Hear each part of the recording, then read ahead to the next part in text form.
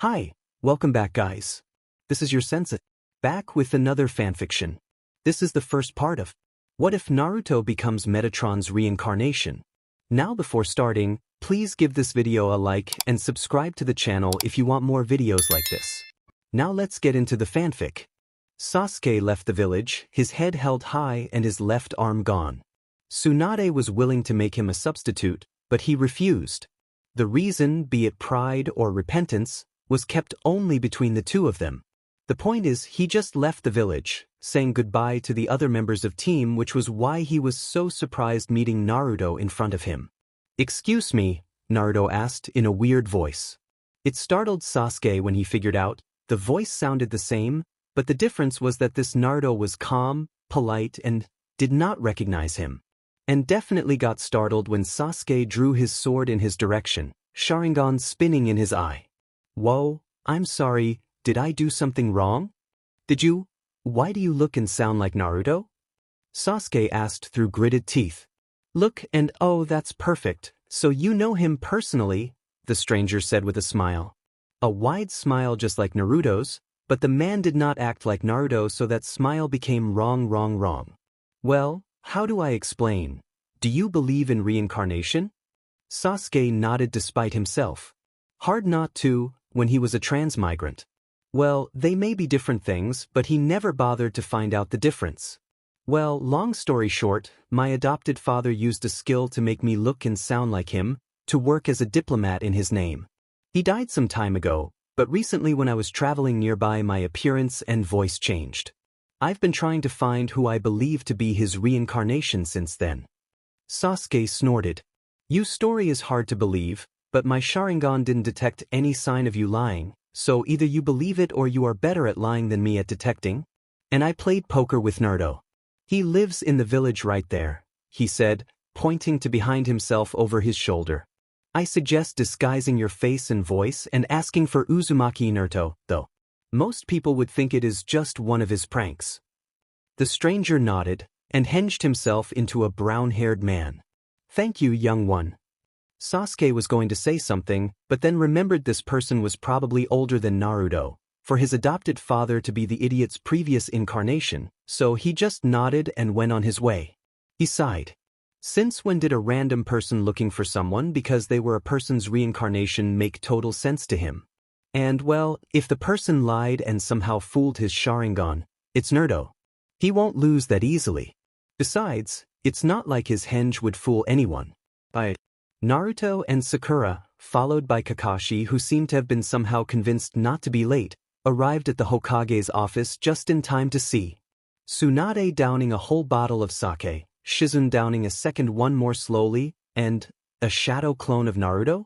"Proceed," said Tsunade, to the confusion of the visitors. "That's really. Oh, and I'd like to take him to see our home, even if he decides not to stay," said the shadow clone, in a completely non-Naruto way. "That's on him, I guess," Tsunade said, nursing her head as if staving off a headache, an action all viewing seemed to be familiar with save the shadow clone. "Bachan, what is going on?" Naruto asked, ready to evade a high-speed office implement that never came? "And speak of the devil or whatever he is," Sunda said, shaking her head. "Hey Brak, come here. We found this guy sulking around town looking for you under a very unconvincing henge." Naruto entered cautiously, looking at the shadow clone, that now he could see only had his appearance. He did not act or feel like one of his clones. "Hello, Uzumaki Naruto," the clone said. "My name is Enoch, but most know me as Metatron." Naruto looked at the clone, then turned to Tsunade. "Bachan, I swear I didn't know shadow clones could get lives of their own if left by themselves. I'll take care to pay attention and dispel every one of them from now on." "I'm not a clone, Naruto-sama," Enoch said. "Really?" Naruto asked, confused. "So you just happen to look like me, sound like me, and even have the same birthmarks?" "Actually, there's a reason for all of that. And actually just my head and skin tone is the same as yours. I think I'm a few centimeters shorter and I bet we have different scars." Saying that, Enoch shows his arms, showing they are both scarred, while Naruto's natural one is blemish-free. "Then what is the reason?" Oh, a previous incarnation of yours used a technique on me so I would look and sound like him, or right now to be his public face and voice. Well, Sakura interrupted, you did meet previous incarnations of Indra and Azura. You fought Madara besides Harashama-sama, remember? She pointed out. That's a trans-migrant, Sakura-chun, Kakashi corrected. That's more of a possession of people with similar souls.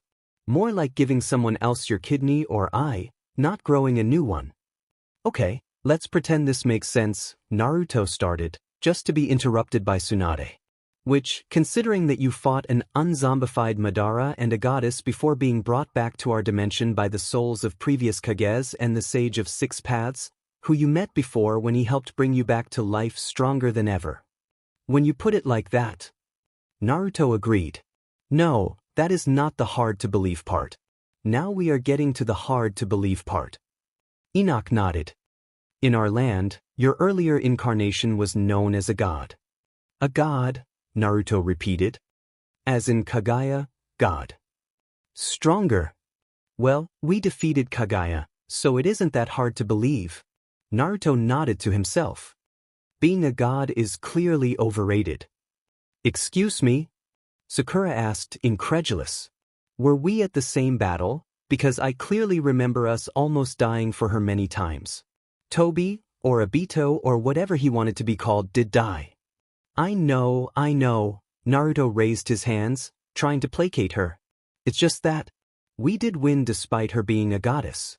And now this guy's god is dead enough to reincarnate. It kinda has a point, Enoch interrupted. Of course you'd take his side, Sakura grumbled. All I mean is that while my god in life was in the top 4 strongest beings, he wasn't the top one. The others top aren't even gods.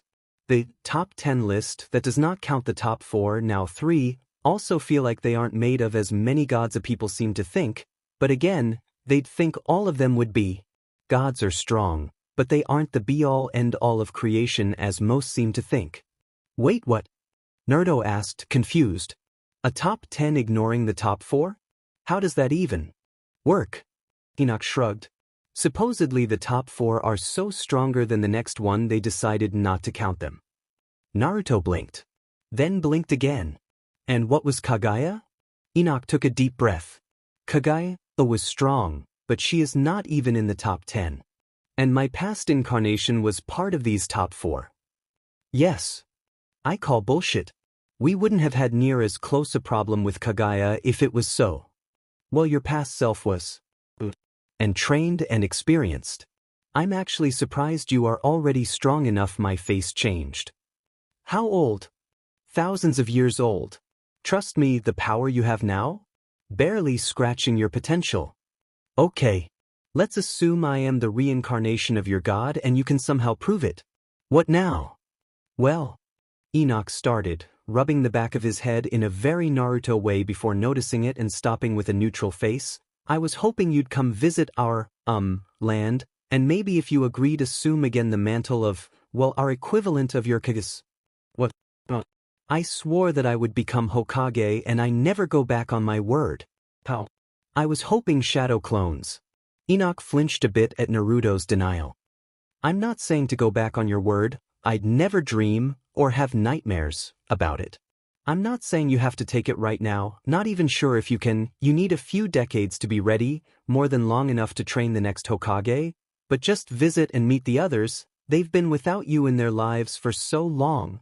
I mean, for us you are the reincarnation of our father, even if not all were created directly by your past life. Naruto sighed. Deeply. I won't have to give up on being Hokage? If I am right and I have no doubts, you can tire yourself of being Hokage. And it is a tiring job, Tsunade agreed from the sidelines. As far as I'm concerned, if you wish you can be both at once when you recover enough. I just want the others to know you are born and well for now. Naruto sighed and looked at Tsunade. The young-looking old lady shrugged. How much will we be away? He asked. 1 week at least, but we can stay as long as you like, Enoch answered with a big smile. I'll classify this as an escort mission of a foreign diplomat, I think. Said Tsunade, drinking another gulp. Are you guys serious? Sakura asked, stupefied. Kurama feels no malice from him, Naruto shrugged. His intentions aren't bad. Sakura looked at Kakashi's eyes, and both sighed. I had to be Naruto. So, I guess you can fly while in this? 6 Paths Sage Mode. Enoch asked, trying to figure out which of the rumors are true already. Yeah, only did it once though. Never crossed my mind to use it much. Can I still do it? He pondered. No reason for you to have lost the skill. I mean, it is something of yours, not just the arm healing seal you lost, Enoch nodded. Well, do you mind if we fly then? We will have to cross an ocean, and I don't think you'll be comfortable much on my back. And we can train it a bit on the way. Wait, how do you know about that? I asked around, Enoch shrugged.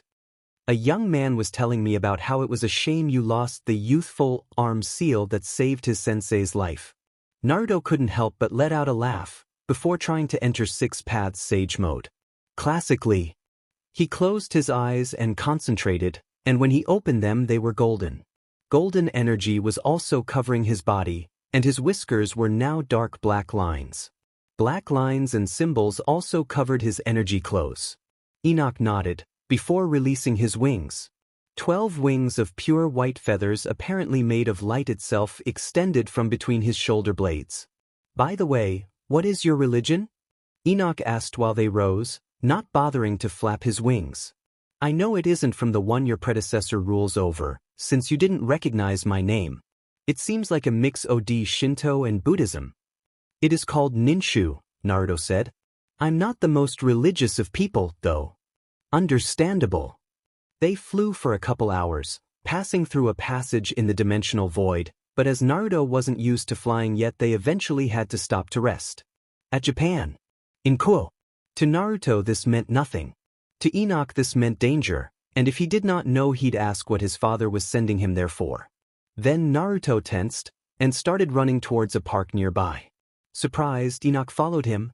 The scene he saw was bizarre. A devil, apparently a newly converted one, was trying to save a nun from a fallen angel. Luckily he was able to catch Naruto and cover his mouth before he did something stupid. We can't let them see us. Enough whispered with urgency on his ear. She is kidnapping that girl, Naruto whispered back. I can sense malice from the one with black wings, and the blonde one is scared and sad. I got to help her. And then, something Enoch never thought would happen, the reincarnation of his father hit him to make him let go. He was so surprised he lost sight of him. If he had asked anyone in Konoha, he would know that was a terrible idea. Rainier didn't care for anything anymore. She had fallen. She didn't even remember why. That meant that the thing that gave her the most happiness in life was taken, and no other fallen had ever gone back. She doubted she'd be the first either. So, like all other fallen, she indulged in vices. An attempt of filling the emptiness. And right now, she was preparing a ritual to kill a pure soul and steal her sacred gear to become stronger. To try and get Azazel's love. In an attempt to fill his love that she lost. She looked to the other three, the three she had no idea why they were helping her. Donasek liked to fight. So he was probably there hoping for trouble. But Kalawarner and Middlet. She did not care for the stray exorcists. They were more hired help. Specially freed Selzen. Being lost in though would be her excuse for her surprise. But if she was honest with herself, somehow the blonde boy wearing orange was unnoticeable until he dropped behind Selzen and knocked him to the wall repeatedly until he passed out. His features were Japanese, but as mentioned his hair was a clearly natural blonde and his eyes were blue like a clear sky. Before anyone else could make sense of what was going on, though, the boy exploded and became an army. The next time Rainier could make sense of things, she was pinned to the ground by one of the blondes, as well as everyone else but the girl chained into the cross-shaped machine. Then she saw out of the corner of her eye a sphere of pure energy. Cut the chains as if they were nothing. What? Who are you? The nun asked, confused at what just happened.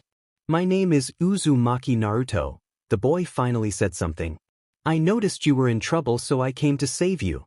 Why? She asked in confusion. Rainier agreed with her. Did he just come and help someone because he felt like it? The boy, Naruto, thought about it for a second. Why not? Tears of frustration entered Rainer's eyes, as she just couldn't budge the copy of Naruto holding her down. What? So you really want us to believe you just helped out of the good in your heart? Pretty much, the boy shrugged. I once made a promise never to carry any regrets on why I do something. I'll go against my superiors if it is what I think is right, and I definitely won't turn my back on someone who I believe I can help. Pretty words. How do they measure to reality? Naruto shrugged. I'm not perfect, but I do my best and that's all I can ask myself for. Was this guy even real? He was answering it all so matter-of-factly, as if it was obvious. He felt human, but his attitude was like those goody two-shoes that still had her father's love. Then, to the surprise of everyone, especially the blonde, Donasek created a light spear and hit the copy holding him with it, and it burst in smoke. Her fellow fallen took advantage of it and went straight for the one who was talking. Okay, never mind the goody two-shoes comment.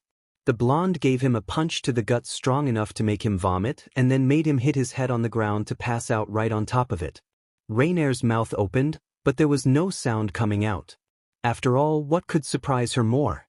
Her answer was Metatron entering their stronghold in full regalia, a silver mask covering his face and his robes flowing around his body. Uzumaki Naruto. His voice echoed and Rainer whimpered. Hey, Metatron, the Metatron, was there and seemed furious. At the guy she just called a goody two-shoes right before he defeated Donasek with 2 merciless strikes. You punched me in the gut. You were in my way, the human replied. Matter-of-factly. Could he not feel the power filling the air at every word the voice of God spoke? Wait, he punched Metatron in the gut? It was a battle between a devil and a fallen angel. Yeah, well, there was a girl between them that needed help, the blonde said, pointing to Asia. Oh crap, Metatron was right there when she took the nun from Issei. Both the devil faction and the fallen angel faction are our enemies. If they find out how important you are, you will be in grave danger. Well, you didn't tell me that. Rainer then saw something she never expected. Metatron, huffing in annoyance. Would it have changed anything? Of course. I would have been more stealthy and taken them away from the shadows instead of jumping in the middle of them and being recognized. I'm a ninja, you know? You wear orange, Middle said. And yet I was able to surprise all of you, he shot back, and she younger fallen had no reply. Excuse me, said a meek voice, and everyone turned to the rescued girl. I am very sorry, Lord Metatron, for causing trouble between you and the one you were trying to protect. Fear not, child. I should have expected his actions. Please don't punish him for trying to save someone who was excommunicated he did not know, she continued.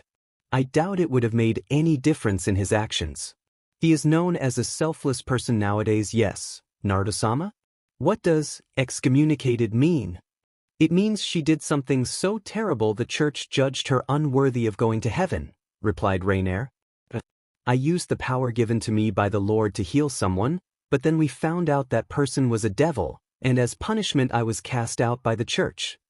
Naruto looked at her and blinked. Twice. Then a slow one. He then turned to Metatron. Before you want to punch me in the face. Too late, the now identified Naruto replied, cracking his knuckles. Seriously? Who is that guy? I have nothing to do with this. It is not my department. I was looking around for you, remember? Okay, the blonde sighed. But warn whoever is responsible that I do not like this. Neither do I. One of the teachings attributed to Christianity is to do good without paying mind to whom. Whoever punished her did so not for going against this, but for embracing it. This will not do. Naruto nodded, serious. And that's when a bunch of people entered the room. Issei-san, Asia said, and only now Naruto noticed an accent, and that she wasn't speaking his language earlier. So he could understand other languages. Asia, are you all right? A brown-haired boy around their age yelled, worry clear in his voice. We came to save you. Issei-san came for me? Naruto smiled at her, giving her a small pat on her back as he moved away from her and towards the 3 conscious prisoners. Now, what to do with you 3? He mused, looking in their eyes. Oh, and Sleeping Beauty right there. He pointed to Donasek over his shoulder. Rainier looked around, and the 4 fallen were the only ones remaining. Even Freed had escaped, despite being the first one knocked out. The others were clearly just following orders, Naruto explained. Save for the creepy guy, he actually escaped while I was distracted. Something you 4 won't do. Why? Was all she could ask. I'm new at this whole detecting malice business, okay? Naruto huffed, as if offended. So I didn't notice he was awake until it was too late. Now, I want you 3 to swear to me you and the other guy will not go after that girl again. What? Calawarner said. You will let us go, just like that? Sure, Naruto shrugged. I mean, I'll stop you guys again if you ever try to do something evil near me again, but as long as you learned your lesson and don't try to repeat this just because you think my back is turned. The 3 felt it then. Killing intense, so intense they felt like they had already died many times on his attention alone. What is going on here? Said yet another voice, clearly irritated. The voice belonged to a redhead, her hair a bit deeper red than Naruto's mom. Following her was a girl with black hair in a ponytail. Now that he was looking at that direction, Naruto noticed the guy who the recused girl called Issei, and that called her Asia, had been followed by a blonde dude wielding a sword and a petite white-haired girl that looked at him like she saw a ghost. Something easy to notice when the swordman and the 2 that just arrived were looking at Metatron instead. Tease, the redhead started, before swallowing her nervousness and trying again. This town was agreed by all 3 factions to be a joint territory between the Gremory and Citri clans. Explain your presence. Others would think her trembling legs would lower the effect of her words, but Naruto was impressed she was well enough to keep standing with that nervousness. Metatron did not comment about that. I am aware. I was guiding an important charge when we had to take a quick stop in your town.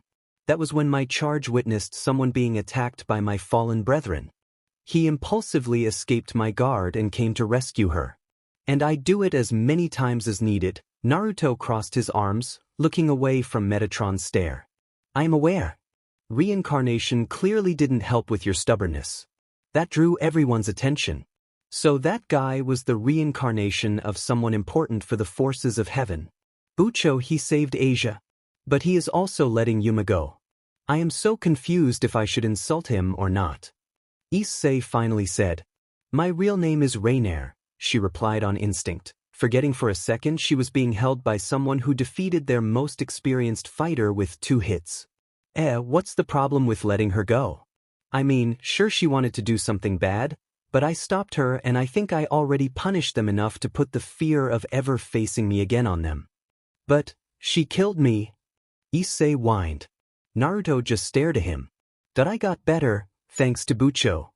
High-level devils can resurrect the recently deceased as their servants. I can understand you dislike her, but if you got better you don't need to hold that much of a grudge anymore. Don't hold everyone to your forgiveness standards. I reject his forgiveness anyway, Rainier said, anger pouring through her words. He doesn't deserve an apology from me. What did he do? Naruto asked, confused by all the vitriol. He was born, she replied. So are you, Naruto pointed out. Rainier rolled her eyes. I was born an angel. I was created to be the example of all that is good in the world, and to serve both Father and the humans. Yet one slip and I was cast away by him forever. He, a pervert, despicable, is blessed with his love. With a sacred gear, a special gift from Father. He is blessed by my Father while I, who don't even remember what I did wrong, so small it must have been, am cast away from his love forever. Naruto's eyes widened. There was anger in his eyes, but it was not directed at her. What? He turned to Metatron of all people, and to her surprise said one word filled with command to the voice of God. Explain. Metatron shook his head. She is wrong. That is not what being a fallen angel means. The F, do you mean? She could hear a voice ask in clear hurt and anger, and it surprised her to notice it was her own. I felt it. I felt him leaving me behind. Being a fallen angel is a punishment, but it was never meant to be eternal. From the first time an angel was cast away, Father explained how they could be brought back. I can only assume the older ones never told the younger generations, since they rejected his offer due to pride. Maybe, They even forgot themselves. All he asked for was for you to repent. A sincere apology, motivated not from desire to be forgiven but from true regret of your actions. Are you saying that the things we do to fill the void are just standing in our way from going back? That all we had to do was see that we did something bad and apologize? Rainer laughed and cried. Her laughter was hysterical and filled with self-anger. The other two fallen angels were crying as well, but they were not as vocal. Rainer was their leader despite everything, and thus the responsibility, the guilt, the punishment for everything was mostly on her. Even Issei said that he couldn't even hate her anymore in those conditions. But the one that asked the next question, something that made everyone pause, was not one of the fallen or Naruto, but the black-haired devil girl. You say all fallen need to do is be repentant of their actions, but what about the ones born fallen? What about those that did nothing wrong but be born? Metatron looked at her. For the same reason humans need to be baptized. Different circumstances, same reasoning. The devil opened her mouth in surprise. Are you saying that if someone born fallen is baptized, they'd become a normal angel? In theory. No one ever tried. Unfortunately, I do not know if this path is still available for the ones that have been turned into devils. The black-haired devil scrunched her face, but said nothing more. Naruto couldn't stand that scene anymore. The clones released the three fallen, and he approached their leader. Hey, it's not so bad, you know? Now you know what you did wrong, so now you can work on fixing it. Fixing it, he says. Rainer snorted before flinching. I don't even remember what I did wrong anymore. Does it matter? Doesn't it just matter if you regret it? It's not that simple. No, it is not, Naruto agreed. But it is not that much complicated like you think either. You are just overthinking it. He sighed. How to explain what he meant? I have a friend, but we did not start as friends. In fact, when we first met he was an insane psycho, who would kill people for minor annoyances. But that's because he thought it was the only way he could live, killing people to reassure his existence, just like you guys do evil things to feel better. It was when I defeated him, that I showed him that being powerful and killing to prove it wasn't everything, that he woke up to reality. He ended up becoming one of the most respected people in our lands, and the younger and most respected leader of his country. You guys just went through the same thing. You just had proven to you that the evil things you were doing were not the best way to live. Now you need to do like Gaara did, turn around and do your best to live a good life. Do you really think it will work? Middle asked. I'm sure. If you do your best to be good, what more can he ask of you? Metatron just looked. It seemed that Naruto had forgotten he was the father they were talking about now, but it's not like that is a bad thing. But all good things must end, and he was sure they did good there. Naruto-sama, we must be going. Yeah, sure. Asia, let's get your luggage. Hope you don't get airsick. Metatron's head jerked, the only way the people there could see. He was surprised under his helmet. But she can't come. And why not? Naruto asked, crossing his arms. From what I got, she was in danger because she was punished by your people for helping someone with no bad intentions. I refuse to go if I can't get her there to get reparations. But you can just do it for her. Oh no, I'm not taking responsibility for this. Then you guys will distract me and I'll end up forgetting. What do you think we are?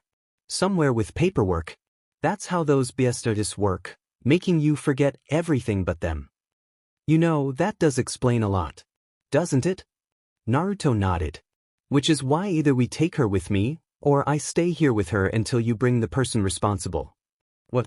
No, there is no need, Asia started, but Metatron interrupted, as if not even noticing her. Very well. I agree that this situation is disgraceful. It will take some time for me to convince him to come, though. I made no one aware of you. I was hoping it would be a welcome surprise. But without you there it'll be harder. Naruto nodded. There is no need for you to do that for me, Asia tried again. Naruto promptly flicked her on the forehead, getting a pained ouch from the girl. There was also no need for you to heal anyone just because you can. But you did for them. Let me do this for you too. But you don't even know me. Naruto just shrugged. And am I supposed to only help those I know? While they had that talk, Metatron was looking around the church. Something that confused everyone. He came back nodding to himself and gave Naruto a wallet. You should be able to live here comfortably for some time. But just in case, this should help. Are you sure? Naruto asked, a bit afraid. I mean, I'm not of whatever religion this temple is for, wouldn't they be angry if I stayed here? Metatron chuckled. Do not worry. I may not look like it, but I am a high-ranking member of my religion. Also, this religion's temples are called churches. Everyone else was confused. So, the guy didn't know what a church was? But was somehow important to the church? But was also angry at them? Also, churches are shelters for those in need, no matter who, as long as their intentions are pure. Which means no one has the right to complain. Naruto nodded. He then looked around. Well, if we'll stay here for a bit, I'd better clean up the place. He then crossed his fingers, and the area he was in was covered in smoke. The smoke disappeared in thin air, showing over a dozen copies of the blonde. Okay, first step is checking everything. Look for materials, tools, and the works. We'll only start the work after checking what we have and buying what we may need. Think of this as a D rank, guys. The copies jumped away at high speeds, so fast even the blonde devil, used to moving at high speeds, just saw blurs. Metatron opened his wings, drawing everyone's attention. His wings opened wide, and an aura of holiness covered him. It was clear his next words were going to be important. Ninjas are awesome. That we are, Naruto nodded sagely in agreement. Everyone else blinked in confusion. Save for Rias, whose eyes were filled with stars when she understood what they just said. Rias Gremory. As you can see, someone very important for the Heaven faction has chosen to reside in your territory for now. She nodded, while she wasn't happy about the fact, mostly. An actual ninja. He seemed to only have the best intentions. You are warned. While I understand his motives, I still fear for his safety. In other words, if anything bad happens to him due to your faction's actions, I am having you directly responsible. That means that if your or the Citri's siblings do anything to harm him, be they warned that it will be not only on their heads, but on yours too. And I'm aware they favor your heads over their own. Rias frowned, clearly offended. Are you threatening me into protecting your guest? I made no threats, Gremory. I thought I said the words, be they warned, properly. That means it is no idle threat but an assured warning. He then flared his holy power. A power that clearly dwarfed the power of all supernatural beings present. Until Metatron was hit on the head by the very being he was protecting.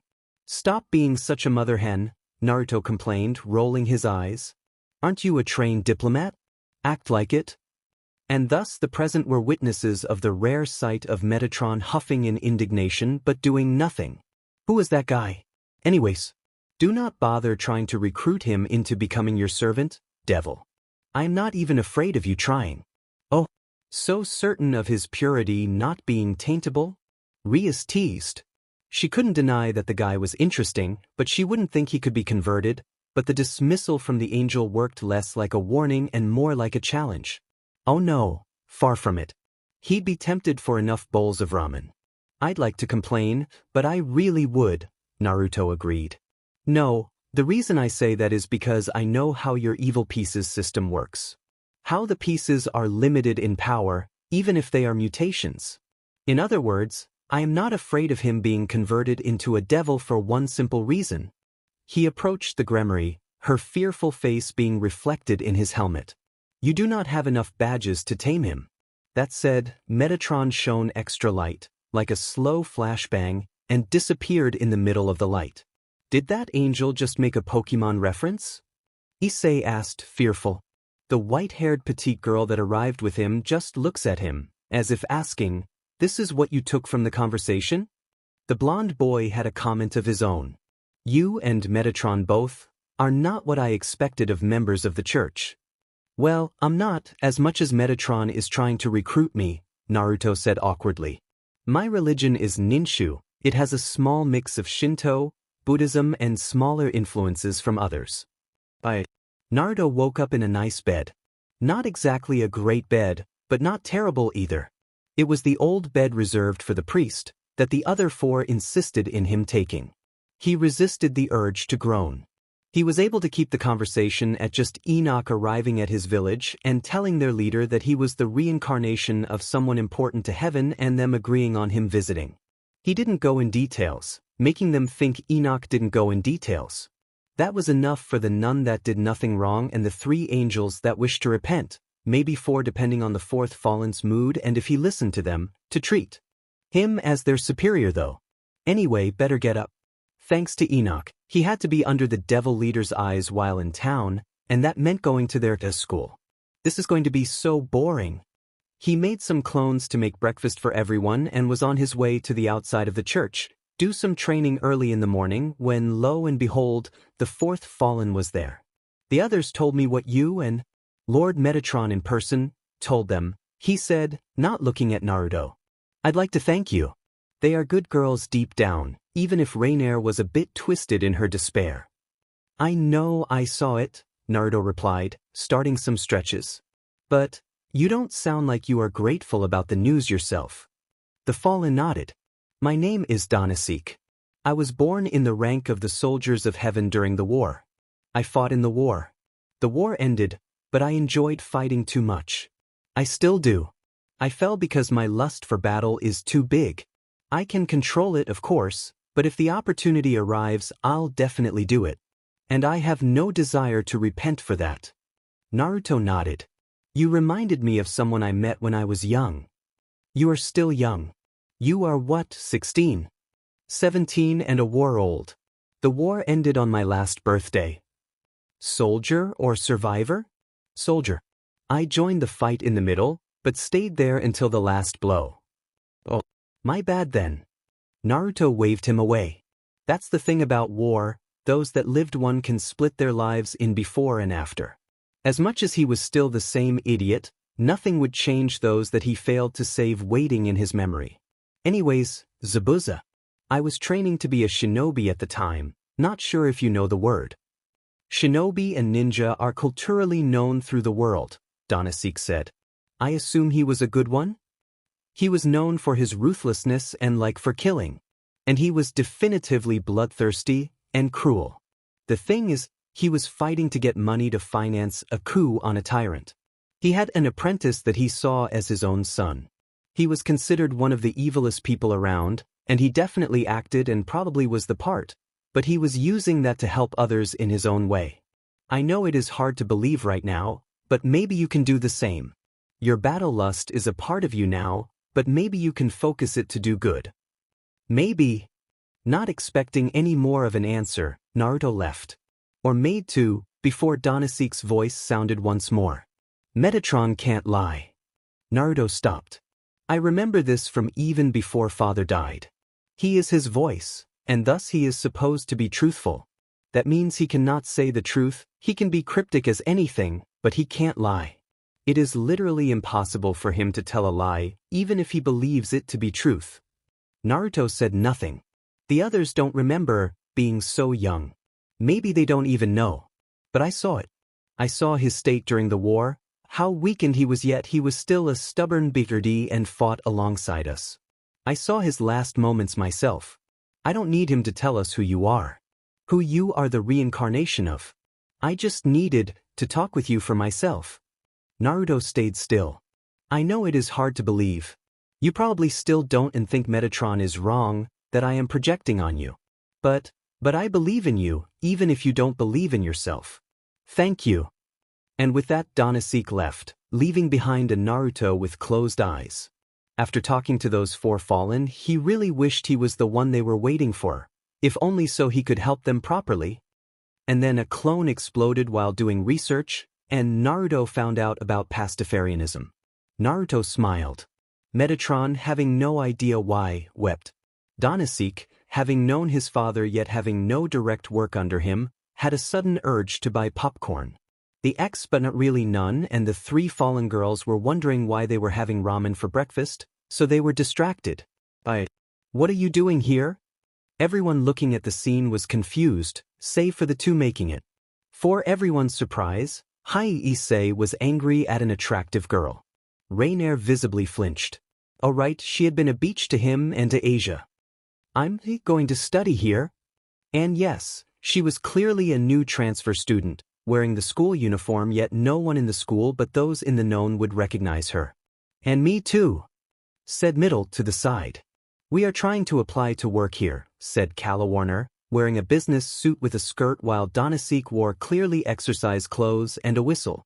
Issei-san, I know that Reincarnation did some bad things, to both of us, but she is trying to turn a new leaf.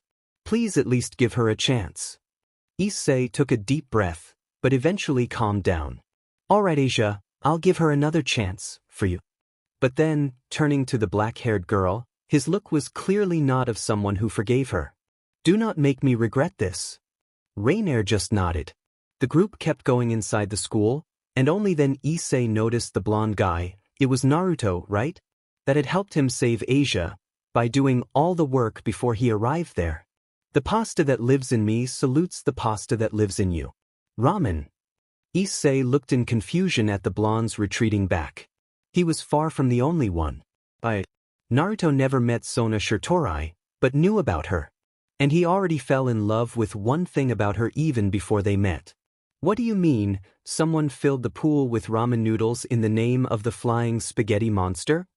She apparently had a beautiful screaming in angry disbelief voice. Enoch messed with his cell phone, still waiting for a return message.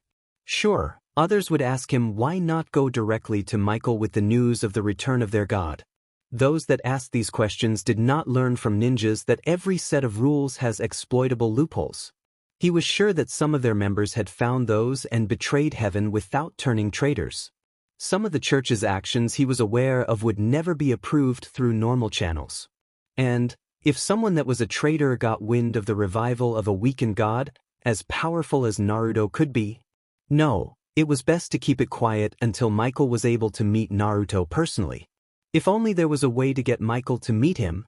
If only he had remembered that the others had no idea why he was so into ninjas and not mentioned that Naruto was one in his message. Now Michael was probably thinking he just wanted him to meet his ninja trainer or something. He sighed. Too late to turn back without attracting undue attention. Your pizzas are ready, a waiter told him. He smiled back. Thank you.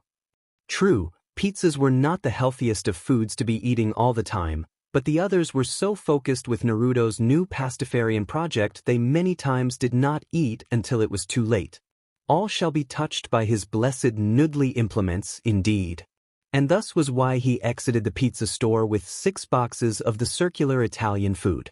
Sure, pizza is not exactly pasta, but he was sure that if the flying spaghetti monster is real he wouldn't mind much. Ignoring the blonde Kuoh student who passed through him as if running from someone, Enoch put the boxes on the back of his bicycle and wait. Uzumaki Naruto, stop right there. Oh father, you son of a... Not showing his annoyance, he turned to the incoming ladies, and one gentleman, or as close as a pervert could be. Hello, Shitori-san. How can I help the student council today? Don't, Shitori-san, Shirtorai Sona said with a glint of victory in his eye. This time we caught you red-handed. Did you think running away would save you from your punishment? Now, come with me back to school. You have a detention to take part on. Enoch grimaced. He disliked being punished for Naruto's actions at any point, but at least this time he had an excuse. I am sorry, but you have the wrong person, Shitori-san. As I have witnesses of being here and the still hot pizzas to show for it, I've been here for a while. Oh yeah, then how do you explain this? Asked Genshuru Saji, the newest member of the student council. He was waving around a cell phone that was showing a picture of... I guess I was supposed to see more than a giant finger? Enoch asked. Because if not, rude man, what did I do to you? Saji's eyes widened as he looked back to the phone. No. Regardless if we have evidence, we caught you red-handed. Shirtorai insisted. You certainly did not catch me doing anything, Enoch replied with a shrug. As I already said, I have an alibi and plenty of witnesses. So, unless you think I can be in 2 places at once.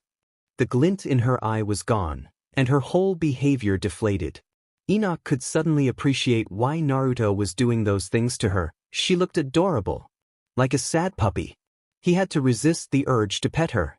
As much as he saw her as an adorable young girl, she'd see it as a similar-age classmate doing that, and that would be awkward. While it would be entertained for him if something happened to Naruto due to that, Sona was a victim in this. The temptation of still doing it as a prank on Naruto was strong, but he was also strong. Somewhere else, Naruto frowned.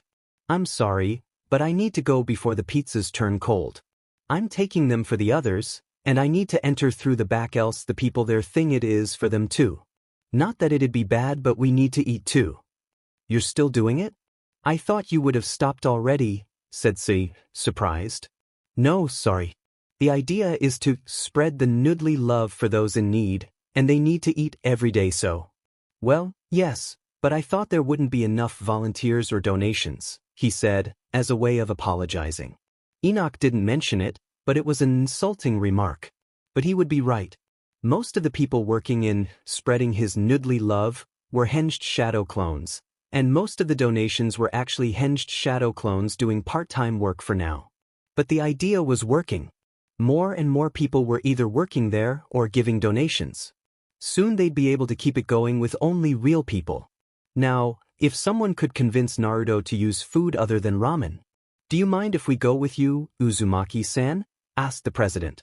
Don't you guys have problem with going to churches or something? He asked. He knew they didn't say for going right into enemy territory, but asked for appearance's sake. Oh, do not worry about that. As long as you vouch for us if any angel appears, we won't have any problem, she said, looking him in the eye. The glint in her eyes, it did not seem like she was convinced of his innocence. Which made sense if the person that no one else knew looked exactly like him was caught doing whatever he was doing. What was he doing? So, you mentioned before you thought you saw me doing something? What exactly did you see me doing? Well, supposedly, we're in the president's exclusive bathroom adding mint green hair dye to her shampoo, answered Tsubaki, the vice president. Then when we caught you, you yelled, "You'll never catch me, blue flash blueberry," and jumped through the window. I see. With what he knew of her sister, he wondered if she was more angry at the hair dye or the magical girl reference. As they approached the church, they saw the people, a bunch of poor ones, homeless and not. And a few people with more money to spare, but not all of them eating. The food was for free for anyone, but donations were encouraged for those that could pay. Hey you, sounded a voice none of the present knew, save for Enoch, who heard it a few times while he was in Konoha. It was a blonde woman around their age, a parent, in Enoch's case, wearing an apron. Her blonde hair was in a ponytail, with a strand in front almost covering an eye. Yamanaka-san, he asked. He was ignored, which kinda answered him. What took you so long? Did you walk all the way here while with a bike? She asked, making the student council members blush. Put them in the back, please, she said, eyeing the boxes. Let's hope enough remains we don't need many of them. She then turned to the student council, more specifically their clear leader. Thank you for coming with him. You know how Naruto is with doing what he is supposed to. Enoch snorted. Yes, he definitively knew. Take this, consider it a thank you, the blonde said, giving Sona a brownie.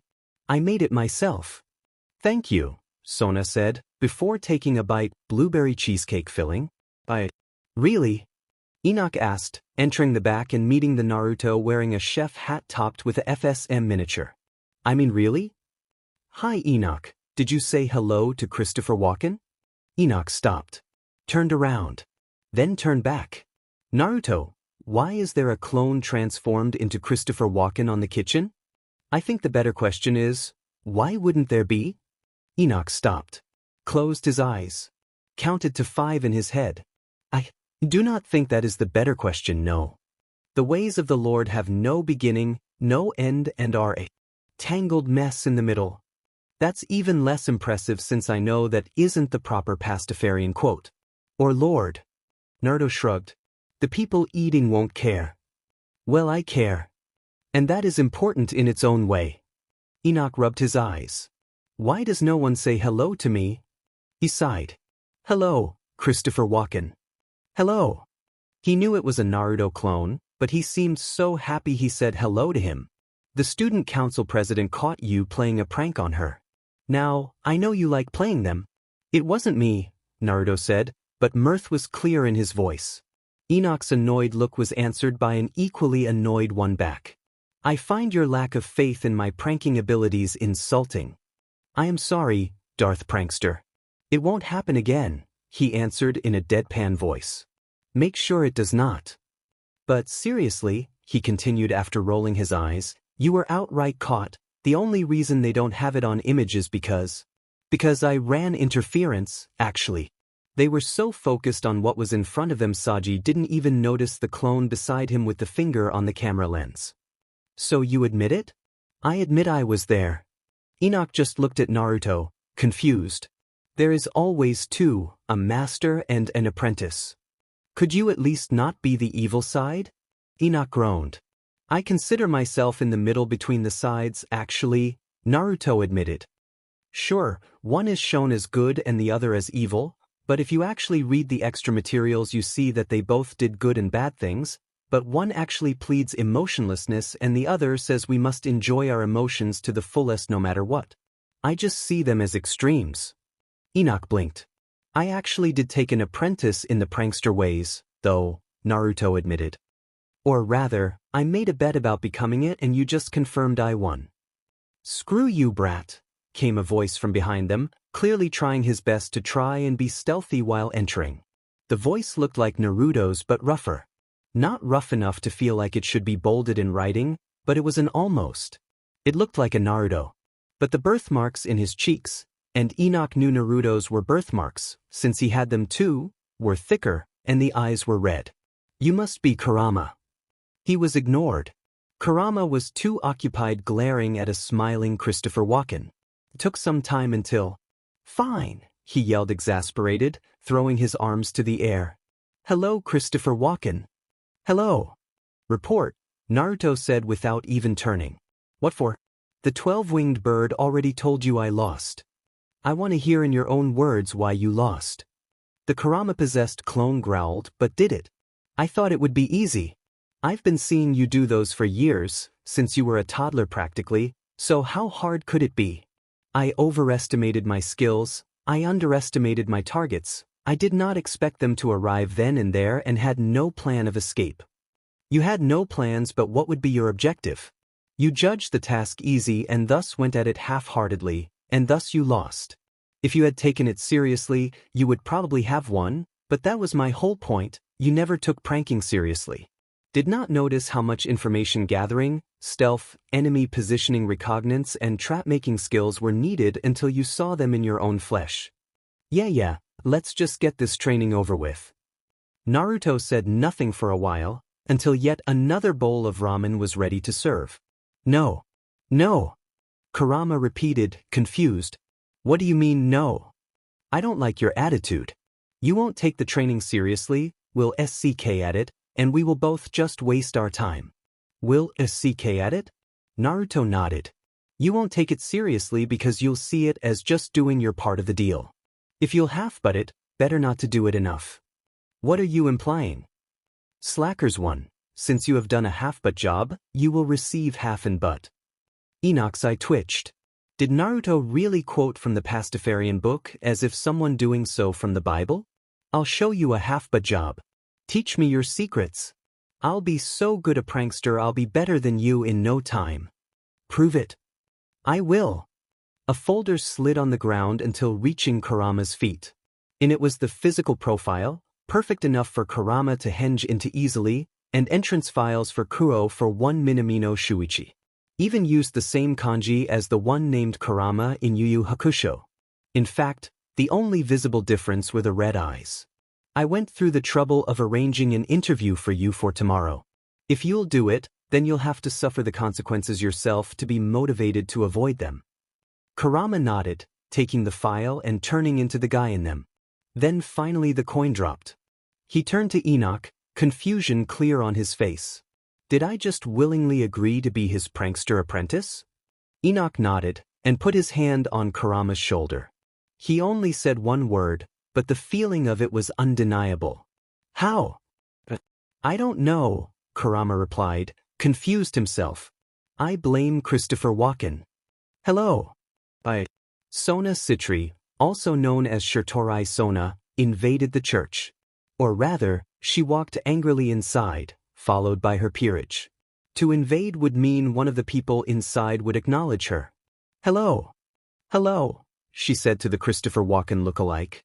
As was being said, to invade would mean the people inside would acknowledge her as a threat. "Are you looking for Naruto-sama?"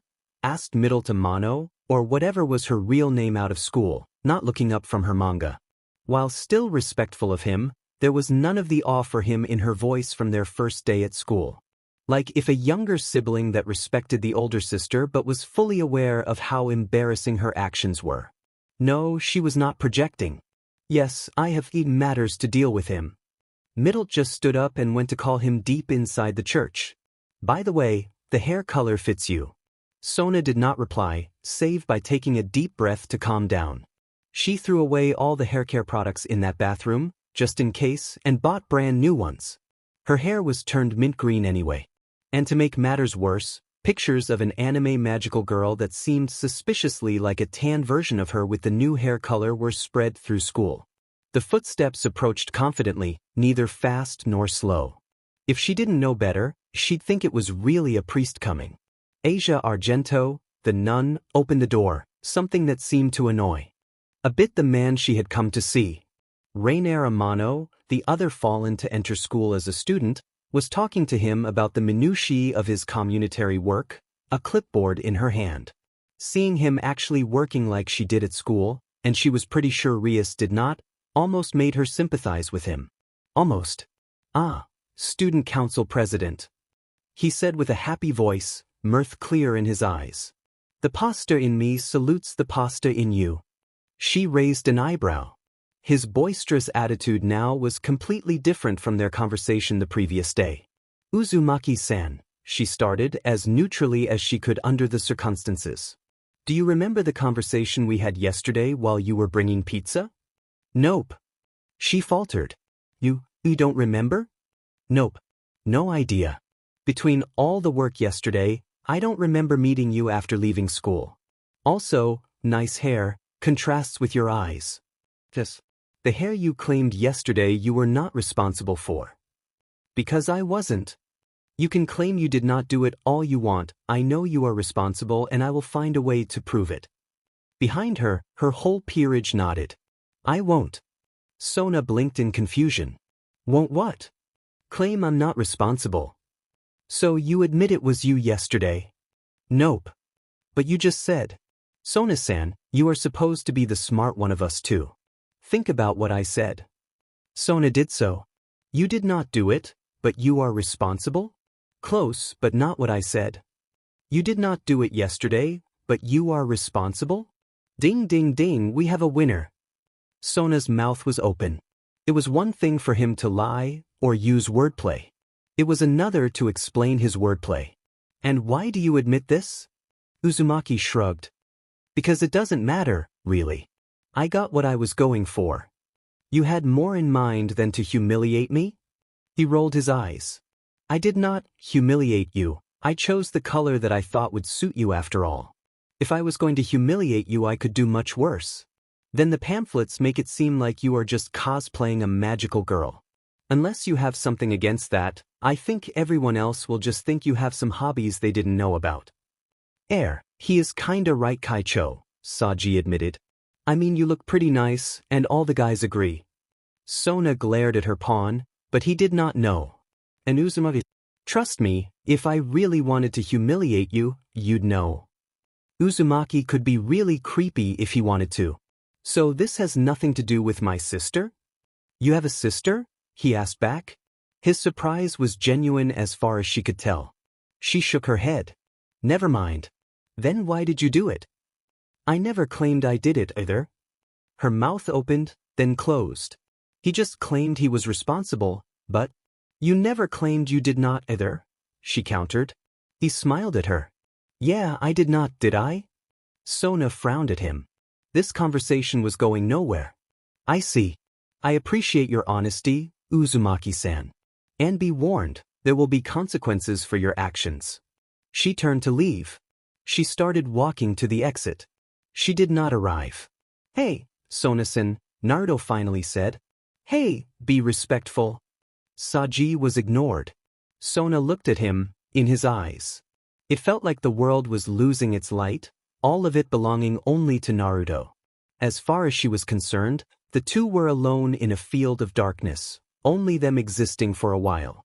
You are a good person, Sona-san, he finally said. A bit strict, but I know there is a good person deep inside. Thank you. I don't know what is your problem with your sister, but I apologize. I will think of a prank unrelated to this one of the future. Her eye twitched. I'd rather you did not pull pranks on me at all. And I'd rather you became my apprentice as a prankster, but we both know this won't happen for now. You make it sound like it could happen in the future. The ways of your noodly highness have no beginning, no end, and are a tangled mess in the middle. The only way of knowing the future is the very second it becomes the past. Now, if you don't mind, I think we both have a job to do. Ramen. And just like that, the world returned to normal. Understanding the final word as the dismissal it was, she turned to her peerage and they left the church. Goodbye, said the Christopher Walken lookalike. Goodbye. Bye. Ria's eyes widened as Naruto entered the Occult Research Club's clubroom. She had been so occupied that she forgot to warn Naruto not to go there today. She still remembered Metatron's threat and shivered. Right now, Naruto was at the worst place outside the underworld for an important member of heaven as far as she knew, right in front of the wife and personal aide to the current Lucifer. Oh, but that wasn't enough for him. Come on, smile, he kept saying as the others entered the room. And Graphia kept looking at him like an insect. Oh sure, for anyone else she seemed impassive, but she knew Graphia since she was a baby. She did not appreciate the attention. And she definitely did not appreciate him losing patience and trying to push the sides of her mouth upwards with his fingers. Surprisingly, her mouth was held serious with such force he was sliding back on the floor. Come on. Just a quick smile. A small one. As my job as the head maid of the Gremory clan. All I hear are excuses. You're still human, but devil, not a robot. I do not see how it is relevant. Rias wanted to be afraid for him. She really did. But the scene was just too surprisingly entertaining. It was like looking at a train wreck. She briefly wondered how long it would take before she turned him into a block of ice. The only reason she didn't yet was probably she had patience training from dealing with her brother, but she still had to wonder how far she could still go. And she lifted him by the neck and threw him onto one of the sofas around. That was needlessly aggressive, but why so? In the middle of the room, dangerously close to where he was previously standing, a magic circle appeared and caught fire. If it was someone else there, she would swear it was just a justification though. The flames rose, making a pillar that covered vision, and the silhouette of a man could be seen through the flames. Naruto, at a speed she could barely see, put his hands in a weird position and spat. The very next second, Riser Phoenix's face was having an extremely close encounter with a wall, courtesy of a powerful jet of water. Naruto took a heavy blanket out of nowhere and, without bothering to unfold it, started beating Riser while yelling, "Stop, drop and roll! Stop, drop and roll! Stop! Stop!" yelled Riser. "Drop and roll!" yelled Naruto back. Behind them, she noticed a slight raising of the corner of Graphia's lips. By her side, Akino was laughing quietly, but it was clear to her she was holding back on guffawing. The scene was surreal to Rias. "Uzumaki-san," Graphia finally said, "you are supposed to smother the flames with the blanket, not beat on them." With a nod, he opened the blanket and covered Riser. The older blonde struggled, but Naruto hugged him, holding him still. "Shoo, don't worry. You're safe now." "I don't feel safe," came Riser's voice from under the blanket. "I feel the opposite of safe." Rias couldn't hold back her laughter much longer, so she had to end this quickly. "Uzumaki-san, this is Riser Phoenix. He has control over fire, he wasn't burning." "Oh," Naruto said, letting go of Riser sheepishly. "Sorry man, didn't think it was just you showing off." Riser, now free to do so, said nothing but threw the blanket away, looking at it with deep loathing. "I mean it, I know how presentation is important. I used to show off all the time when I was younger and had much more bark than bite. Riser grit his teeth. Everyone seemed to get the implied insult, but Naruto did not seem like he had tried to insult him and was just stating a fact of his childhood. He looks around until his eyes finally meet her. Right, she forgot. My lovely Rias. I came to see you. Wow, rude much. Naruto says while Rise's body heats up just enough to evaporate the water on him. A frivolous use of his fire magic, but he seems overly proud of it. Rias resists the urge to sigh, already wanting to punch his smug face. Now then Rias, he says, overly familiar, let us go and take a look at the ceremony hall. The date of the ceremony is decided, so we need to check it before then. He went to grab her arm. Let go of me, Riser, Rias says back with all the disgust she can, promptly pushing his hand away. She wanted to destroy it, but knew she would just grow a new one anyway. And as always, Riser just stands there, smirking at her. How she wished to punch that smug smirk out of his face. Hey, I don't think she likes you much, Naruto says the obvious. Oh, don't worry about it, Riser dismisses it. She is just being a tsundere. Rias blinks in confusion. What? No, she knows what a tsundere is, but when did she ever hint of a dear side related to him? I don't know, man. I met tsunderes so I can tell how they act. She is nice to anyone but you as far as I could tell. Tell him how it is, Naruto. No, you see there are two types of tsunderes, the tsun type and the deer type. The ones you are used to are probably the tsun types, who are angry to all but the ones they like. Rias is a deer type who is just to the one she likes. You are delusional, she says before she can help it. See? Rises points to her. And it seems like he really thinks so. No, I swear on my life. You are delusional. Your appearance is something I'd find just as easily in a host's club, and I have not an iota of attraction to your personality, and in fact it repulses me. Riser looks at Naruto and rolls his eyes, that annoying smirk still on his face. But even if she doesn't, he continues, we are already engaged anyway.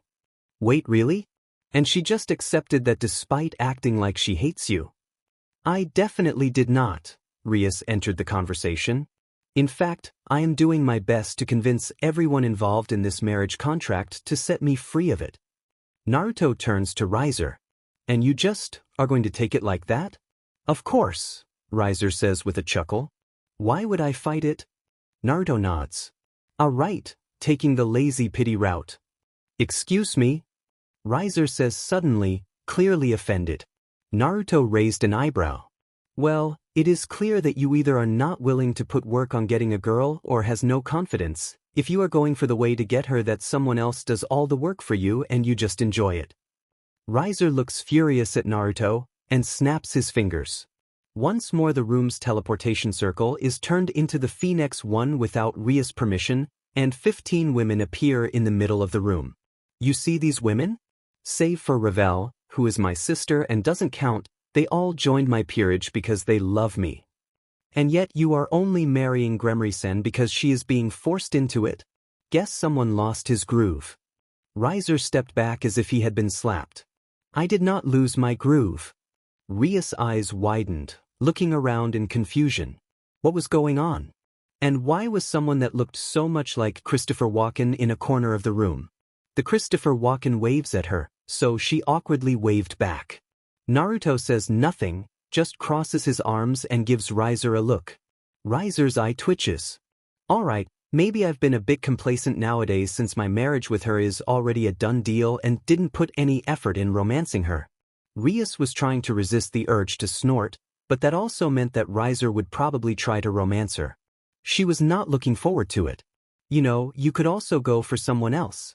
Not saying she isn't good looking, but she isn't all that either. Now her eye was twitching. No can do, Riser shook his head slowly. You see, not only she is a pure-blood devil, which are becoming rare, she also got the power of destruction. Can you imagine the power available to someone with both the power of destruction and of Phoenix, regeneration? So, she is the only pure-blood Gremry available with the power of destruction? The power of destruction comes from my mother's clan, the Bales, Rias interrupted. That said, I'm pretty certain I have some cousins that are pure blood and also have it. Naruto nodded and turned to Riser. So, Riser Phoenix, what will you do? Will you throw your pride away and prove your lack of game going through the motions of the contract, or will you do things the worthy way and try to get a wife worthy of you on your own? But what of Ria's feelings for me that she is too shy to admit and masks them with disdain? If she really likes you, for real, she will be able to throw her pride aside and admit it for you before it becomes too late. Trust me, this is the best for the both of you. Riser Phoenix looked to the ground, then back at Naruto's eyes, a fire literally consuming his. Grafia-sama, please inform the Gremories that from now on the marriage contract is being considered invalid by both parties. If Rias Gremory ever change her mind, a new contract will have to be made. Then Riser, along with his peerage, left the room through a magical circle. Everyone stood still. Everyone. Really? Naruto of all people asked. No, really? He sighed. That was a waste of my talents. Let's get going, Christopher Walken. May the pasta be with you, everybody. Goodbye. No one moved as Naruto left the room. What just happened? A voice asked. Rias took a few seconds to understand it was her own. Apparently, your acquaintance convinced Riser Phoenix that there was no worth on marrying you if the only reason was the contract between your families, Grafia replied, deadpan. That young man has problems. Riser or Naruto, Grafia-san? Akino asked, a bit of her energy returning. The maid thought for a bit. Both. Now, if you excuse me, I have a marriage contract to nullify. Rias nodded instead of saying anything, and Grafia left. All she could think about was Naruto and the stunt he pulled, replaying the whole conversation in her head. Was this guy for real? Rias had to wonder how much of his performance had been real and how much was an act. But more important, what did he mean when he said she wasn't all that? Naruto stared at the empty table in front of him. He held this power before. He saved lives and recreated whole organs with it. Eyes are organs, right? It was his power, Enoch had said, not the sun marks. The mark only helped him focus it. After all, Sasuke wasn't throwing Izanagi's with the moon mark. So, he should be able to use it again even without the arm that once held the mark. And even if it was the mark's power, it was really linked not to his arm, but to his soul. He should still be able to use it to help. Taking a deep breath, Naruto put his chakra in his newly invented technique. What's going on? Asked Middlet, seeing the strange scene. Naruto, the one that gave them hope back, was crying on a confused Rainer's shoulder. A cup of noodles was on the table, uneaten. That last part, more than anything, terrified the smaller fallen. Calawarner was not so cautious, walking forward. There was only one possible cause of this outburst in her eyes. She only needed to confirm it. Naruto-sama, did you try to use holy powers to make your cup ramen ready without having to wait 3 minutes? Rainer and Middlet twitched. What the? Naruto's suffering nod confirmed it. Calawarner turned the cup upside down, letting the cold water and burned noodles escape. Rainer quickly and annoyed pushed Naruto off her. He simply allowed himself to fall to the ground. The hell? Middlet asked. Our greatest minds have been looking for a way to properly do it ever since it was invented. Naruto-sama is just the latest one to try and fail. Calawarner gently lifted Naruto again and took Rainer's position. I am a monster, came Naruto's weak voice. You just made a mistake. And you were not the first one, nor will you be the last. Kala-chan. Rainer looked to Middlet. Middlet looked to Rainer. Rainer mouthed what the... Middlet shrugged. I get the feeling we just avoided something stupid, Donasek said, looking deeply inside his beer bottle. I agree. Enoch replied. Then he sighed. I wish I could walk around here without the helmet. I mean, it is a cool helmet, but it makes my voice sound all bold and centered. I don't think that's how voices work. I know. That's how it feels, though, as weird as it sounds. Donasek shook his head, then remembered the sensation of Metatron's business voice. A rumble more than a voice, that felt like it was resonating from inside him rather than from the speaker. So, what no? Donasek asked. I mean, what was Michael's answer about meeting him? That he is occupied right now. Danasek's eyes widened. Occupied? With what? Metatron shrugged. Probably trying to see if I am serious with wanting to talk to him. Who wasn't the most stable when Naruto-sama got powerful enough to be sensed this side of the dimensional void. Come, my fellow ninjas. Our enemies approach. Metatron, they are just. Use my call sign, Goldbird. With a sigh, Michael continued. Terror who flaps in the night. I don't think these guys dressed like pirates on Halloween are real pirates. And even if they were, everyone knows pirates and ninjas were not really enemies. Also, we are not ninjas. Are you on the gardener's side now, Goldbird? What do you have against gardeners? Asked Gabriel, her face filled with confusion. Metatron turned to them, madness shining through his helmet.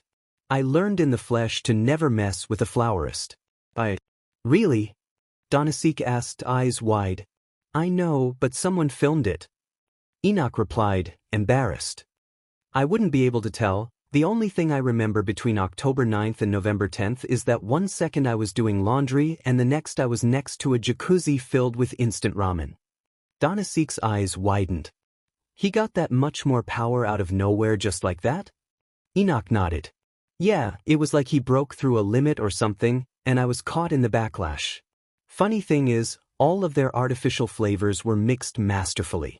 It still tasted artificial, but it also felt like a chef mixed them or something.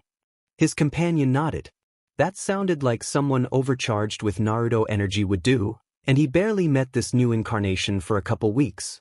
Wait, don't Pastafarians believe pirates are priests or something? Or something, not much of a Pastafarian myself, why is it this what you take from that story? Danasek shrugged. Anyways, that was the last time we met face to face. And I don't trust everyone enough to send the info in a message. Danasek raised an eyebrow. You're saying you may have traitors. Isn't that impossible? It is impossible for me to lie, but I can bend the truth, Enoch replied. So I'd rather not leave Naruto alone, nor let his real status be known, unless really needed. Danasek nodded. While it was hard for him to believe an angel would try to erase the reincarnation of their father, the fact was many who fell were not just for small mistakes like the girls. And if they could avoid falling to better get their wishes, they would. Uzumaki-san, Minamino-san, I thank you for your presence, Sona said neutrally. Kurama rolled his eyes, while Naruto looked at her confused. You bribed Middle-chan and Kaneko-chan with ice cream if they brought us. While I can understand Kurama, why not just call me? I'm only here because I chose to. Their kicked puppy eyes did nothing to me. Nothing. Sona ignored his outburst, only putting a piece of paper in front of them. Naruto's eyes widened, and his mouth became a nostalgic smile. Oh, I remember this. Man, hard to believe it has been almost 10 years since I made this. Wait, he looked at Sona in surprise. How do you have this? Why is your eye twitching? We found this in the teacher's lounge, Sona replied. Where it was used. We also found strands of red hair stuck to the fan that were of an auburn color most associated with Minamino-san. Naruto blinked. Sona blinked back. The next second, Naruto was holding the ear of a cursing Kurama. Are you telling me my apprentice here, instead of doing what he was supposed to, stole a plan I made when I was 7.5 and failed where I succeeded? Sona blinked. Oh, I had a creative block. You made this plan when you were not even 8, Uzumaki-san? I must admit, it is impressive. Sona said. She was against pranks at principal, but couldn't deny it was a well-made planning, especially for that age. Thank you. Unfortunately, it seemed I was a bit too early to take apprentices. It is clear that it was Konoha Maru that was a great apprentice, and my teaching skills are not as good as I expected. That hurts, man, Kurama complained, still trying to free his ear. Right here. I wonder what would happen if you applied this same focus on other school subjects. Nothing much, I think, Naruto shrugged. While there are freaks that can do both like I read about Da Vinci, you can't expect most artists to be good at physics calculations. Do you consider pranking an art, Uzumaki-san? Sona asked, curious. An art? Training in various fields, both physical and mental, entertainment. Pranking is a field with a wide range of skills demanded, and also a wide range of benefits when properly applied. I still believe you have potential in this field. Her eyebrow rose. Really, Uzumaki-san? You are trying to coerce me into joining you under these circumstances? I admit it is not ideal.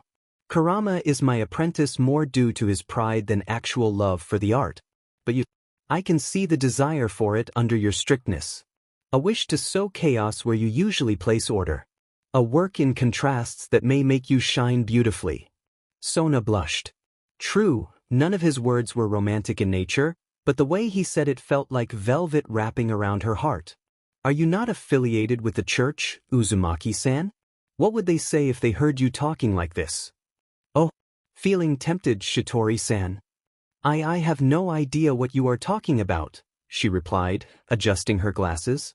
Get a room, you two, Kurama said. He was ignored. By Sona. We are in a room, Kurama, Naruto said, pointing to the closed door guarded by Tsubaki.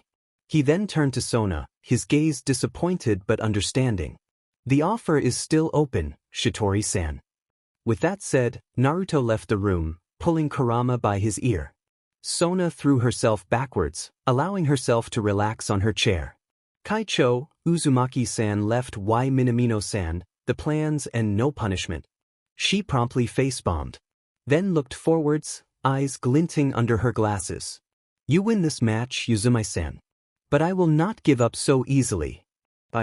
Hello, Naruto-kun, Minamino-san, said Rias, approaching the duo.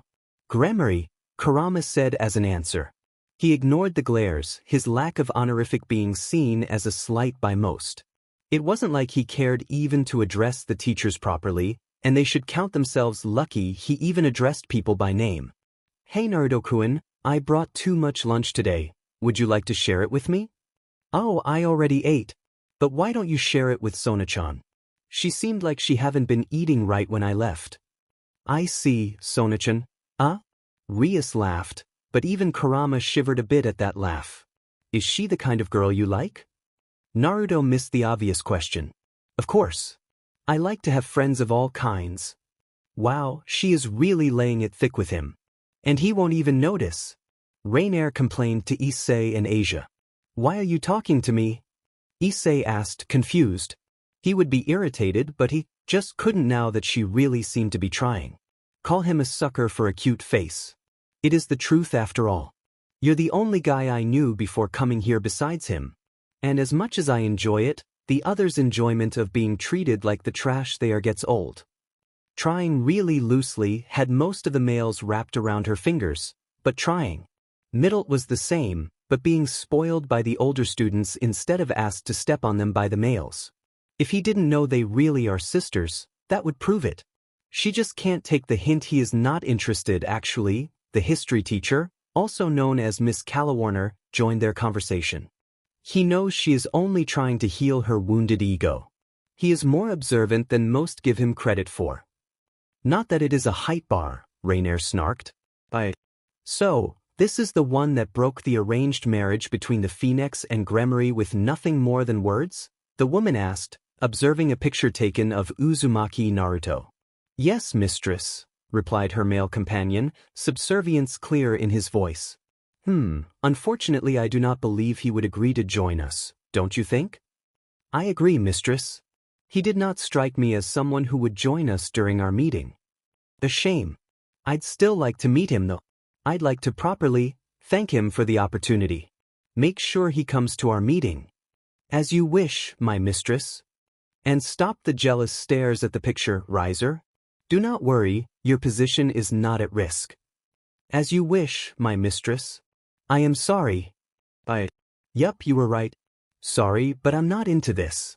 Lesrith Bale, Riser Phoenix, new betrothed, pouted. It would have been cute and make him rethink his words, but that would be the opposite of what she wanted, since she and Riser were wearing the closest to socially acceptable FTSH gear in order to try and tempt him into becoming her second SBMSSV. I'm really sorry. I just already have enough of obeying women outside the bedroom, he explained. Lesrith sighed, but nodded in acceptance. I understand. Riser was the opposite, all the other women in his life but his mom just obeying him. Even Yubaluna, as much as she seems otherwise. I think that's what attracted him to my cousin. Naruto nodded in understanding. Well, I'm glad the both of you were able to find each other and are both happy. Yes. I admit he seemed a little too arrogant at first, but he is a much better person now that I was able to remove that figurative stick from his rear. Naruto nodded. And put a real one in its place. Too much info. If she was honest with herself, she was enjoying this a bit too much. But Sona couldn't help it. Naruto was the only heterosexual male in the whole school to not worship the ground Rias walked on. Even her pawn who claimed to like her instead did it a little, and that was making Rias go crazy. In fact, Rias, with all your complaining when he is out of earshot while hitting on him mercilessly when you see him, I think Riser may have had a point about you being a bit of a tsundere. That's not funny, Sona. Rias almost yelled. For you. Rias pouted. But seriously, Rias, what would you do if he ever accepted your hints and went for it? It's not like you'd really go for. Rias put a picture in front of Sona. Oh my, you could grind cheese on those abs. Wait, how did you get this? Oh, look at the time. Today is B, isn't it? Can't leave Danasik-sensei waiting. You know how serious he is about his job and making the boys sweat. Like Naruto-kun? Rias, if you want to avoid the conversation and run away with an excuse, you should keep moving, not freeze mid-run to start drooling. Rias quickly cleaned her mouth and did so. Sona sighed. Seriously, no wonder you got along with Hai, you can be as bad as him. She then noticed the picture she forgot, and promptly hid it in her bag. Not like I can blame you. Naruto, I'm not letting you make an obstacle course ever again. Danasik said, deadpan. It's not that bad. Naruto, it is my job to keep them healthy. They are only bruised. You used explosives. They were calculated to not even hit them. It's just pyrotechnics, I know. But in keep them healthy includes not traumatizing them. Naruto pouted. Michael frowned once more. The godly system had been behaving oddly for a couple weeks already, but not better or worse, just wrong. He was pretty sure there was not supposed to exist a sacred gear called Pearl Jam that could heal people when used on Italian cuisine. Or ramen. And why did Gabriel start talking about crazy diamonds when he mentioned it? Naruto stared in her eyes. I'm not sorry. The girl's eyes twitched. You asked for a pizza with pineapple. I never had it before. I didn't even know it is possible. It is not. It is an abomination against nature. You're exaggerating. It's not that bad. Middle sighed. I am a food connoisseur, Naruto. While other fallen were enjoying in the pleasures of the flesh or feeding themselves on pure lust for battle, I was infiltrating the best restaurants and drinking the best wines. You are amazed that someone made tomato ramen flavoring. Of course. I never saw an actual tomato-flavored ramen before. Middle sighed again. Why aren't you helping me? Kaneko shrugged. I like Hawaiian. Of course you would, it doesn't matter the abomination, it would be all right with you as long as it is sweet. Kaneko shrugged. It was true. Her dream man meeting a giant marshmallow man. And eating it. She was promptly hit in the head. Her eyes narrowed. Naruto's narrowed back. She had no idea how he knew what she was thinking, but he wouldn't stop her. She would become the goddess of the sweet whirl. She paused. Rethought that properly. Nodded to herself. Too much anime in a day, she concluded. Somewhere else, Ria's eyes narrowed, as if a blasphemy was uttered but she was too far out of earshot to correct them. Akino served her current visitors some tea, confused. Naruto-kun, not that I'm complaining, but what are you doing in the occult research club at this time of the day? She was sure that Rias was looking for him in the exact opposite side of the school. Actually, I wanted to ask you guys for a favor. Riasama's measurements are 99-58-90, she replied with a smirk. It probably wouldn't be what he wanted, but knowing how much boys like to have these numbers. Okay? I'm not thinking of buying her clothes, though. Or transform into her, but not like they knew he could do that. Akino blinked at that. Well, That was a quick dismissal of something most males would be begging for. Not that she had any idea why the numbers were important herself. She was more proud of how she looked with her measurements than their values. Well, no matter.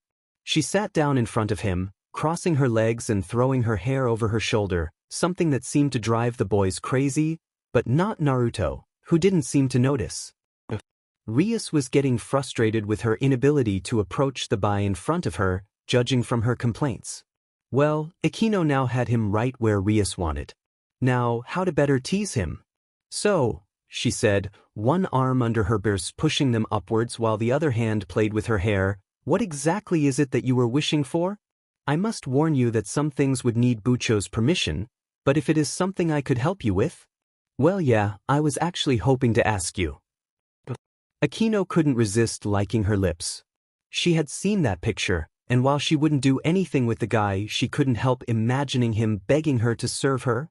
Well, I may be wrong, but you seemed like a magic specialist judging from how you seemed to stay away from the fight in the church, while the others, save for your leader, seemed to be close quarters.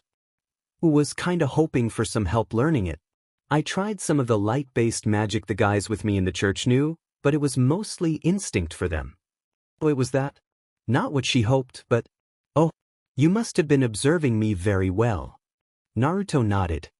Don't tell Rias, but my instincts tell me you are more trouble to me than her. Akino liked her lips again. It may not be what she wished it was, but it was still a very nice compliment in her opinion. Oh, would you say I am more dangerous?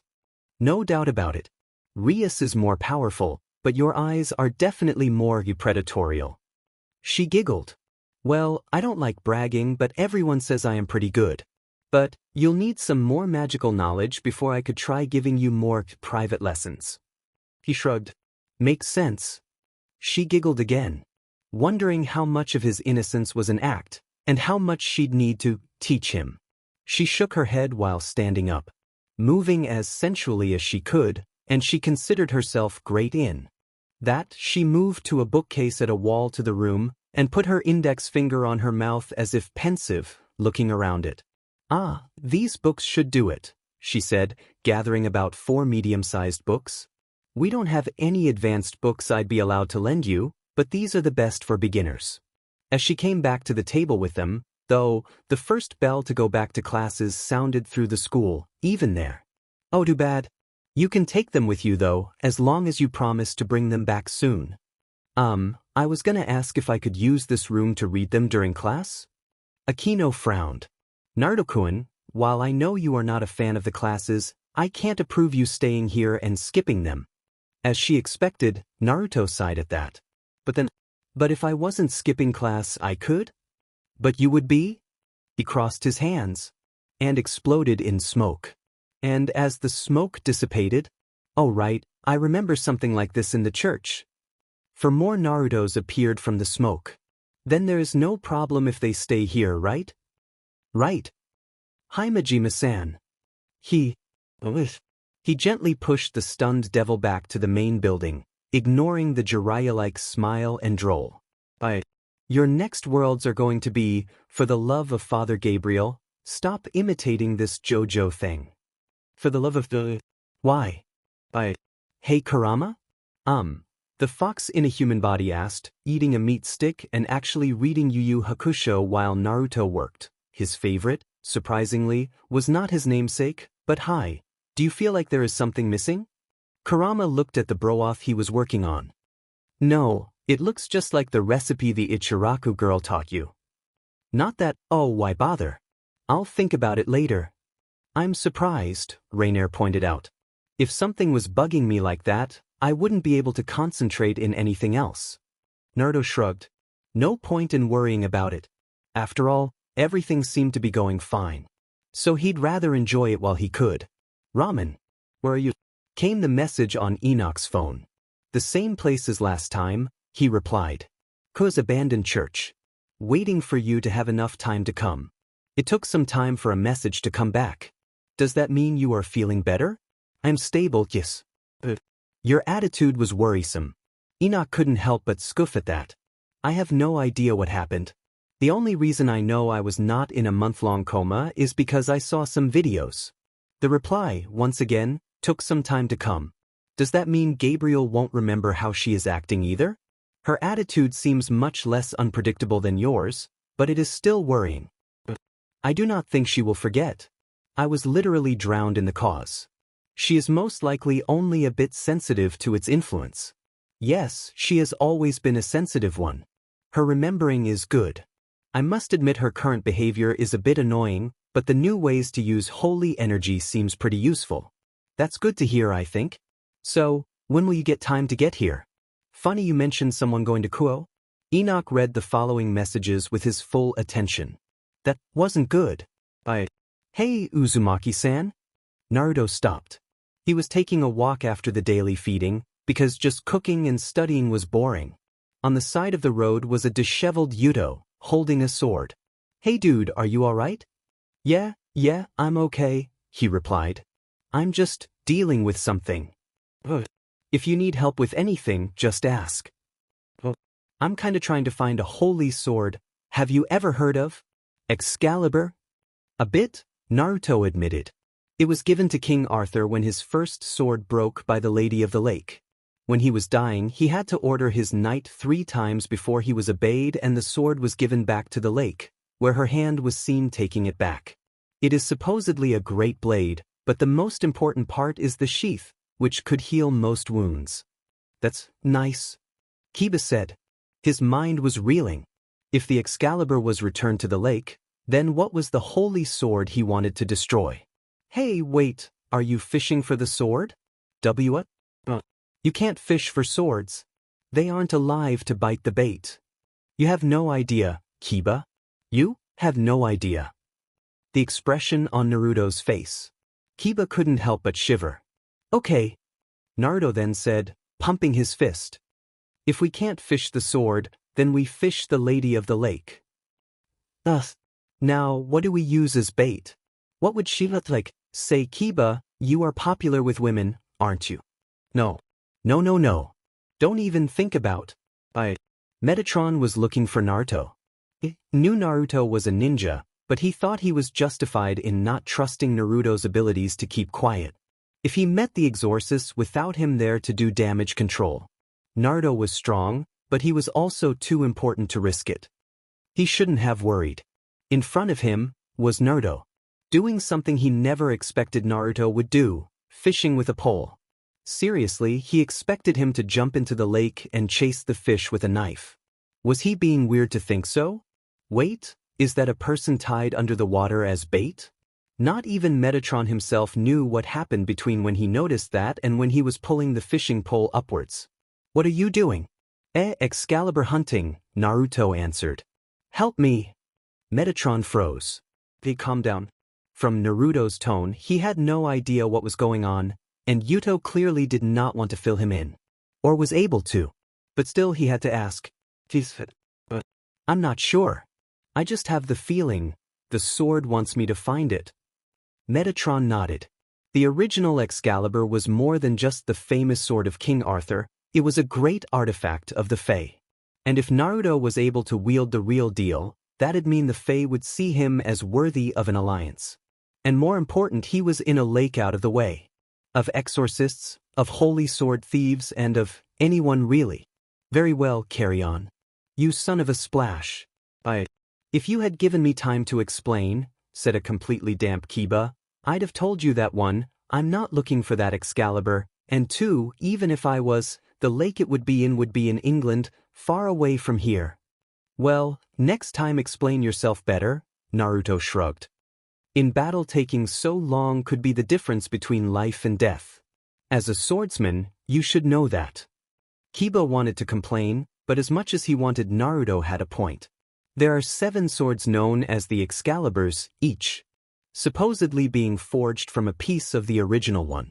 They are known as the most powerful holy swords existing, each with a different power and being held either in a safe place or by the best exorcists around, and I battled earlier today someone wielding one of them that had just killed a member of the church. Naruto's eyes widened. So I'm trying to find the person I fought earlier. I see. But I think he must have gone back to hiding already, though, Kiba sighed. Naruto's eyes narrowed, turning to Kiba. A seriousness was in them that he never saw before. What can you tell me about the person and the sword he was using? His name is Fried Selzen, Kiba replied. He was in the church when you saved Asia. I think you even hit him to the wall, but he ran away while you were distracted by our arrival. He is a stray exorcist, once considered a genius but kicked out because he was more interested in killing than in anything else. The sword is Excalibur rapidly, which makes the user faster. From what he said, as fast as he needs to be to match who he is fighting. Description: white hair, red eyes, crazy smile, always cursing, wearing a priest's garb open. Around our size, physically fit. Naruto nodded. I'll send some people to look around for him. You go get some rest, being bait is tiring work. Kiba wanted to protest, but Naruto had a point. So he just nodded and walked back to his current home.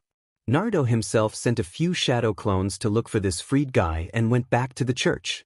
Where he found a battle going on. Kinda. Rainier was floating out of reach of a blue-haired girl that was trying to jump and hit her with a big sword, while Middlet and Calawarner were dancing in the sky while a brown-haired girl, so light it was almost orange, awesome, with twin tails, tried to hit them with a metal whip. Come down here and fight us like a man, the blue-haired one yelled angrily. Donasek just flipped to the next page in his book. Hey, he yelled, what do you all think you are doing? Rainier froze, her tongue still out of her mouth. I'm reading, Donasek said. Naruto looked at him. I am. And what are you reading? Donasek looks at the title of his book. Good Omens by Neil Gaiman and Terry Pratchett. Is it good? I'm liking it, he shrugged. It makes no distinction between fallen and demons, but also seems to go out of the way to make clear that fallen angels are still angels in a way.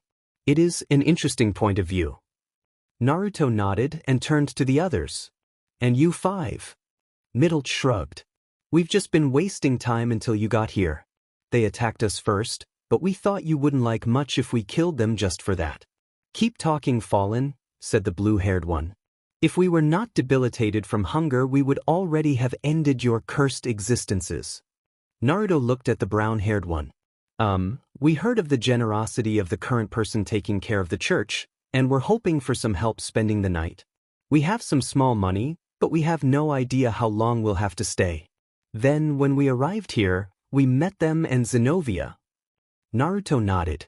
Then the next second he was in front of the Zenovia girl, flicking her forehead. Stop that. Zenovia's eyes widened. How dare why? Flick. Are you calm down now? I'm the opposite of calm down. Flick. Stop that. Are you calm down now? She took a deep breath before speaking through gritted teeth. Yes. Good. Now, these 4 fallen angels are living here for a bit. They have caused no trouble, and as far as I can tell have no plans of causing trouble. You two, on the other hand. But this is the house of the Lord. Zenovia yelled. Which is open for all of his children, led astray or otherwise. Naruto replied, not exactly sure where the words were coming from. He shrugged. It was the truth. My point is, if you want to stay here you will have to behave and try to get along. Our doors are open to all those willing to do so, but if you are not, I'll just give you some money for a hotel and send you on your way. Zenovia glared at him, clearly wanting to take neither. We will behave, said the brown-haired girl. Irina. He has a point. The doors of the church are supposed to be open for all those in need. If they are willing to behave, we should be able to do the same. Zenovia looked at her, but sighed and put the sword down. That was enough for Naruto. The daily ramen distribution is over, but we may have some leftover pizza. If even that is over, there is always some instant ramen. Naruto arrived with the fresh bread just in time to stop yet another argument. Seriously, that Zenovia girl would be either really good or really annoying playing a tabletop RPG with that obsession with the rules. What is Zenovia complaining about now, Irina? He asked the one exorcist that didn't get on his nerves. Zenovia-chan found out that Argento-san is also staying her, Naruto-san, the girl replied in Japanese.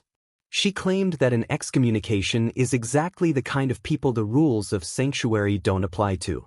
Rainer-san claimed that a still pure angel reviewed her case and is moving to have her reinstated, but Zenobia-chan, well. I see. He moved to Zenobia, and the girl tensed at his approach. I know what you are going to say, she started, but she healed a devil. That is why she was punished by the church to no longer be affiliated with it. Oh, I got the perfect counter for that. Naruto said excited, looking through his phone. What followed was a religious combat of quotes. Naruto mentioned Jesus's Good Samaritan, Zenobia countered with Corinthians 10:22. Naruto countered that as it was talking about making rituals praising others instead of God, and mentioned that Jesus did leave demons alone when he met Legion, only freeing the guy from them. Details shall be skipped because they are not interesting. Zenobia was unhappy but not remembering anything she could use as an argument, not with an actual, not fallen angel said to be backing her stay, had to hold back and bite on her piece of bread. Naruto used butter on his. He found pure bread a bit dry. He also had a nice glass of milk.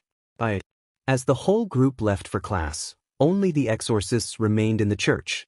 Zenobia was angrily flipping through a Bible preparing for her next argument with Naruto, while Irina was Googling the quotes mentioned. On one hand, she could have taught Zenobia to do this. She was sure that's what Naruto did after all. On the other hand, his arguments made sense and she really wanted to be able to still be friends with Issei. So, everything was relatively quiet. For a while. Seriously, where could they be? Hey everyone, is anyone still here? The two exorcists froze. That voice, they didn't know where it came from, because it rumbled from inside them. It felt like the power of their swords, but echoing on their souls. Hey guys. It's Metatron. I heard someone gasp. Did Naruto convince one of you to prank me again? Irina looked at Zenobia, and could only imagine her eyes were as wide as her companions. Metatron, she mouthed. Zenovia's mouth only opened and closed like a fish's. I hear you. Metatron wasn't what they expected. He was wearing jeans and sneakers, and a t-shirt that just said, "In God We Trust." If not for the white wings and the silver helmet Irina could swear she saw in an album cover, they would think he was just a normal guy. Oh, you guys are already here. The two couldn't help but stare as Metatron, for they doubted any other angel would claim to be him, wearing completely normal clothes, rubbed the back of his neck in embarrassment. I was kinda hoping to meet you guys before you met anyone here. I mean, it's kinda hard to explain about Asia and the other three. Plus Naruto is yet another can of worms. No. Irina tried asking, but was having considerable trouble. Lord Metatron, Zenobia said, standing up. Are you the angel that we were told vouched for the excommunicated holy maiden and is trying to overthrow said excommunication? I wouldn't put it in those words. The exorcist approached him, paying close attention to all of his words, which in so long without having experienced it made him feel a bit uncomfortable. He kinda wished he could afford to be like Alan Rickman in Dogma and get drunk, but he didn't have the documentation and didn't look old enough. Well, Alan Rickman as him couldn't drink either, but he could taste the alcohol. I kinda said that her being kicked out was a mistake, and said that I would do my best to fix it. But Lord Metatron, surely if God wished he would have protected her from this? Metatron shook his head. And how would he do that? By changing the minds of those that did it? No, our Lord is eccentric, but there are some things he values beyond all. Loyalty, purity of soul, Ramen, but also free will. It was his gift for humanity, after all. Zenobia nodded, then stopped. Wait, what was the one between purity of soul and free will? Oh, she caught that. The Lord is a fan of pastafarianism, and took ramen as his personal food. But to classify that as, I do not question the ways of the Lord, Zenobia Corda. Understanding them is not for us. Sometimes I wished I did, but I learned through experience that no mortal or angelic mind is capable of doing so properly. I see. I am sorry, Lord Metatron. I did not wish to presume to be able to do so. So much orange. She took note of the whisper, or as close to one that voice could make, but wisely decided not to comment on it. Resisting the urge to glare at the hair color of her companion, who suddenly was sitting a bit straighter. Be that as it may. I am pleasantly surprised that Naruto was able to keep things peaceful for now. Please try your best to get along with him. I am aware he can be difficult, but his heart is in the right place. As you wish, Lord Metatron, the two exorcists replied with a bow. Metatron nodded and went to the kitchen. Zenobia, we just met Metatron, the voice of God. Irina whispered excited. Yes, it is amazing, the blue-haired girl replied. And if there was any doubt about Asia Argento and Uzumaki Naruto's actions and beliefs, I guess they have been sated. You don't have to sound so bitter about it, Irina pouted. I'm not bitter. There is still some pizza. No instant ramen for Metatron this breakfast. We have bread. Irina yelled in the direction of the kitchen. And fruits. But bread every day gets boring. No buts. Get a proper breakfast. There was no verbal reply, but the refrigerator was closed with a bit more force than it was needed and heavy steps were approaching the two. Zenovia's eyes narrowed in confusion. Did you just mom Metatron? Irina just shrugged. Hey Rias-chan. Wait up a bit. Rias stopped, confused. Usually everyone, not a devil, in the school was a bit distant from her, in a look but don't touch way. To be honest, while she appreciated not being flooded with admirers, it made it a bit lonely to only have friends she made out of school. Even Naruto seemed to avoid her, no matter how much she tried to make him do the exact opposite. And everyone in the school seemed to have noticed but him. Which is why it was so surprising to her and everyone watching he was the one calling her this time. Hello, Naruto-kun. It is surprising to have you approach me. Yeah, well, it is about your devil summoning club. Rias sighed. That is a common misconception. Not all of the occult we research involves devils, she said, the practiced line coming a bit monotone. Yeah, I don't care. As long as the perv that joined you doesn't summon a succubus that goes in a killing spree, he shrugged. Everyone else, even Rias, felt a shiver down their spine. That would be something he would do a few weeks ago.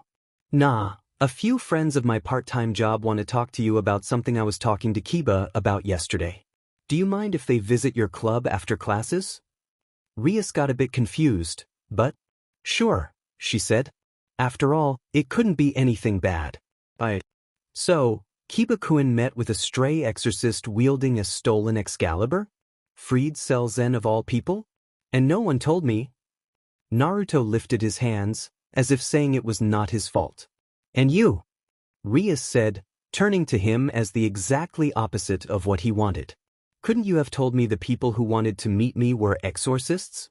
I said they were friends of my part-time job, which in case you forgot is helping people in the church, who wanted to talk to you about your devil summoning club. I'm sorry that you needed more obvious hints to figure things out. Not like I could have told you before then. I don't have your phone number and no idea where you live.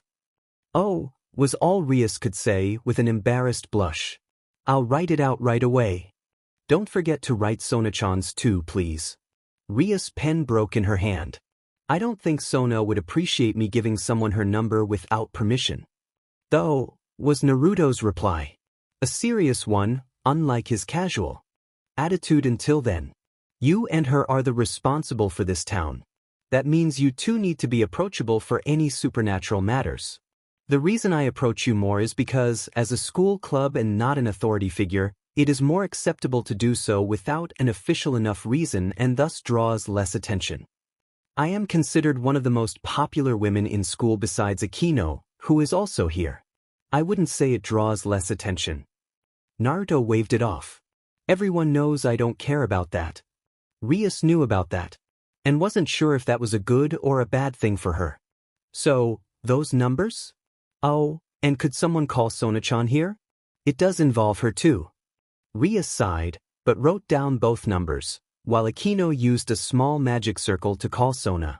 And will you give me your own number then, Naruto-kun? Rias asked while giving him hers, in a tone most people would consider flirty. As far as Naruto could tell, this was how she always behaved when not angry at something though, so he decided long ago not to read anything more into it. Poor Rias. With a shrug, he told her the number of the phone Metatron got him, and moved back to where the exorcists were playing cards with Asia, Rainier and Middlet, ignoring Kiba's glare. So, I think that's it that I had to say for now, Naruto shrugged, while sitting down on the same sofa as Calawarner and Donasek. Your turn. Thank you, Irina said quickly, standing up. Coincidentally or not, she was the one with more cards on her hand. Considering the game was Go Fish. Recently, out of the 6 Excalibur fragments in possession of the churches, 3 of them were stolen. The thieves were brutal and, for some reason, not careful. We were able to figure out that they were fallen angels that worked for Kokubio, or exorcists helping them, and that their plan involved bringing the blades to Kuoh. Which is why we were sent here to recover them. Zenobia entered the conversation. And we are here to ask you devils not to get involved, and I guess we are now obligated to ask the fallen the same too. What?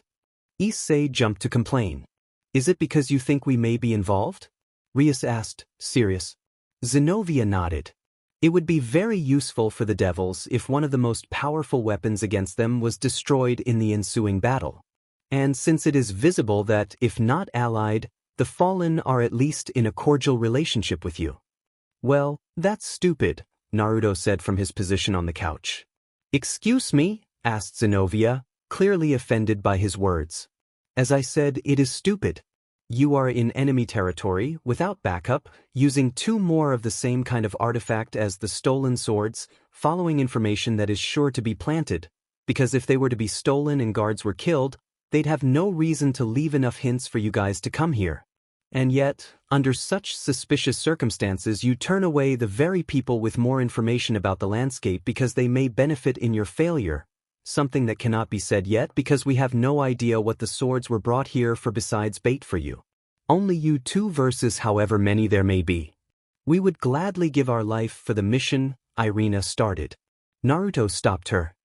That kind of talk only is acceptable, if at all, when you are able to do the mission if you give your life.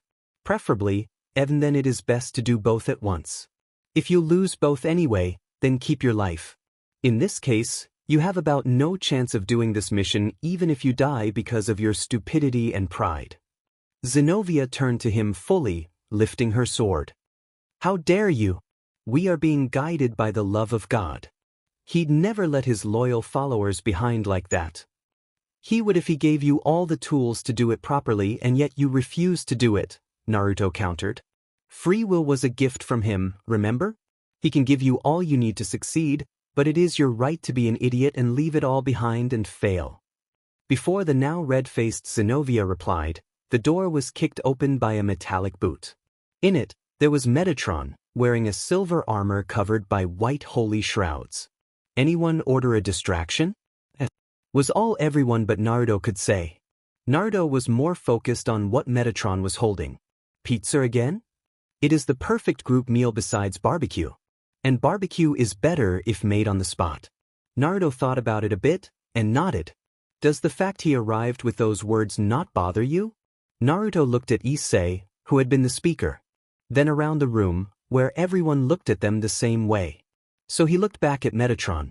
Good job. Thank you.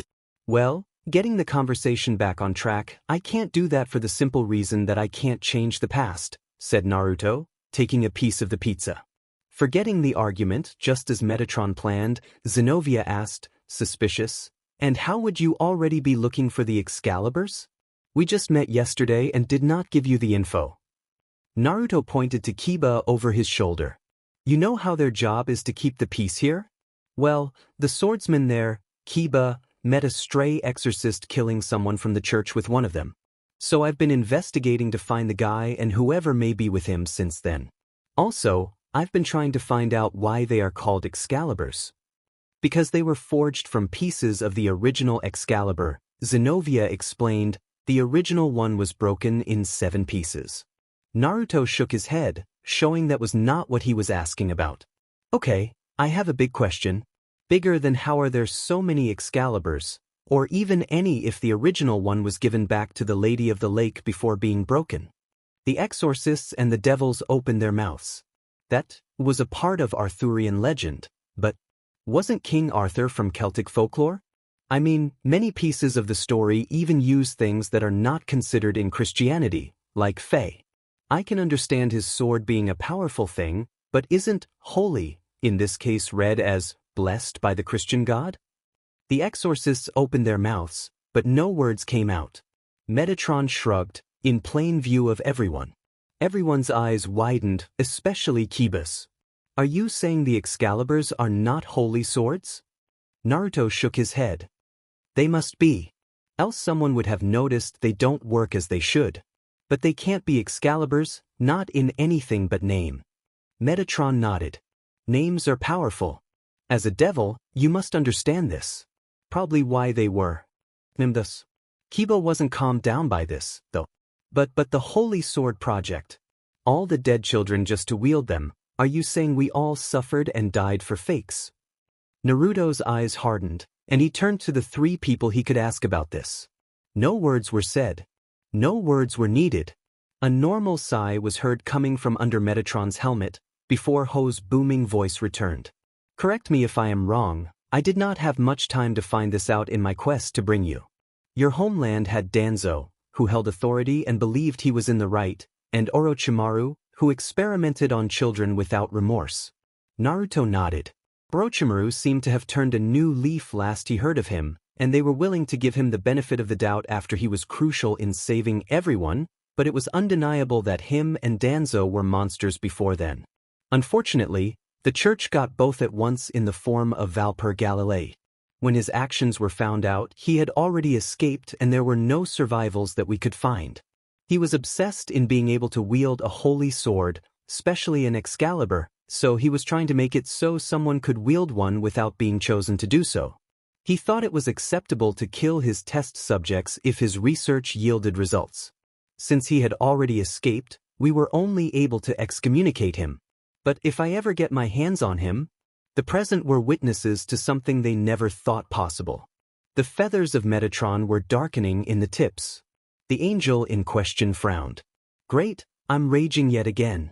I will need to purify myself when I'm able to return to heaven. That is so boring. Naruto sighed. Great. Orochimaru was a monster obsessed with his experiments, but he was able to wake up in time to help save the world and seems to be making a recovery, even he is under watch. And we found out that Danzo was an a-hole that would justify everything in his head as for the best even if he ruined everything. Give both of these to the same person. I can't say for sure, I didn't meet them. But it sounds like him, yes. Wait, Kiba interrupted. Did you say the guy that experimented on children did a 180 and helped save the world? More like a 90 for now, Naruto admitted. We are keeping him watched by the survivors of his experiments, at their decision, so we'll know if he really is getting better. It's going fine for now, I think. Having seen how hard he is to kill, and how different he can be when not trying to take over bodies for power and immortality or giving people power-ups that have a high chance of killing them, I say that it is better for everyone if he did become a better person. And the survivors of his experiments just accepted it? Naruto shrugged. Somehow, most of them actually worked for his underground operations before he got better, and the others are Yamato, who is watching him like a paranoid hawk, and Enko who just wants him to be away from her. Oh, and Suigetsu, who, for some reason decided to learn from him. Alright, Yamato, I'm going bathroom. You know, because I can do so much evil there. Outside the window, a bush gave him a shaky thumbs up. Orochimaru just rolled his eyes. Suigetsu, don't try to do anything stupid. Who do you think I am? Suigetsu asked, clearly offended. Orochimaru gives him a glare, but goes. I don't have to try. Anyways, as I said, I've already got many people looking into it. They should have over half of the town covered by now, since they are trying to be discreet. That doesn't make me comfortable in the least, said an entering Sona and her peerage, the fading magic circle beside her ear making clear she had been listening to the conversations. I am surprised you even know what the word discreet means. Sona-chan, I am a master prankster, he replied in an offended tone. I wouldn't be worth the title if I didn't know the meaning of discretion and misdirection. Not that you use the first much, grumbled Kurama from the side. Naruto shrugged at that. People who do know me would know something is up the second I tried to be discreet about anything. Point. But anyway, chances are low of them finding anything during the day. If they are smart, They'll act at night, out of the public eye. Even if leaving a breadcrumbs trail, they need the right people to find it and avoid the wrong ones. And since we only know of one agent of theirs, and one that draws attention, are you saying we need to wait until the night to go look for them? Zenobia asked, impatient. Naruto rolled his eyes. Okay, first, I just said I got people looking for them for us, so you could use this time to prepare yourselves. And are your people trustworthy? I'd put my life in their hands. Already did many times, actually. Zenobia nodded. And second, he pointed to the window, and everyone had the urge to facepalm, since it was already past sunset. I should be getting the info at any minute. So, let's all get ready. A shame that you can be so efficient, though, said Kiba. I was hoping for a spar with the wielders of the famous Excalibur blades. Naruto shrugged. We have some time. And I must admit I didn't spar with anyone ever since arriving in town. It'd be fun to join. They went to a nearby field, and Naruto felt himself unwatched enough to frown. Kiba's negativity and desire for revenge was big. He seemed to know a bit too much about that Holy Sword project. Maybe he was related to one of the killed, maybe even a survivor. Either way, he was projecting his anger in those two for some reason more than just being from the church, probably because they could use the swords the project was created for. Best to drag this aggressiveness out of him so it doesn't become a liability later. It is a great honor to face someone who Lord Metatron himself treats so highly, bowed his opponent. Thank you, he said with a smile. But he was holding back a frown. The way Zenobia acts, she'd be more likely to aggravate Kiba than calm him down. The fight began, and Naruto decided to test his opponent's defenses. She was okay. Naruto had to admit that he had become kind of a monster through his challenges at life, even if he wasn't using Senjutsu or Kurama's chakra, but the girl would be considered chunin at best. She was good with a sword, but not exceptional. Her sword, according to herself, could change shape at will, but she barely used that skill besides turning it from an armband to a katana. Lacking imagination, lacking improvisation, it was harder to transform than she made it sound. He wasn't sure. But her fighting style didn't seem very suited for that sword's special ability. It had power. Every hit he blocked with his kunai, he could feel the energy coating the blade fighting with the chakra he applied to the metal. If not for that, he was sure the kunai would have been destroyed long ago. Besides them, the other two's fight made him mad. Zenobia was a berserker, but that seemed to fit her blade. The problem was her attitude in speaking was as blunt as her attacks. Kiba seemed to have been goaded to follow her, however, either that or he lost himself in anger, because he was fighting the same way instead of the skilled speedster he could see he really was supposed to be. In the end, Kiba lost terribly, and he didn't have much of a mood to keep fighting. Naruto-san, is something wrong? Irina asked, confused when he lifted his hand for her to stop. There had been no speculation of the fights being related, after all. Oh, sorry, I'm just lost in thought, he said. She nodded, looking at the other battle. Good, so she was good enough to pay attention to them while battling him too.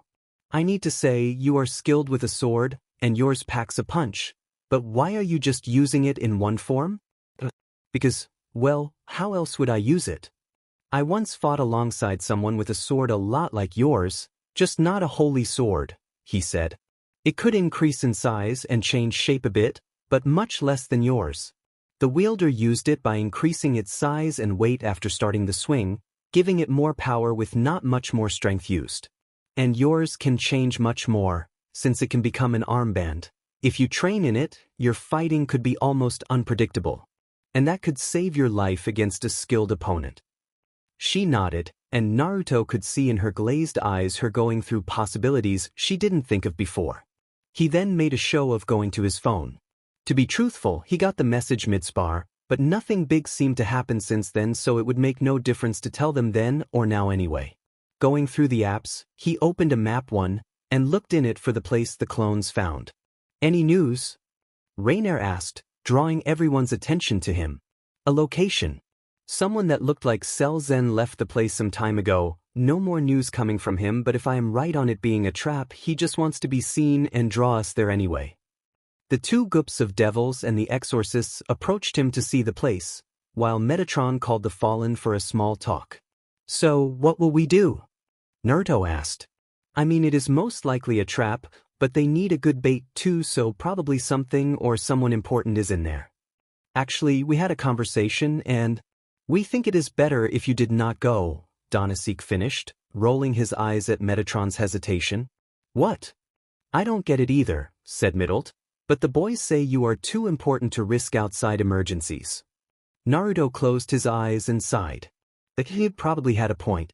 He had no way of knowing how important he was to them, but Metatron said many times that he was very sure he was probably able to deal with the enemies without trouble if he went all out, but it wasn't really needed, and Metatron really wanted his identity to be kept secret. On the other hand, "That's perfect," Kurama interrupted his thoughts. "We have something important to deal with while you guys deal with the overgrown knives." "They did?" "We do. We do," came Kurama's voice inside him, and it seemed worried. "Alright, I forgot." "You're going to leave us?" Rias asked, eyes wide. "Just like that?" Naruto shrugged. "Metatron is going with you guys. Besides, all of you guys being there. Besides, if you guys really get into trouble, I'll get there quickly." Sona rolled her eyes, dragging Rias away. Naruto, meanwhile, just waved for everyone and followed Kurama, who kept going and going. "Where are we going?" "Back to the church. He is waiting for us there." "Ah, okay." They kept going in silence. "So, gonna tell me who is he?" I had forgotten." Naruto was confused but kept silent. "When the angels who knew who you are supposed to be started acting like it was a big deal, I snorted. But now I remember how it feels after I felt mine." His eyes widened. "He was reborn?" Kurama shook his head in negative. "It is the same deal as when you last met him, which is why it is so troublesome." Naruto nodded in agreement. Last time it was an emergency thing to stop Kaguya. His spirit was supposed to be unburdened now. If he had reason to contact them again, the clone Kurama was inhabiting was dispelled. Naruto opened the doors. "Ah, Uzumaki Naruto. It has not been long since we last met." "Old man sage," Naruto nodded. "I thought you were resting in peace." "I was," the old spirit confirmed. "Then something extraordinary happened. Extraordinary and troublesome." "Me being the reincarnation of this god of the Bible?" Naruto tried. "Yes. While it would usually be no trouble, your increased potential puts your chakra and your brother-in-arms in disarray. If it was a matter of weakening or even death of one, the chakra used would be self-sustainable, but it is still linked to your soul, and your divine awakening is causing big changes." Naruto had to take a minute to try to decipher that, and paled. There was only one active jutsu where both his and Sasuke's chakra would be mingled like that. The sphere cracked. It kept cracking until a hole opened. White hands with long fingers hurriedly scratched the hole, opening it until it was wide enough a human female could squeeze through it with some trouble, and it was exactly that the human female inside the sphere did. She was free. She had returned. Unfortunately, she was not aware that the sphere was floating in the sky, so Kaguya Otsutsuki could only scream as she fell. "I'm assuming the imprint to be at least a week old. She has been weakened quite a bit by the removal of the 9, which explains the fall, but she is still a threat. I'm assuming she must still be in the same power range as you at your best." "It is worse than that, old man sage," Naruto pointed out. "I had sealed Black Zetsu with her, and he isn't there either." They were using a glass ball for scrying the dimension Kaguya should have been locked at, something that Naruto recalled from when the third Hokage was alive. "Do you have any idea where they may have gone to?" asked Kurama once more. "In a clone." It was weird to Naruto. His mind seemed to have two modes, lazy a-hole and battle genius. It was like a weird mix of Shikamaru, Sasuke at his best, and Kakashi in his own way. "My assumptions were that she was either going for recovering her power, which means hunting the 9, or looking for revenge. Fortunately, the rest of the elemental nations seems to be keeping watch for any new threats. But that makes us the easier target," Naruto finished for him. The spirit nodded. "Well, at least she wouldn't be able to hide herself much here," Naruto shrugged. "The horns and white hair and eyes would attract a bit of attention." Genjutsu would fix that, or maybe just henge, was what Kurama said. Sure, she didn't seem to have much in the way of techniques when you fought, but she has black Zetsu with her to teach her. He thought a bit more before finishing. Maybe she won't even need that much, Mr. Japanese with blonde hair and blue eyes. Kurama had a point. Maybe it was because this was Kuoh, where people were used to foreigners from the devil's side, but from what he knew, Japan CC people should have looked at him weird for having blonde hair. There may be another reason for her to be coming for you, the sage admitted. To remind you, despite coming from a different world, my mother had been elevated to a deity by eating the fruit of the god tree. Maybe not at the time, but eventually. She was the first human, or as close to it as we had, to wield chakra. Despite me being the one to spread it, she is the progenitor of all chakra. Naruto nodded. She was also possessive of it. And water is wet. The sage ignored the jab. Now you need to remember that deities get extra power from the people that believe in them. For example, I am considered a legend in the elemental nations, and thus people would praise me while I was remembered. The problem here is that I'm not remembered much anymore. The upside is that neither is my mother. The downside is that, since they don't remember us much, they just pray for the progenitor of chakra, which those that remember me think is me. But it is her. Which means that when people were praying to you, they were actually praying to her. Naruto understood. Meaning that the elemental nations were a big battery feeding her even before she tried to take all the chakra for herself. Naruto nodded in understanding. Now, imagine if she was remembered, and someone was declared a hero for defeating her. Usually it would make no difference since it would still be a mortal praised for something related to her, but Naruto winced at that. Make him be a deity, at least in part, and as far as she is concerned, I'm stealing her chakra and her followers. The sage of six paths nodded gravely. I'm getting a headache. The sage didn't seem much concerned. As long as you understand the danger you are in right now and are careful. My mother is still powerful, even if without the power of my children to fuel her. Naruto nodded. Nodding back, the sage started to fade. Hope you don't think badly of me saying so, but considering the circumstances of our every meeting, I hope we don't meet again for a while. Hee, I get it. Take care of him, Kurama. Don't have to tell me twice, old man, the clone grinned. And thus the sage left. And thus Naruto turned around and made a shadow clone that promptly dispelled, sharing the info with the others around town. Now he had a warning system if Kaguya ever showed up. Kaguya gazed hatefully at her opponent. Oh, how she wished to just attack with all her strength. Take what was hers by right. But no. Doing so would make the victory lose its meaning. She had to defeat her opponent in its own game.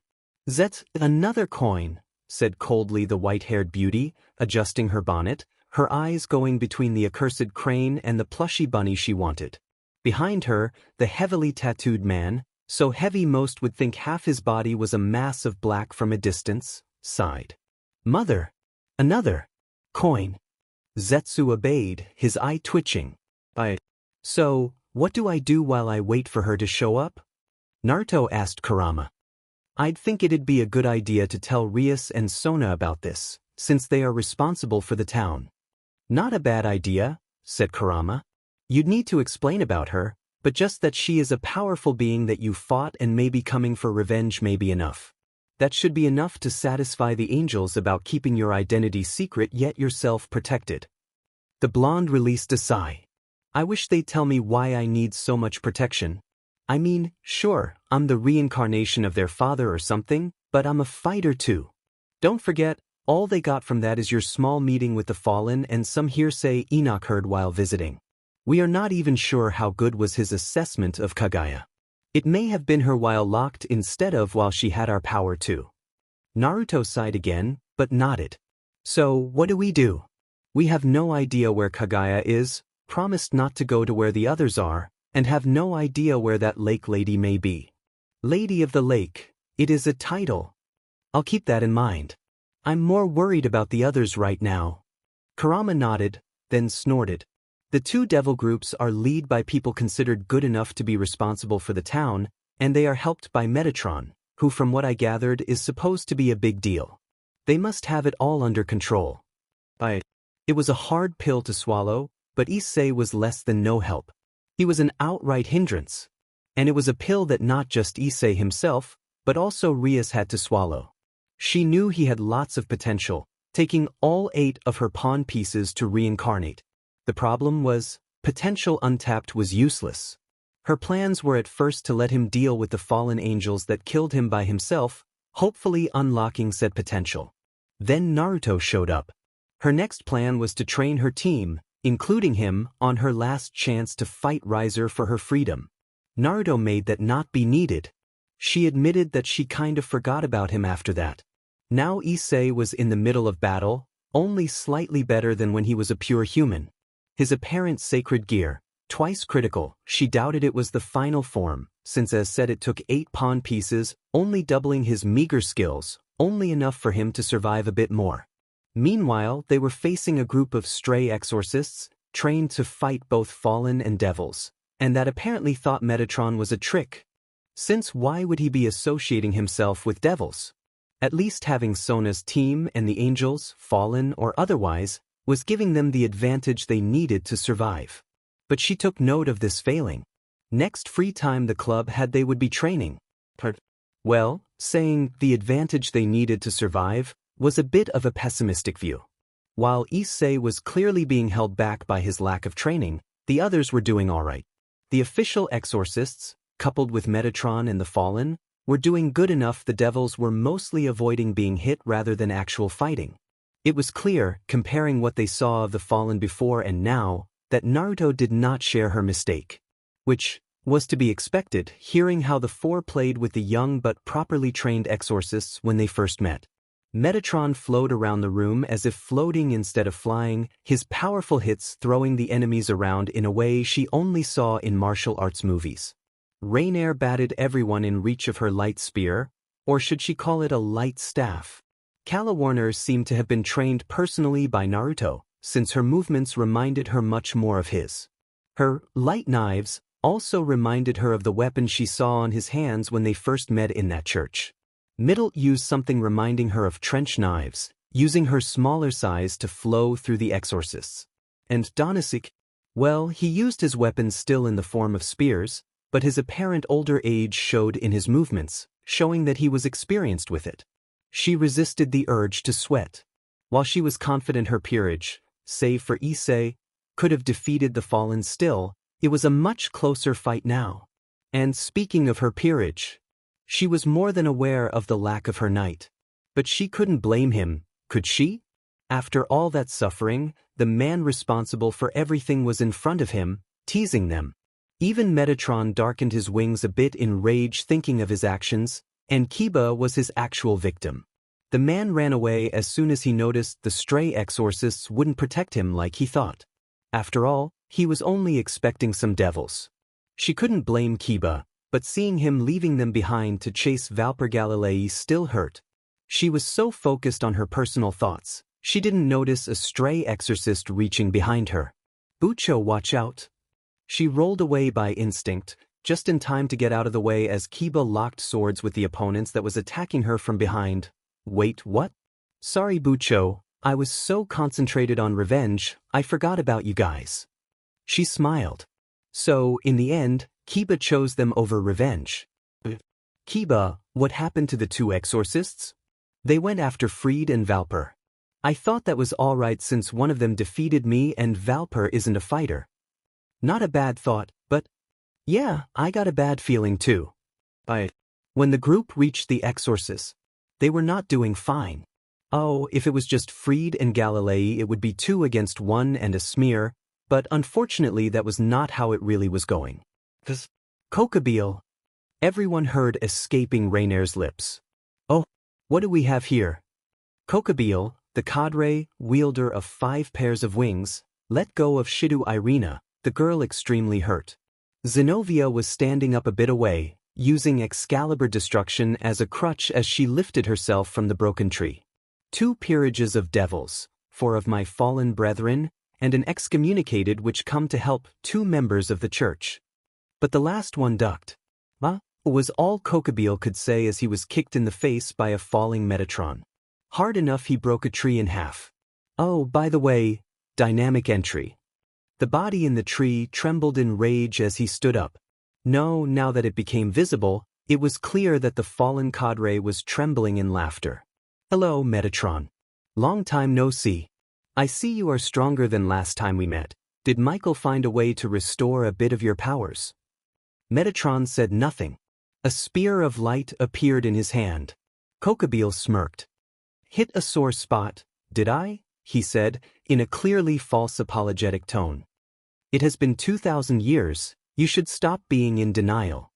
Metatron said nothing. He just disappeared. Kokobil's eyes widened, and he ducked just in time to avoid a roundhouse kick from behind. What the? I am the terror that flaps in the night. What? Did Metatron just quote Darkwing Duck? Issei asked the person at his side.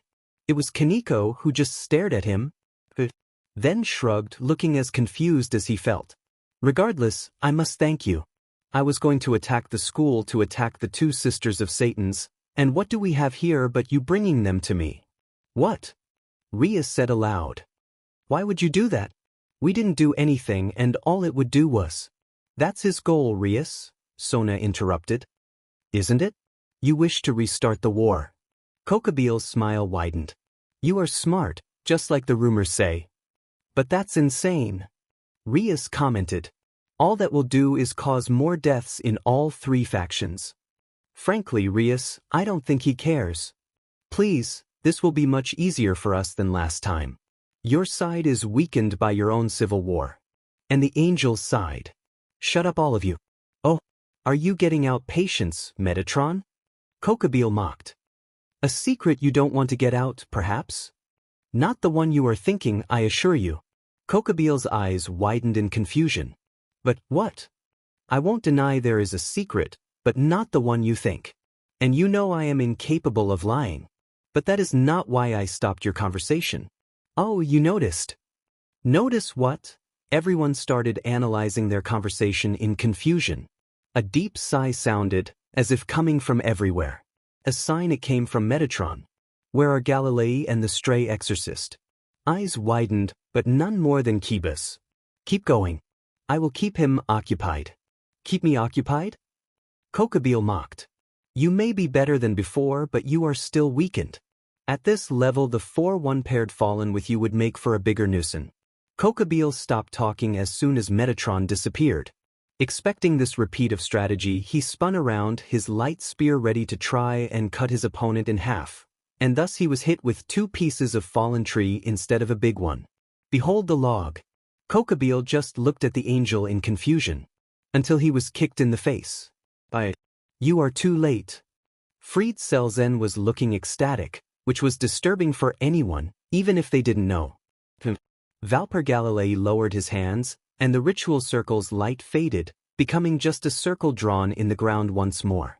In the middle, and now on Fried's hands, was an abomination of a sword, not at all balanced, nothing a proper swordsman would ever use, Kiba thought. The fact it was colored gold only served to hide a bit of the ugliness, but it was still there, clear as day. Okay, he was being a bit too critical. Someone would call it cool if it was in a video game. The main problem was, he could see where one blade ended and another begun.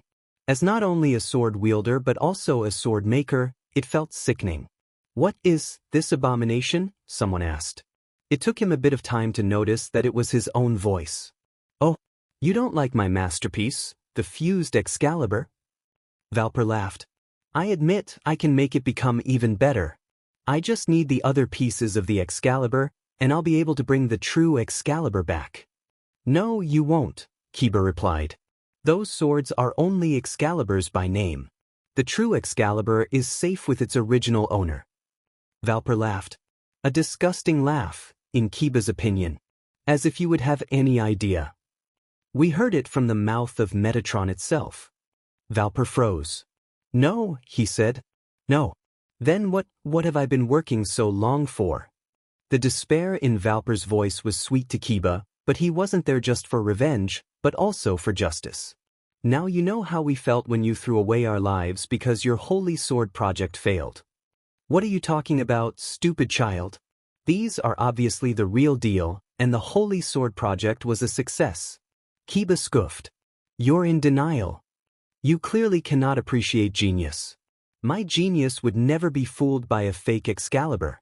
The Holy Sword project was made so people like me, who can't wield holy swords, could do so. So I could do so. And I did it. Look at that. He pointed at Freed, who wielded the so-called fused Excalibur with a mix of reverence and insanity. There is an essential factor needed to wield a holy sword. Most of my test subjects had the factor, but not enough to wield an Excalibur. So the answer was obvious: take from the ones who had it but were unworthy and give to those worthy of the blades. He held in front of himself a shiny orb. And yet, what was my reward for completing the research? Just because the stupid kids were not able to survive the extraction. And yet, what do we have now? Wielders made using my research. I bet the only difference is the survival of the test subjects. Bah, I say. He threw the orb at Kiba's feet. The boy got a hold of it, almost reverent. Just though, that in that sphere was a part of the spirit of his old friends, the friends that died while he survived. And this is its culmination. What Freed holds is 4/7 of the ultimate holy sword, and as soon as it is complete, he shall still be able to wield the completed, true Excalibur. But Kiba was not listening. For from the orb in his hand, the spirits of his old friends appeared. Metatron's eyes shifted from his opponent slightly. That light, it wasn't holy. It was pure. It was as if the souls of dozens of children laughed in happiness. It held darkness within, but also acceptance. Not like something holy was supposed to be. Holy was the antithesis to darkness. This light, it reminded him of when Naruto was covered with that golden energy shroud. There was light and darkness. But the darkness didn't fight the light, for the light accepted it, and the darkness accepted it back. He looked at Kokobile. Kokobile looked at him. The two turned to see the source. I see, came the voice of Valper Galilei. Holy and demonic. It will be an explanation, if the beings that represent the two become unbalanced. Metatron froze. Oh dear. Kokobile did not. Cursing himself, Metatron followed the thrown spear of light, hoping that he could reach his allies before they were hit. Then not only the Satans but God has also. He shouldn't have bothered. It wasn't his side of the battle the spear was aimed at. But even so, he couldn't help but feel surprised at Kokobile's actions. Val, you were remarkable, Kokobile said to the dying man. The reason you reached this conclusion proves that.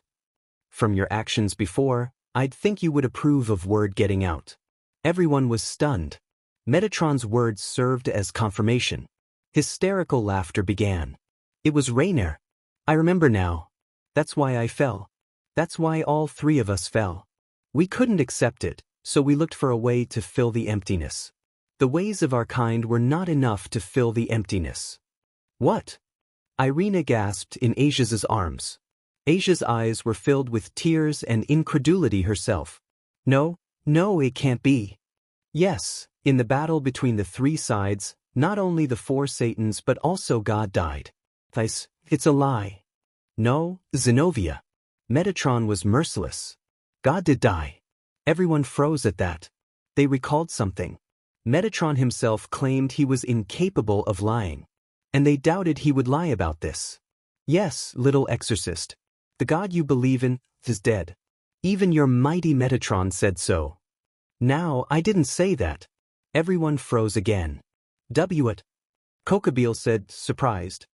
But you just said. I said God died. Not that God is dead. Everyone on the battlefield blinked at that. Did that mean what they thought it meant? Impossible, Kokobile said. You are saying God came back from the dead. Zenobia blinked. You know, that wouldn't be the first time. There is the whole Easter thing already. That was Jesus, Kokobile pointed out. Divine Trinity, Zenobia countered. Kokobile opened his mouth. Then closed it. Then opened again. Explain how it works. Zenobia had no answer. Kokobile didn't either though. So he went through another tactic. And if God is back, why the mask? Pardon? The mask? The whole reason for you wearing it was because God is dead. Because without God you, who shares the face and voice of God, ended up with no face and voice of your own. Right? I just got used to it. It also looks cool. Really? You got used to the mask? I think that you just got used to being able to lie. I am not lying.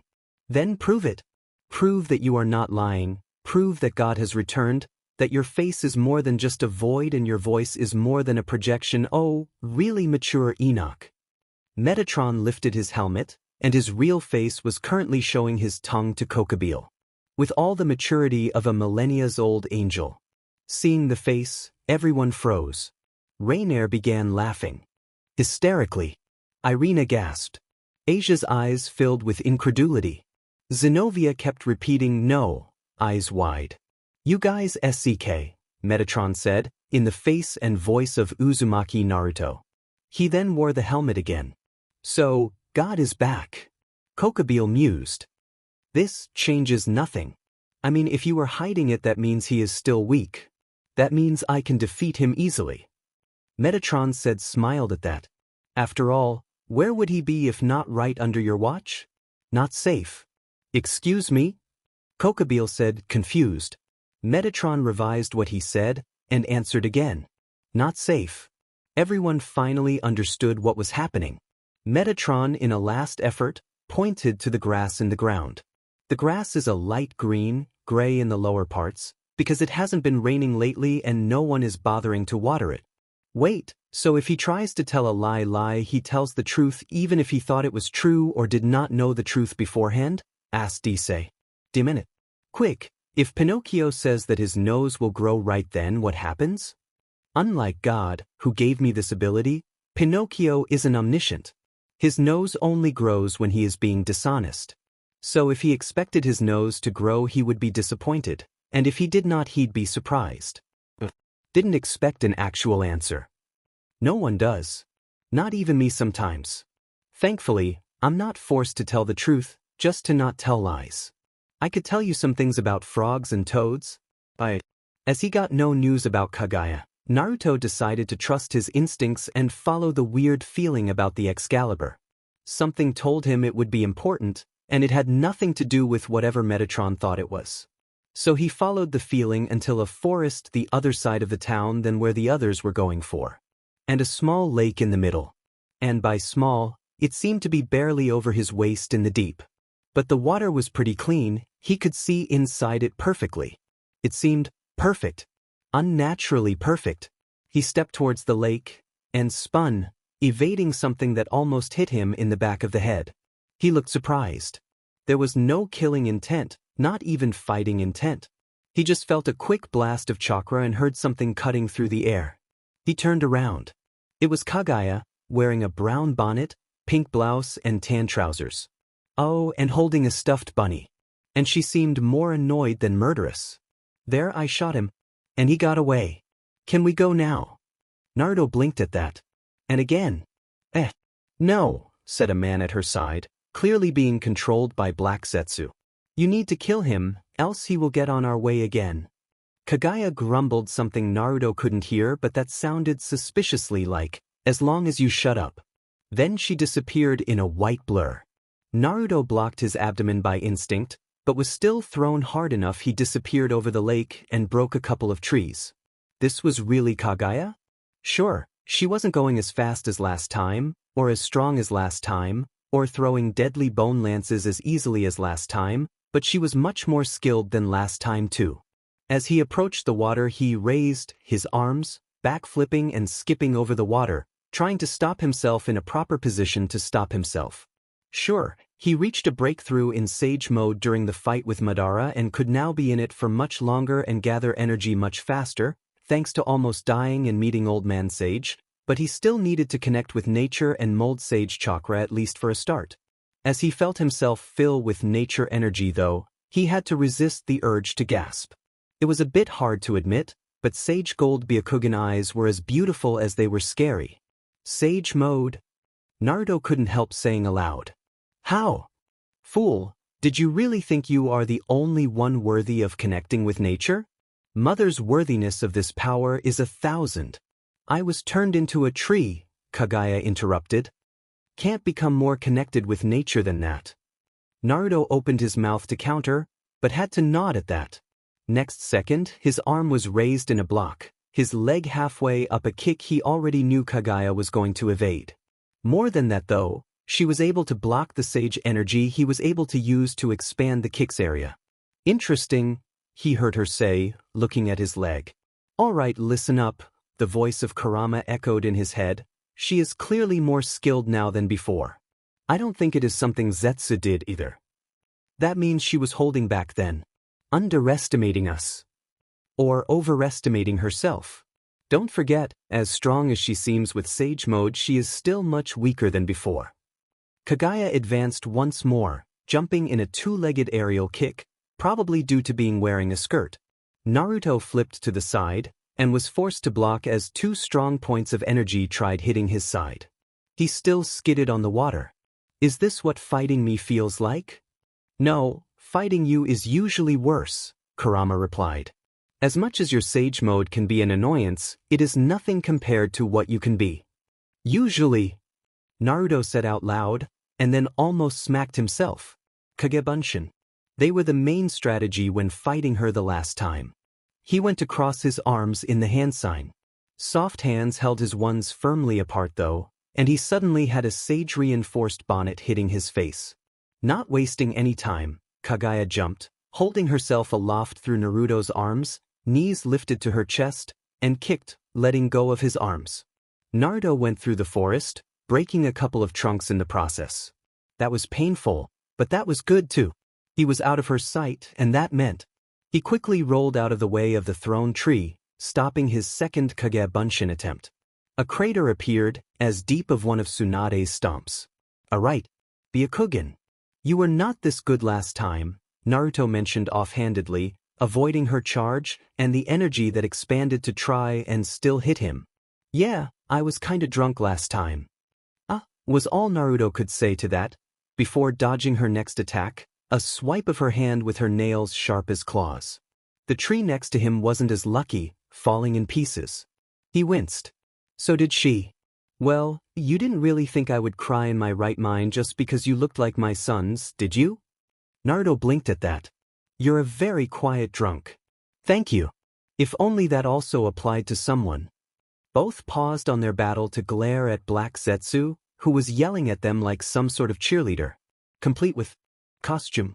Where did he even get the clothes? Well, Zetsu is technically a woman. But the clothes fit the person being possessed perfectly. Maybe they are his? Naruto just shook his head and coughed on his head to draw Kaguya's attention. So, I take it you don't get along well with tall, dark and bodiless over there? For the kami no. Wait, is it alright to swear by the kami when I'm one now? Beats me, Naruto shrugged. I currently swear for the flying spaghetti monster. She nodded, lifted her skirt enough so it wasn't blocking her legs as much, then started attacking again. Well, it all began when my sons had the brilliant idea to share chakra with you humans. You speak like if you were not one. Well, once. Kaguya shrugged with a shoulder. Well, I guess since I did have fertile children I am close enough. But I came from another world. I am kinda an alien, just as you are to this world. Oh, I see, Naruto said, blocking a kick. But what makes you think you are more worthy of chakra than us? I mean, from what I got, you ate the fruit of the tree of our planet. I didn't eat it for power, I ate because I needed to survive, Kaguya glared, giving a fiercer than usual strike. But to Naruto's chagrin, it wasn't fiercer enough to leave a wide opening. But you humans were no better when I ate it too when the two gave you power. Greedy little BS artists, wanting more and more power. And thanks to those two boneheads, now you had more power than you had control over it. Well, I don't know the other one, but Hagoromo Ojizen also wanted to teach them to use the power for good. His ninshu I know, Kaguya said. And how many besides yourself do you know that actually practice it? We are still spreading. It has been so long he became a messianic figure for you. Yet only now you are starting to spread. You're welcome, by the way. Well, it would have been much easier if your Black Zetsu hadn't vandalized his writings to give the exact opposite message under his name. Kaguya opened her mouth to retort, then stopped. As in completely stopped. To the point Naruto had to hold back his punch, else he probably broke her nose. "Shut up, Uzumaki. Snitches get stitches." "What the?" was all Naruto could say before Kaguya slowly turned to the black blob. "Zetsu," Kaguya said. "Explain yourself." "Well, mother, that is." And then Kaguya wasn't in sage mode anymore. She burst in silver energy, looking exactly as she did when she was first released, looking emotionlessly at Zetsu. "Well, you see, mother, when your grandson started fighting, I saw that as the best chance we'd ever get to get you free again.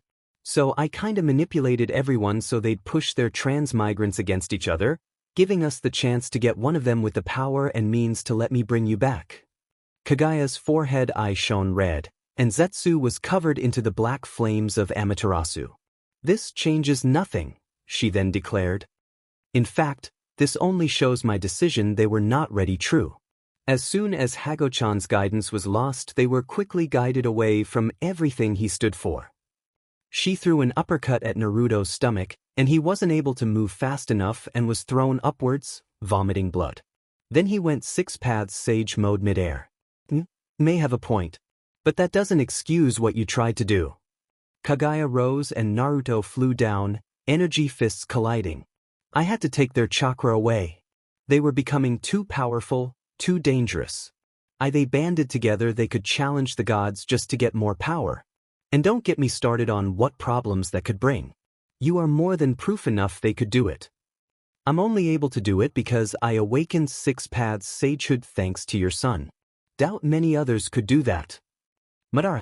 Obito. Black Zetsu yelled from the sidelines. Okay, you may have a point there. Kaguya crossed her arms smugly. Her hair still fought just as fiercely, just as Naruto's sage energy did. But it was more background noise for them, their conversation being their focus right now. "So you see, I had to do it to them," she said. Naruto resisted the urge to face fault due to her choice of words. At their current position, that could be a bad idea. Draining them of all their chakra, removing their memories and personalities, turning them into white Zetsus? Why do you call them black and white Zetsus? I mean, there is just one Zetsu and my plant human servants. That's my bad. Zetsu said from the sidelines. I kinda possessed one of them and pretended we were the same being with 2 personalities. It kinda stuck. Kaguya just huffed. Figures. And for your information, if I was on my right mind, I'd have just drained them of their chakra, or at least their ability to mold it, and let them go. The white Zetsu, fate is just for those that try to kill me and mine. Especially when they succeed. Naruto blinked at that. That's much more reasonable than what I expected. I mean, I would still fight you, since all-out technology and way of life is dependent on chakra now, but still much more acceptable. Wait. His eyes narrowed. Where did you get a drink strong enough to get you drunk for so long? Even if you couldn't get better while sealed, we fought for a while. It was a special mead from this land's main god, Kaguya shrugged. But that's not the main thing. Naruto raised an eyebrow. So she knew his previous incarnation? It kinda a teeth god tree. What? Naruto asked, eyes wide. But what could you make you think that was a good idea? He then blinked. Wasn't that basically the same as sealing the 10 tails inside herself? Something Madara and Obito tried to do? Was it Black Zetsu again? No, Black Zetsu was created later. Well, how can I say it? You kinda have to see it to understand. She then offered her clenched fist. Naruto looked at her, surprised. Well, she asked, raising an eyebrow. I believe you know what to do. Naruto was wary, but nodded and fist bumped her. Oh, but it was not enough for them to kill someone that wouldn't hurt a fly. Oh no. The older man complained. His skin was darker than Naruto's, but was still lighter than Killer Bee's. His hair was white as if emanating a silver light, just like Kaguya's. Besides the hair, he seemed like in the middle ground of everything he knew about human appearance. He was sure any female he knew would consider his looks perfect, though. Naruto just couldn't see his eyes. It was as if some white flame was escaping from the sockets and blocking his view. And to make matters worse, they crucify him. Among criminals. Like if he was one. And I can't do anything, because his last request was for me to forgive them. The man raged, before drinking his tankard in one go. Naruto's eyes widened. So, this was how the previous god of the Bible looked like? Well, what can you do? Kaguya shrugged at his side, drinking much slower, but her blushing face making clear she was already a bit tipsy. I'm having troubles of my own protecting that stupid tree. I know. I'd usually throw so much at them they'd be ruined for decades to come. I did worse for less, but Yeshua would never forgive me. He's still alive? Kaguya asked. I thought the problem was that he died. He is my son, I wouldn't let him die that easily. The problem is that they killed him, or as close as it possibly could get. And he is too kind to be angry, and wouldn't let me take it out on them. Kaguya nodded. Too bad you can't combine your minds or something. Can you imagine it, him punishing those that do evil but not as much as you do, and you actually being able to hold back your temper? God said nothing. Do you think that'd work? Kaguya shrugged, then his words sunk it. Wait, are you serious? Combining you two into one being. God shrugged and stood up. Well, I need to talk to Yeshua first. You know how I swore to the humans that free will stuff, and he is very proud of me for that. As much good as it did. Kaguya nodded, and her face lightened. Wait, if he can merge with his son, why can't I eat that overgrown weed? That was a bad idea, Kaguya finished. I was still pretty drunk, and the tree was already a huge source of power. It kinda made me drunk forever because I was drunk when I absorbed it. How does this work? No idea, Kaguya shrugged. I just absorbed it, something completely stupid now that I think about it, and the energy kept healing me, including keeping me intoxicated. At this point they already stopped sending punches at each other. Naruto wanted to know more, and Kaguya seemed to want to get it out of her chest. So there was I, roaring drunk, with more power than my mind could take, and my children doing something stupid in teaching humans to use chakra. So, I kinda flipped and turned into a giant monster. Naruto nodded at that. He did flip and became a monster whenever he got angry enough to go 4 tails before dealing with that and befriending Kurama. And then they defeated you, sealed your transformed body in the moon, sealed your chakra inside Hagoromo Jishin, and then he split it into 9 other beings. Kaguya shrugged. I guess. But? Naruto asked. That vision made it seem like you were already trying to do something with the tree. Why? Kaguya sat down in the air, while Naruto crossed his legs. I'm not the only Otsutsuki. If you recall, I am from another world. There are many with powers in my world, even if not as much as me. Well, unlike me, they wanted more. And they'd find me and the tree, sooner or later. And to make matters worse, humans wanted power like I got. So I had to hide it from both you humans and from my own kind. Oh, that sounds reasonable. Yeah, the reason was reasonable, but the idea SCKD. I almost lost my mind with so much power, and even so was still roaring drunk all the time. So, you are saying you are not at fault for all that happened? Oh, I am Tenda. I was so drunk, and so angry at being defeated, I used all that power to create Zetsu, who did all the bad things to free me. So, yeah. Naruto nodded. I notice you and Zetsu don't get along. Kaguya shrugged. Do you know that voice that tells you when you are drunk that you are the best and should definitely try and kick the butt of that guy dancing with the cute girl to show off even though he is stronger than you? Zetsu is that voice that won't shut up even when you're sober, and as far as I know is indestructible since I used too much power to create it. So, you can't just unmake it? As if my mother had any desire to. The deluded fool is still annoying me, isn't he? Naruto had to nod at that. So, since he is a bit of you, can't you just absorb it back? Kaguya shivered, an expression of clear disgust in her face. Naruto nodded at that. Point taken. He then remembered something. You know, you did try to kill me earlier. No, I threw you a spike. Besides, I was ready to blunt it as soon as it got near enough you to just knock you out. I remember you surviving worse. A spike to the neck. From behind while I was distracted. She shrugged. That you dodged perfectly. Not the point really. The actual point is, you tried to kill me. More like hurt a lot really. For him to shut up. Her, actually. I mean, the voice is a bit mannish but she is made from a part of me. I don't really care. Still hate them. Kagaya just nodded at that. You knew Zetsu wouldn't shut up just because you attacked me. True, Kagaya nodded again. I guess I was just a bit set off at you too for sealing me up in the moon with just that thing for company, but I admit I was a bit hasty. Would you rather be sealed alone? Yes. Naruto thought a bit about that. As long as we admit we are both at fault this time.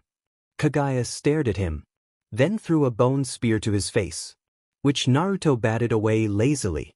So, I notice you are still a bit angry at me. Sealed. With Zetsu. You think you had it bad? Kurama was sealed in me since I was an hour old. That doesn't seem even half as bad. Well, I don't know how I am nowadays, but remembering the past I used to be. Now, yelled Zetsu, jumping on top of Naruto. Next thing Naruto could see, the world was a mass of black ink. Not safe. Not safe. That means I don't even need to do anything. I just need to stay here and stop you from looking for him. Kokobile rose in the air, laughing hysterically. That's doing something, Issei pointed out. Everyone looked at him. What? It is. Kokobile said nothing, instead creating dozens and more dozens of light spears. Metatron cursed, and made a shield of light to protect everyone. Or as good of one as he could do at the time. Kokobile had a point. He had been without God's power for so long he was severely weakened, and Naruto not having his full powers yet was not helping. Kokobile grinned, a nasty one that whoever saw it would never guess he had once been an actual angel. More and more angels appeared around him. Fallen all of them. Much weaker than him, but all loyal, all creating. If they could not help with quality, they'd help with quantity. Kokobile lifted his hand, his smile expanding, and he moved his hand forward, signaling the start of the attack. Get it off. Get it off. And then a mass of black came barreling into the spears, followed by a floating woman made of silver energy. Die for my mother, said a second voice from the same blob of black. Stop, drop and roll. The woman said. The mass of black fell to the ground and started rolling around. It didn't seem to do much. Stay still and shut up so I can strangle you properly, said a voice from the blob. Oh, okay, another answered, and everyone that recognized Naruto's voice froze. And then the blob exploded, showering everyone around in it. The silver woman slowly floated down. What just happened? She asked. Everyone else wanted to know too. Naruto shrugged. I used my sage training to ignore whatever Zetsu was trying to do and released as condensed a burst of chakra as I could. What the F is going on here? Kokobile asked, roaring in anger. Then his eyes widened. That face, that voice, they were the same ones Metatron was using. His father's reincarnation looked at him in the eye, glaring at him. He looked back, his smile widening. So this was his reincarnation? The one whose defeat would give a blow to heaven the likes of which they'd never recover again? He barely felt stronger than one of those devils in the ground. Admittedly the stronger ones, but still weak compared to him. Who's the ugly? Kokobile's eye twitched, and a spear was launched at high speed towards his new father. The boy barely had time to lift his eyebrow before his spear broke apart on impact. What? Kokobile said in confusion. But he is so weak, and yet. And then he felt it. At first, the young man looked like nothing for him. A bit of an idiot, a bit powerful but not even in his league. And then he got glared. It felt like he was being pressed from all sides, an oppressive feeling like he was being killed 10 times over. And effortlessly at that. And then it was gone, just as quickly as it appeared. He took a deep breath. Then another. An illusion. For a second, the boy felt like he grew in power to the point of dwarfing him, but now he felt like nothing once more. He lifted his hand again, and the boy made a weird hand gesture. The next second his light spears shattered. His followers' light spears shattered. And judging from how they were falling from the sky, his followers shattered. He blinked and looked upwards. Dozens of copies of the blonde, each emanating an aura of power much stronger than his own, were hovering where his forces once were. His eyes looked back to the original blonde. The blonde who now had an aura of power that dwarfed some factions' gods. So, who are you again? Kaneko shivered. It was a surprise when the blonde mentioned sage training, but he couldn't mean senjutsu, could he? Then he transformed. And she shivered again. She feared senjutsu. She feared how someone using it would lose control, would go insane and violent and lose sight of who is friend or foe. Just like she did. Naruto didn't seem to be using senjutsu. Yet she could identify that energy he was emanating. It was senjutsu. It was so much senjutsu she was trembling in fear of so much energy being gathered in one person being possible. Only one thing turned some of that fear into confusion. Naruto was not turning into a fearsome beast of violence and instincts. He seemed more himself with senjutsu than he ever was before. This is true senjutsu mastery, a voice said behind her. Not whatever it is you fear. She turned around, surprised. It looked like another Naruto, but the voice was of Kurama. I noticed you had a small spark of fear when he mentioned sage training, and yet again when he actually used it. He didn't use to like him needing it, but I have to admit, he has a mastery of it not many would ever have. Kaneko thought about it. He had mastery over it. That means, so he doesn't lose control for it? But Naruto Kurama? Shook his head. There is no control to gain or lose. Not for him. To use senjutsu is to merge yourself with nature. To try and force nature, to try and force control, is to let your darker nature, your selfish, controlling parts, take over both. And at that point, your darkness is taking over you. No, his problem was never about controlling himself around nature. Kaneko had no idea what to say. If Naruto had such control over nature, or rather, was able to share himself with nature to such a point, then maybe he could help her avoid the fate of her sister. Haha. Kokubio laughed. So it is true. You are back. Let me show you how much I've progressed. How much I grew. How much I outgrew you. No thanks. Kokubio's eyes hardened, but his smirk did not diminish at all. You do not. His hand clenched and a light spear appeared in it. And it grew. In size, in power, in energy. It grew to the point it dwarfed even his previous dozens of spears by itself. Have a choice, he yelled, throwing the spear at Naruto, at the reincarnation of his father, at the last thing in the way of his victory over heaven in his eyes. And then one of the black spheres that rotated behind Naruto, as naturally as he had wings Kokubio barely noticed them, hit his spear. No, not hit. It destroyed it. No, not that either. Not destroyed. It denied its very existence. Kokubio had no way to compare, but he just knew. If that sphere touched the power of destruction of the Baal clan, even of the current Lucifer, the destruction itself would be denied. Kokubio did not notice he had flown downwards until his knees fell to the ground. Do you give up? The question hit Kokubio like a ton of bricks. He had no chance. But he couldn't give up. Not now. His eyes hardened, his teeth grated. He would fight him. He would win. His father, God, took a seat at him. God turned his back on him once again. He wasn't worthy of his attention. Kokubio put all his speed, all his remaining energy, into one last attack. He noticed a magic circle in front of him, but he did not care. He stabbed with the spear, aiming for God's heart. The magic circle shone as the spear hit it, and Kokubio was hit, and knocked out, by his own attack. By devil magic? The words came from Metatron, but could have come from anyone else. Everyone looked surprised as the magic circle faded. Everyone but the silver woman, who was now back more modern clothes and a form that didn't seem to be made of pure power. Well, what else would I learn? Naruto countered. You taught me nothing, and using the marks old man sage gave me were being harder than I thought.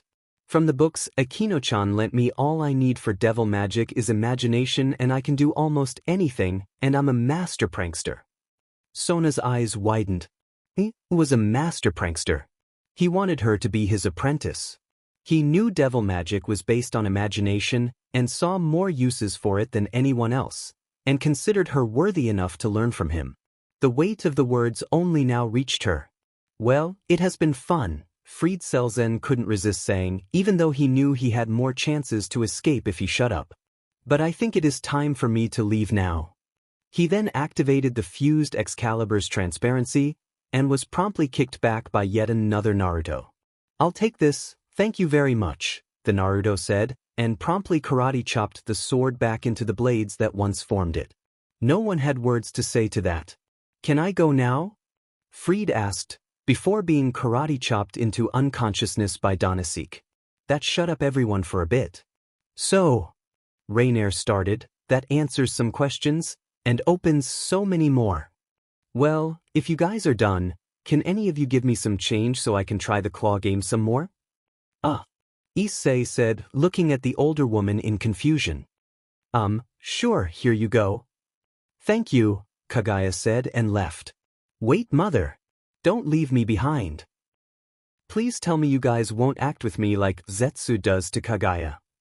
The three female fallen laughed nervously at that. That wasn't reassuring, Naruto said with a sigh. I think that's that. Let's go home. Evrio, please tell me the two nuns are not the reason I'm feeling like my legs are running out of blood circulation? Sure. The two nuns are not the reason your legs are running out of blood circulation.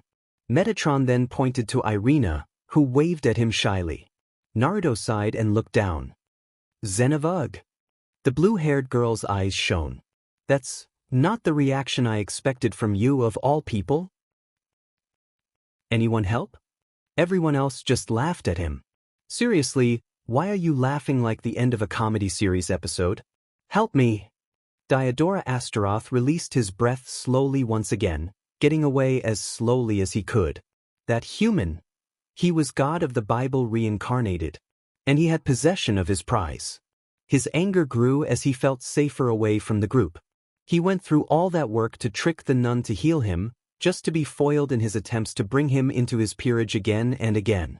First the fallen recruit her, but he can maybe convince her to leave them. Oh wait, they planned to sacrifice her. He just had to be there to save her and recover her sacred gear. Then the Gremory pawn had to befriend her and go save her, which was one thing. He could negotiate with her. Would be expensive, but she would be his. But then a human had to save her. A human backed by a high-echelon angel, to make it worse, meaning she had hope of returning to the church. And now he finds out that that human is no human, but the God of the Bible. And unless he was killed again, Asia would stay with him now. But if he killed God in front of her, maybe that'd be enough to break her like he enjoyed? Yes, killing him while he is still a weak human. That's perfect. Now, how to do it? Maybe I can help. That voice. Diodora quickly turned around, only to be grabbed and lifted by his face. Fun fact, the Naruto clone holding him said in a way that in no way made it sound fun, I was aware of your presence since the first day I arrived here. Kurama allows me to feel dark emotions, meaning I've been aware of your bad intentions since then too. Diodora couldn't move. Couldn't use magic. There was magic holding him still. It was not just an extremely powerful devil magic, but it was being used by the God of the Bible, whose power was antithesis to them, so even giving his all he could not break it. So I was watching out for you, and right now? Your dark emotions hit a huge height. And something tells me it wasn't just anger at me being the leader of your kind's enemies. Diodora's neck was twisted around painfully, and he could see now that his peerage was in the same condition as him. But there was something in their eyes. Something he thought he had broken completely. So I decided it was better to act now.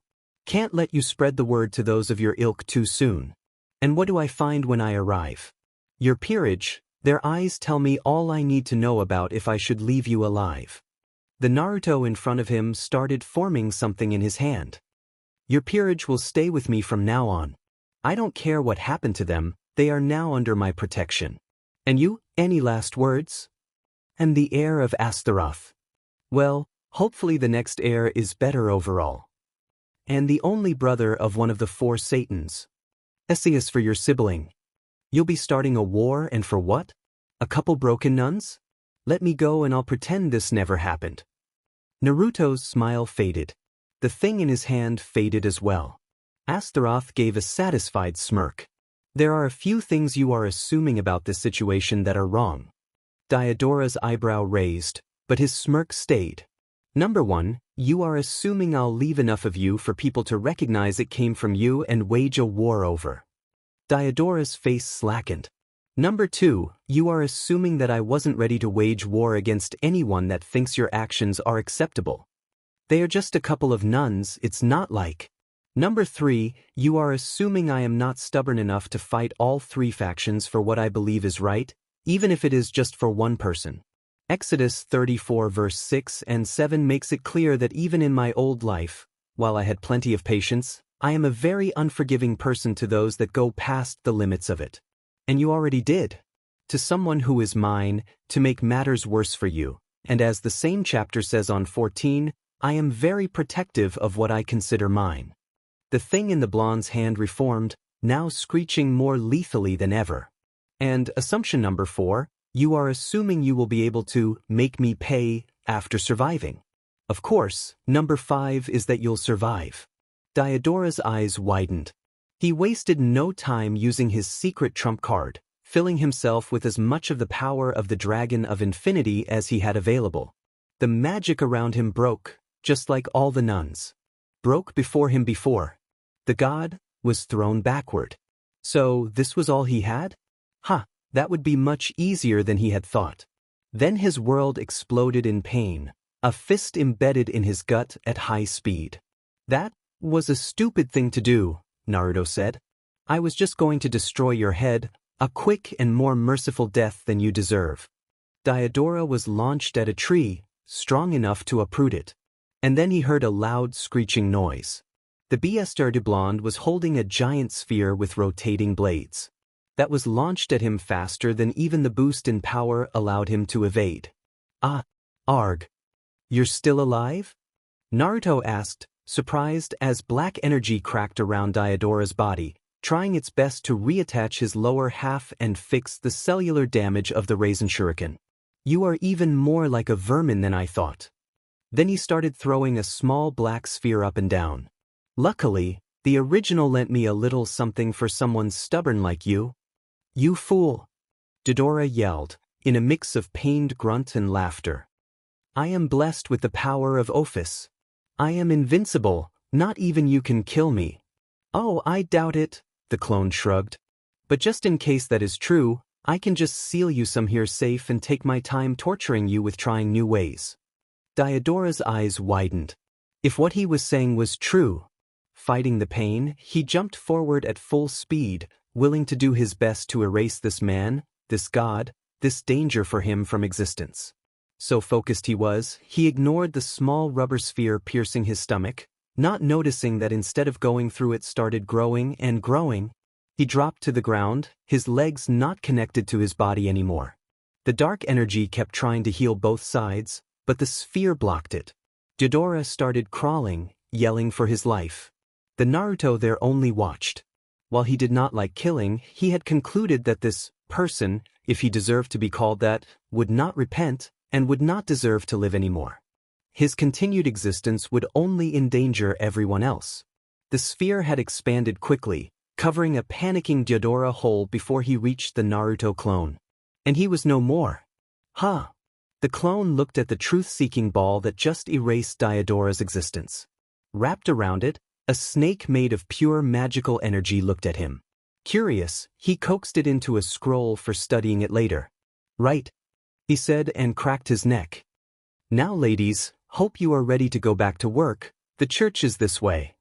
The late Diodora's peerage followed him wordlessly, but their faces now helped something else they had thought lost forever. Happiness. Naruto looked at them with sadness. He held back as much as he could to just erase Diodora from existence. He deserved to suffer more, like he made those suffer for his sick pleasure. But that would be a step in a road that could make them be similar, and as much as Naruto doubted he'd ever get even close to that, even the thought of it made him sick. Extra sick, since he just killed someone. He couldn't remember anyone he had killed. Kakuzu was the closest, and he was able to survive enough for Kakashi-sensei to finish him off. Diodora Astaroth was scum of a kind he couldn't afford to let live. Good riddance, I guess. Looking up, he looked at the white-armored being that he had noticed watching. The being had a bit of battle lust, but that was all. He looked at the Naruto clone and gave him a nod of acknowledgement, then turned to the group guarding the two prisoners and where the original was, and quietly approached them. Let me get things straight, rumbled the calm voice of Gyuki, the octopus-like Ushioni. So, from what Kaguya herself said, the only reason she did everything she did was because she got tanked, interrupted Shikaku. I think we can give her a pass in this. You would, countered Son Goku. Unlike me, you could never hold yourself well when drunk. Oh, someone here wants a drinking competition to help eat their words. Let's just ignore them, said Isabu. Everyone nodded at that. The only reason, being drunk making her think absorbing the whole tree was a good idea, is because she feared other Otsutsuki would come for it. Or humans, added Chomei, zapping around non-stop. Those are troublesome thoughts, Kokuo said. Now that humans know of the danger, they'll probably be on watch about this, but the thought of another race invading for us. Call Uncle. Call Uncle. Don't put Uncle Himura in this. Everyone ignored the two arguing. But at least now we are aware of the danger, added Matatabi, not bothering to stand up. Not much more we can do. We can make plans, Gyuki said. Meh, I'll leave that for you and Kurama. You're both the brains of the family, as much as Kuoh is too lazy to use his. Don't call me Kuoh. Kurama bristled. Funny how that is what he takes offense in, said Saiken to Kokuo. Isn't it? Meanwhile, the two arguing ones got to a consensus. I just want to say that I love you, man. You're like my brother. You're like my brother too, Shikaku. Like the younger, annoying brother I'd love to have. That confused Naruto. I thought you guys already were siblings. We are. You know how drunk people are. Are they drunk out of thinking of being drunk? Naruto finally asked. Kurama blinked at that and looked at the two. The atmosphere? We are at the astral plane, or however this is called, not in a bar, Naruto countered. Are you guys actually able to drink in here? Oh, look at the time, you'll have to wake up soon. That's a yes, isn't it? No, it's not a yes, it's a bloody. Which is a yes. Kinda. Naruto crossed his arms. Look, it gets kinda boring sometimes. And it's not like we are around people who would get hurt anymore. And you don't like drinking much, so I thought you wouldn't mind not coming. But man, I'm missing all the fun. Your fun would make Matatabi become pink and green, somehow. I wouldn't mind much if he taught me, Matatabi said. I think it could be fun to change colors from time to time. Alright, then anyone against inviting Naruto next time? He punched me in the forehead once. Made me be sealed again. You were trying to kill me at the time, Shikaku. Also it kinda was Gaara and a headbutt. Details. Oh, I want to see that. I want to see Shikaku losing to a human. It wasn't that fun, he had a giant toad that turned into me on his side, Kurama said. Motion passes. Gyuki finished. Now, Naruto needs to wake up, I can hear the door being knocked on from here. By then guys. Maybe red with yellow highlights. That's just normal fire.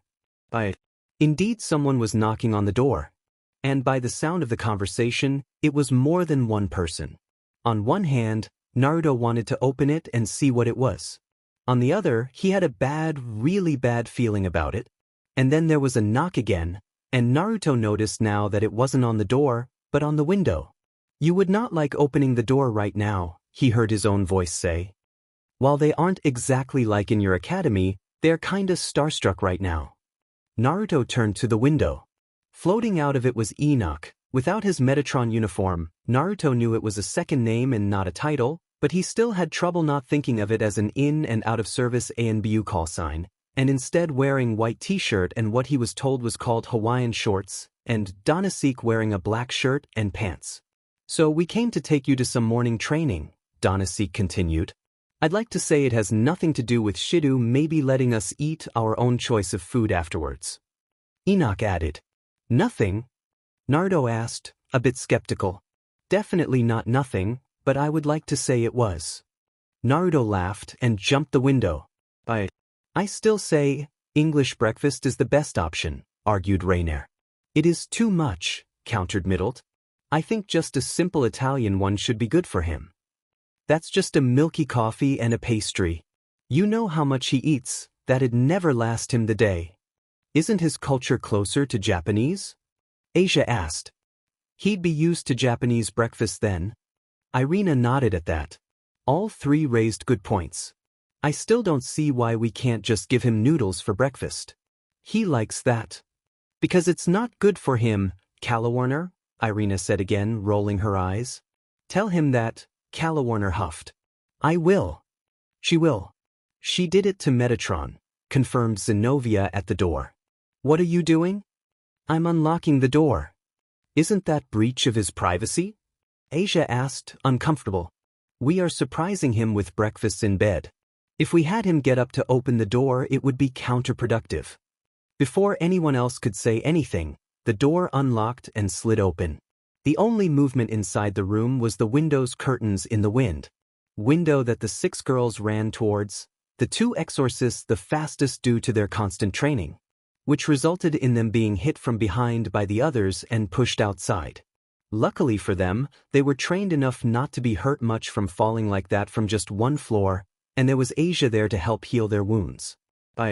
Valley woke up to the sound of a spar outside his window.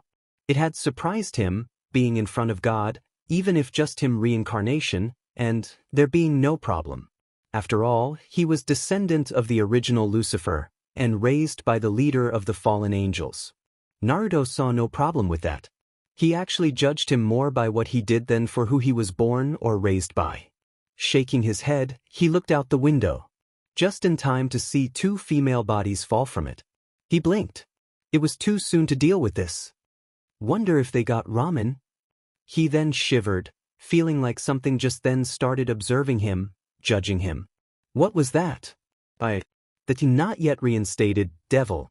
Nuns watched as Naruto sparred against both Metatron and a fallen angel. It was mesmerizing for them, like watching a martial arts movie.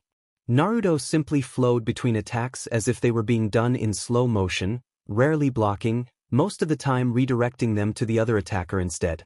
Even after bodies fell from the church, when he froze and looked at the window with a serious look, he would evade his attackers easily. It was clear that Naruto was experienced with being surrounded by attackers during a fight. And considering that Metatron was using a lance of light and the fallen 2 swords of the same, while Naruto himself wasn't using anything but light clothing he clearly slept in, that resulted in a blushing group of ex-nuns, including Asia, blushing fallen angels, and 1 blushing still nun. The other nun was jumping into the fray, Excalibur destruction singing as it crossed the air and missed Naruto. Naruto himself smiled, jumping away quickly, leaving the 3 opponents together in their place, wondering briefly if that was how Kakashi-sensei felt when his team was doing the bell test. Probably not. His team was a bunch of brats at the time, while Metatron and Donasek were already war veterans and Zenobia was trained to fight in sync with Irina. Zenobia let herself fall into her chair, not even noticing as her sparing teammates did the same in the other chairs. Naruto, he was a battle monster. He avoided her attacks like if they were nothing, and the same with the other 2 even as they coordinated their best. And it wasn't power, she could feel he wasn't even using his powers in that. It was pure, trained, battle skill. She had asked out loud how he was so fast. Metatron had answered in a spare breath that he was a ninja. And she had thought ninjas being so skilled were pop culture jokes. She wasn't even paying attention to what she was eating, as tired as she was, and considering Metatron wasn't complaining Irina was forbidding him of eating pizza, she guessed the other 2 were in the same mechanical state. Naruto was eating a bowl of cereal with milk. While he'd enjoy eating ramen, he now knew eating it all the time wasn't healthy. It was still his favorite food though. He noticed the devils he had brought the previous day were acting a bit skittish, but considering how he imagined they had been treated, for years probably, he had to resist the urge to sigh. They still hadn't opened up to him, following his lead more of a sense of duty than anything else, but hopefully they would to the other girls. He had explained to them what had happened already, as soon as the other devils left. As much as he would fight for them if it came to it, he'd rather avoid starting a was right then. With the exception of Valle, everyone there was now part of his group. Speaking of Valle, the guy was staring him in a way that gave him a few shivers in his spine. So, he began. Fight me. Naruto sighed. You should have asked before breakfast. Now we need some time for digestion. Oh, Valle said, disappointment clear in his voice. But, can we fight? Later? What about the afternoon? Naruto shrugged. As long as we don't take too long. We make ramen to share with people at night. Valle's eyes shined. Really? Yeah.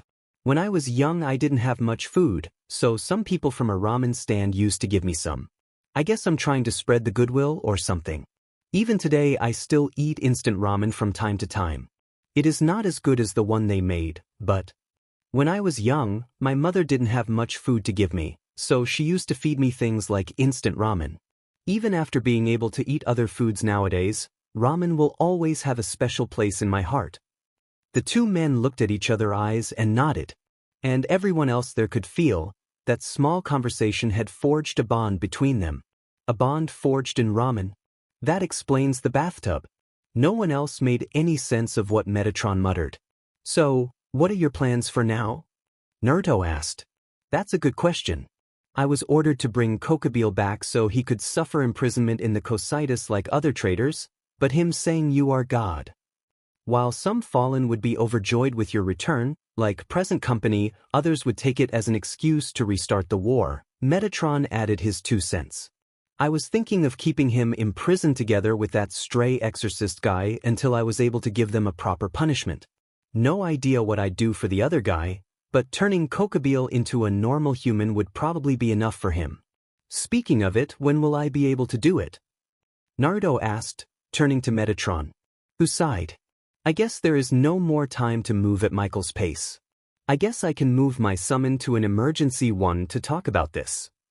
Well, Valle said, I can say that I was late and he was already captured, and the guy that had defeated him promised me a fight if I didn't try to rescue him. I checked, and he isn't being treated worse than any other prisoner, so Azazel shouldn't have much of a problem besides chewing my ear a bit about trading the prisoner for a fight. He also won't try to bring up much trouble since he is trying to start an actual peace treaty between the 3 factions. Causing an incident goes against his plans. Don't bother, interrupted Kurama. Even let him take the guy if you want, one less problem to deal with. Everyone turned to him, who was now turned into a human-sized version of his true form. You are forgetting the devils that were there. They are related to the leaders of their faction, and even if they were stunned at the time, they probably already contacted their relatives about it. Right, Naruto agreed. He turned to Metatron. Better call them soon then. Metatron just nodded. Seriously, if I go out with him, does that make me a nun? Rias? Rias? Sona called again. Would you stop stalling? We still didn't talk about what we came here for. But this is important, Sona. I mean, can a devil be a nun? Sona rubbed her forehead, resisting the urge to make it acquaintanced with the table. Your crush on Uzumaki aside, we just found out he is the reincarnation of the god of the Bible. Through him doing a fair impression of Accelerator. Using devil-style magic, Rias pointed out. And he spent a while trying to get you as an apprentice in pranking. I don't know about the rest of our kind, but I'm pretty sure we are in the clear. The problem is exactly that, though. What do we do with the information? I am not sure if you are aware, but as much as we dislike our siblings, protectiveness, they are kinda important for us. I know. Rias said, scratching her head. But let us be honest, he didn't stop us leaving even though we already had the info. Didn't even ask for silence. That means that he already expects us to have told them, and probably expect us to be liaisons between them and him in talks. So, you are saying I am overthinking this? Is there a moment you don't? Rias joked. Sona sighed. While she considered herself smart, and was considered by others a genius, that came with the problem of overanalyzing things. So, we just tell them that we found out a classmate is the reincarnation of the God of the Bible, but he seems to have taken a liking to us so they don't need to worry about our safety? Well, they'll worry anyway, but this way we avoid giving them an excuse to do anything stupid. Sona just raised an eyebrow. I'm not saying they won't, just that they can't blame us. Sona gave up to the urge. Rias just winced in sympathy. You are saying that, according to both Kokobile and Metatron, Father is reborn. Yup, Valley said, enjoying his cup ramen. And you? Challenged him to fight you. Father. God of the Bible. His reincarnation, but yeah. And that's why you are all beaten up. It was glorious, Valley said, eyes shining. Well, I guess I have even more reasons for that peace conference now. Gabriel, could you get the message for me? Michael asked, and then sighed, and Gabriel did not stand up, but controlled her whip as a kind of tentacle, using her energy to wrap around and deliver his phone to him. Seriously, what is happening to you? He asked. I can see you are giddy with this new energy manipulation of yours, but I haven't seen you acting like a young child like this since Father was alive. Not that Michael had reasons to complain. Gabriel had gone from the happiest child to a calm but a bit melancholic voice of reason. Whatever she was so happy about couldn't be bad, but the curiosity was killing him. I have no idea really, Gabriel admitted, a bit sad. I just feel like a part of me I thought lost was back. I mean, are you listening to me? Oh, I am. I also figured out what part of you it is. You were always the one of us with the better connection. Before Gabriel could ask him what was wrong, Michael turned his phone to her, making Metatron's message clear. Right now the other factions should already know about him, so stop delaying it, get your butt here and come help me protect Father's reincarnation. Heaven wasn't filled with happiness like that for a long time. But, as Metatron suspected, not everyone shared it. But that is a story for another day. So, apparently our sisters are sharing the school with the reincarnation of the God of the Bible, said Seraphol. Yes, said Surzex, looking at his sister's message numbly. And he offered to teach my sister how to play pranks. Good for her. Apparently he used devil-style magic too to defeat an attacking fallen angel and helped protect our sisters. Great. Seraphol blinked at that. Okay, what's wrong? The God of the Bible, even if just the reincarnation, used devil-style magic to protect our siblings. I know it is hard to understand what is going on, but Rias apparently thinks he is delicious and now wants to become a nun. Seraphol looked at Surzeka's face and started laughing. So, yeah, small chapter, just closing some hanging plot threads so I can advance properly next one. Hopefully now that I got inspiration for it, it'll flow better. I know killing Diodora could cause problems in the future, but I can't help it. He had been stalking Asia for a while in canon, so he would have been there, and Naruto kinda could detect him through his negative emotions. And after seeing what he did to his peerage, I doubt even canon Naruto would have let him live much longer. So, you guys may have noticed I mentioned a duel between Naruto and Valley. But I didn't show it. That's because I thought putting it there would break pacing, or as much of it as this chapter had. So have it as an omake. Valley breathed deeply, preparing himself. Naruto seemed relaxed, but he had seen him training. That relaxed state could change into a battle stance in the blink of an eye. So, as soon as the leaf that signified the start began, he lunged, filing his body with demonic energy to boost his speed and strength. Naruto matched his speed and strength in a heartbeat, their fists colliding. Valley relished the pain of the impact, knowing that his opponent was feeling the same thing. Divide. Only worse. Until Naruto effortlessly redirected their fists, entering his guard with a spin, and elbowed him in the gut, grabbing his arm and throwing him over his shoulder to the ground. But that wasn't what surprised Valley. He quickly opened his wings and flew away, the wings glowing brighter than ever and exhaling the energy that he had absorbed from his opponent, energy that was threatening to burn him from how potent it was. Yet Naruto seemed to not have noticed that half his energy had been taken. Quickly, he blocked an attack from a leaping Naruto, resisting the urge of absorbing his energy again. He knew that if he did so before exhaling enough of it first, he'd be in trouble. He could feel his arm had been broken by that punch though. After having half his energy absorbed, how strong was this guy? Valley smiled. Better shift into next gear. Vanishing dragon balance breaker echoed through the battlefield, as a white dragon-shaped armor covered Valley's form. Interesting, Naruto said, looking his new form up and down. Valley smiled. Considering their previous difference in strength, this would be when the battle actually began. Naruto didn't seem to appreciate it as much, but he was clearly not able to gauge the difference in power of his sacred gear before and after balance breaker yet. Then Valley was drop-kicked in the stomach, his opponent's golden eyes the last thing he saw before his back hit the ground. Wait, golden? Right, you can use senjutsu? A snort came from the redhead watching in the sidelines. Yeah, and Bob Ross can paint. Who's Bob Ross? Naruto asked. Oh, you need to watch his show. There is a Twitch channel that shows it. He is dead already, but how he makes amazing paintings in just half an hour is just hypnotic. And the way he speaks, man. He was being ignored for a conversation about painting? Not on his watch. Valley flew at top speed in Naruto's direction, preparing to punch his attention back to him, just to barely avoid him being punched. And being punched down anyway. What the? Was that an invisible energy punch? He wondered out loud. Dude, senjutsu, was all Naruto said. I fought people using senjutsu before. She didn't do anything like this. Naruto just shrugged. Valley gritted his teeth. He was enjoying the fight, but Naruto seemed to be playing around with him. That was not as enjoyable at all. So, you seem to be about the same toughness as Kakuzu, so I better not use a Raisin Shuriken. An Odama Rasengan should be good though. A giant sphere of pure energy appeared in Naruto's hand.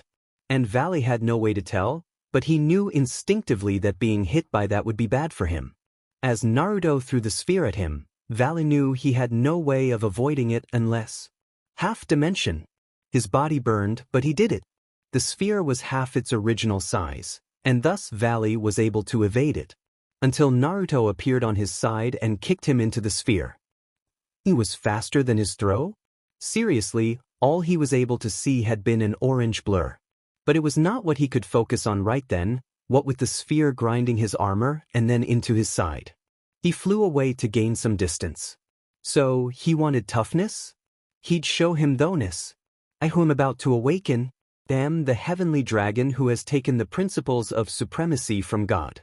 I envy the infinite, and I pursue the dream. I shall become the white dragon of supremacy. And I shall take you to the limits of white paradise. What are you doing? Naruto asked, watching as Valley's armor became even more tough and draconic looking. This is my juggernaut drive, Valley answered. It is the power of the dragon imprisoned in my divine dividing, now without any restraint. Wait, so I'm not just fighting you anymore? Albion is sealed within my sacred gear that I got during my birth. His power affected me since then. As much as we are separate beings, we are also one and the same during battle. I see. Now, prepare to face our full power. Think I should answer in kind? I'd be offended if you didn't. So, are you up to it? Sure, replied the Bob Ross guy. The Bob Ross guy then burst into smoke, and Naruto was covered in an orange aura that grew and became a transparent energy kaiju shaped like a nine-tailed fox. What are you? Valley asked, his voice trembling in a mix of fear and excitement. He knew now he was going to lose, but man, what a way to go. I'm Uzumaki Naruto, and this is Kurama. We were together even before I was born, save for a few minutes. And this is us when we fight together. And let me tell you a secret. The energy kaiju said, this is not even our final form. Then the kaiju clapped his hands, Valley in the middle. What happened? Valley slowly opened his eyes, seeing the blonde human nun covering him in her sacred gear's healing green aura. Me and Kurama may have overdone it a bit. He heard the voice of Naruto admit somewhat sheepishly on the side. But on the other hand, me, Kurama and Asia seem to have healed you well enough you won't be paraplegic from that. I got plenty of experience, the redhead said. But Asia's healing is admittedly better. You broke my spine? Vala's eyes widened. What? Yeah, I think so. I mean, we broke almost all the bones under your neck, so it may count. Vala looked at Naruto, looked at his hands, that he just checked and could clench, then at his feet, that he could still move too. I think I want to go home now. I don't think you are completely healed yet. Yeah, well, it was a humbling experience. I'd rather go home with the ache to remind me for now. Oh, okay then. So, how are the other angels? Naruto asked Donasek while slurping on his ramen. They had gone to buy material for the church's nightly free ramen distribution. Well, Donasek was there so someone could keep an eye on him. The others, well, it was weird finding out their god was with them for about a month. It was another when a higher-up was visiting. While Naruto was technically more important overall, they were still nervous, so Naruto left them cleaning the place. Most of them are a bit boring to hang out with, since they are always aiming for that pure goodness, but besides that they are okay. At first your previous incarnation made them all kinds of forms. By ancient times, a giant wheel of eyes on fire approached a woman who was having trouble carrying her things. Ah! Fear not, I am ouch, stop hitting me. That scared people though, so they eventually were turned into something more human-shaped. I was created after that time already, so I don't know how it was like. So, I can expect Sai with more convincing smiles. I have no idea who Sai is, Donasek said. You're becoming a fan of JoJo, right? Think of a whole country of Jonathan Joestars. Only, using spears of light instead of solar punches. Nice people but gets boring fast. I think Metatron uses solar punches? I could swear I saw him fighting hand-to-hand once. I think he makes gloves and boots of light. I mean, we've been fighting like this for years, one of our main enemies is weak to them, and the other were ourselves. So we never saw a need to develop martial arts. To be honest, before you came along, not many of us used them for more than spears or lightning. Naruto nodded. I'm a prankster. Imagination, creativity, and proper planning are vital for my art. Speaking of it, weren't you trying to make that devil girl your pranking apprentice? What happened to that? Well, I'm not sure she'll still be open to the offer now that she found out I'm the boss of their enemies, but maybe after I prove I'm not going to kill her I'll try again. At that moment, there was a knock on the door of the church. I'll take it, yelled Rainier, running for it, adjusting her new, non-bench-like clothes. She reached the door together with Middled. I called first. The blonde girl opened her mouth to complain, but Rainier took advantage of it to open the door, and promptly closed it back again. So, how was I? Personality-wise or look-wise? Look-wise. Something tells me most of you guys have a bit of a twisted view of my old personality. Donasek laughed, but nodded. Well, the only way I can describe your skin color is ambiguously brown. It wasn't white, definitely, but it wasn't black, it wasn't Middle Eastern, it was brown, but a different brown to any human I've seen. Your hair was white, like a contrast with the skin. Guys, I don't remember any of us ever seeing your eyes besides while light from between the eyelids. So, he really was the same guy as in Kagaya's vision earlier. Then, a sudden thought hit Naruto. Hey, do you know if I had a god tree, like the one Kagaya absorbed? Donasek thought about it. Well, you need to remember that there are many different interpretations for god trees. In Chinese legends there are already the Queen Mother's peaches of immortality and the manfruit tree. The Norse have Yggdrasil. Buddhism has the Bodhi tree, I think. In other words, there are just so many trees that could be considered a god tree in the pantheons. Naruto nodded. Well, he have the tree of life, that your previous self kept locked into a garden. It just kept everything in the garden immortal and healthy. You mentioned once that someone that eats from it would live forever. Probably never aging. Nothing about getting chakra. I heard some rumors that that tree is how you created new souls too. I see. So the tree keeps everything around it healthy and living, eating the fruit gives apparently eternal life, and the fruits were made to create new souls. Man, that sounds powerful. If they are the same kind of tree, no wonder Kagaya was so powerful when she had absorbed hers. With a sigh, Rainier opened the door again. What are you wearing? Never mind what you are doing here. What are you wearing? Rias Gremory looked down, confused. A nun outfit? That you found where, a pawn parody? Rias crossed her arms, offended. That was the only nun costume I could find that fit me. And where did you find it, a sex shop? Yes. Shurikino. I mean it was the only place with one in town I could find. Excuse me?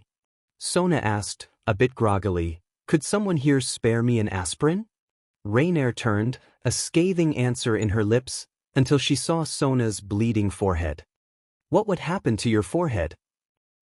I may have developed an addiction of dealing with people doing something stupid by banging my head on my desk. And you somehow thought coming here with them was a good idea? In my defense, my head is aching too much to think properly. Rainier nodded at that. She went to that school for a bit. She was sure she had no lack of reasons to bang her head on the desk for. Back to you, she said, turning to Rias. If you really want to be a nun, proper clothing will be provided for you. It will not be a pawn movie costume, though. Rias glared at her. Your clothing used to be strings of leather, one of the other fallen with you dresses in a female so tight and with so much cleavage it seems like it'll open at any second, and the two Excalibur nuns dress in bodysuits so tight you can clearly see the shape of their underwear. She has a point, said Middlet. Sure, you are dressing better, but Kala is just different models of the same thing and I don't think the church girls even have any other clothing yet. Fine, Rainier admitted. It is not my clothing. Not that I think you'll last here. And you? Era. Akino blinked. I'm mostly here to see what happens with Bucho, but if I can just ogle Uzumaki-san training I wouldn't complain. Rainier just looked at her for a bit. He started sparring with a few people in the morning, around 6, and usually we all train under him for a couple hours after school. Hey, why is she just given the timeline to ogle him and I get all the looks? Rainier, Middlet, Sona and Akino exchanged a look. Because you came here dressed as a pawn parody of a nun? Because she is honest in her intentions. I miss my desk. Era. It's not a pawn parody of a nun, Rias said, offended. It is an eki parody of a nun. So, it is not only a pawn parody costume, it is a softcore pawn parody anime cosplay? Rias did blush a bit at that. What's with all this commotion? Came the voice of Calawarner, who appeared at the door accompanied by someone, actually dressed properly as a nun. What are all of you doing here? I'm here to become a nun, Rias declared, proudly. Calawarner approached her, looking in her eyes. If I recall right, you are Rias Gremory, a pure-blood devil. While I am not asking why you would choose to join us. Akino suddenly developed a cough that sounded a lot like Naruto's name. I can assure you, a nun's life is not a simple one. For starters, it is pushing aside all luxuries, some of which you are obviously used to. I am ready. Like your clear love for items of anime culture, Sona mentioned. Rias looked at Sona. Then at the nun. The nun nodded. Era, she is definitely not ready. I am glad being a Shinto priestess isn't that demanding, added Akino, ignoring Rias' glare. Rias was visibly doing calculations in her head if it was worth it, biting her thumb and muttering about abandoning her babies. Well, was that all? Calawarner asked. While that does explain Gremory and Himejima, and I assume Shurtorai and Shinra, Tsubaki supplied from the side. Rainier blinked. She didn't even notice her there. Thank you, I don't understand why the whole peerage of Gremory is here and not Shitori's. And truly, the whole peerage they knew of was there. Kiba, Kaneko and Issei. Judging by Ria's face as she turned to look, even she didn't know they were there. Actually, Sona said, trying to maintain her usual image despite her state, I was advised to at least ask some questions about, the apprenticeship proposal. What she means is her sister annoyed her about listening more about Naruto's offer to tutor her in being a prankster. Tsubaki helped. Sona glared at her, but was ignored as she and Akino fist-bumped. Calawarner nodded, then looked at the others. Questions about senjutsu, Kaneko said simply. Kiba looked at her, smirked, and shrugged. Questions about Excalibur. Issei broke the combo. I want him to teach me how he got all these women around him. Be someone else, Rainier said. Issei glared at her. She glared back. To be honest, I'm curious as well, Ino said. Everyone looked at her. Who is she and when did she get here? Issei asked Kiba, who shrugged. Hyudian, no one noticed we were here. Why would they notice her? Because she has a guy in silver armor and white wings right beside her? By her side, Metatron, wearing his official armor, gave them a small wave. I think I saw some of Naruto-sama's clones turning into her when feeding the people in need once or twice, Calawarner thought aloud. I am Yamanaka Ino, current head of the Yamanaka clan, she replied, flipping her ponytail behind her back. I am a classmate of Naruto from the academy, and I'd like to think we are friends nowadays. I may be young, but I am a fully trained medic, psychologist and psychiatrist in our homeland standards, and was brought here by this gentleman because Naruto got some people in need of my services. I see, the nun said with a small smile that Ino noticed, barely reached her eyes. Please follow me. Metatron gave her a nod and she did so, a focused expression on her face. Silence reigned. So, Issei said, can we go in and see him? Naruto-sama isn't inside right now, Calawarner said. And while it would be the polite thing, I am not sure it is the best idea for you to wait for him inside. We are expecting visitors from heaven. Wait, Rias finally asked, if you are expecting visitors from heaven, why isn't he here with you? Metatron was the one to answer. Because, reincarnation of God or not, he is still Uzumaki Naruto. What is that supposed to mean? She asked, a bit angry for wasting her time. The conversation was halted, however, by an arrival. The present devils could feel their skin crawl and bodies weaken a bit as they were exposed to a pure golden light. 12 golden wings emerged from the light as it slowly took the shape of a man wearing red clothes covered with golden armor, his light blonde hair falling down behind him as he slowed his descent. Michael had arrived. He looked at Metatron, and the two nodded to each other in respect. Then looked behind him and spun around looking for something. Oh dear, he said, pressing his fingers in his eyes as if trying to slow down a coming headache. And it was at that moment, watching the expression on his face, that Sona Shirtorai finally understood that angels and devils were not so different anymore. She held back on holding his shoulder in understanding supportive silence though. That'd be weird. But the temptation was there. Are you sure we shouldn't bring some to them? Naruto asked one last time as they paid for their meal. Nah, don't worry about that. While I admit a professional ramen chef's is technically better than yours, Donasek said, nodding with his hat to the owner of the small stand they were eating at. I'm sure they'd like yours more just because it was made by you, he said, lifting his bag of materials to make their own. Oh, yeah, I can imagine that. Naruto replied sadly, thinking about a dream he had a few times of a family meal with his parents he'd never have the chance to have. Donasek noticed it, and was about to try and take his mind away from that path when he noticed someone running in their direction at full speed, or rather, into Naruto. A Naruto so unfocused right then that he simply sidestepped the blonde missile, resulting in a street lamp gaining a sudden Gabriel-shaped indentation with a metallic impact sound. That got Naruto's confused attention. Turning around, he saw a cute girl in a white summer dress knocked out in the ground. A bent street lamp, but not important. She looks familiar. That's Gabriel, a seraph, Donasek said, surprised. A very high-rank angel. Must have followed her instincts and come directly here. She's always been a little more in tune with your previous incarnation, the Fallen explained. No, it's not that. Naruto then grabbed a black marker from his pocket. Why were you carrying that? And drew 3 whisker marks on her visible cheek. A bit more imagination to imagine her skin more tanned and her hair a darker yellow. Change hairstyle to twin tails. Yup, that's her all right. Must have based it on her subconsciously then, he nodded to himself as he rubbed the marks off with a wet towel, causing Donasek to be even more confused where he got it and the water bottle from.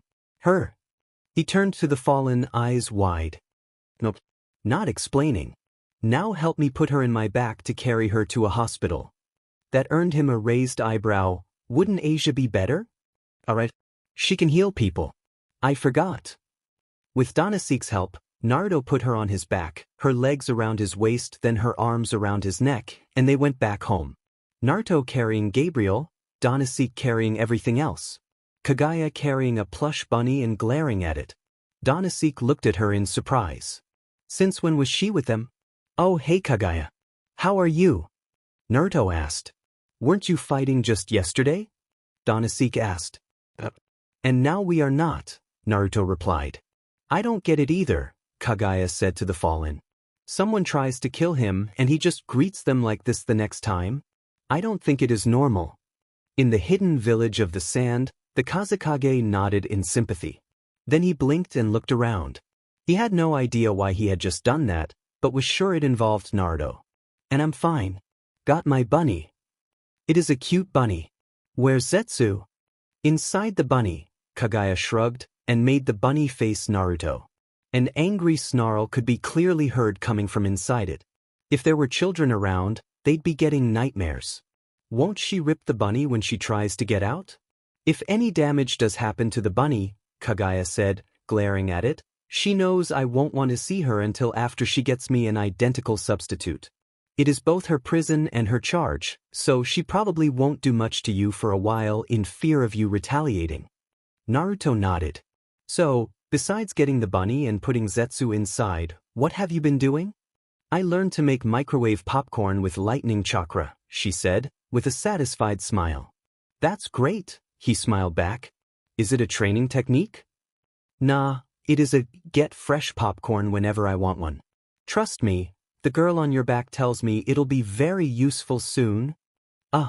I'm pretty sure that's Gabriel, she pointed out. So Danasik said. And you are the reincarnation of the mead guy.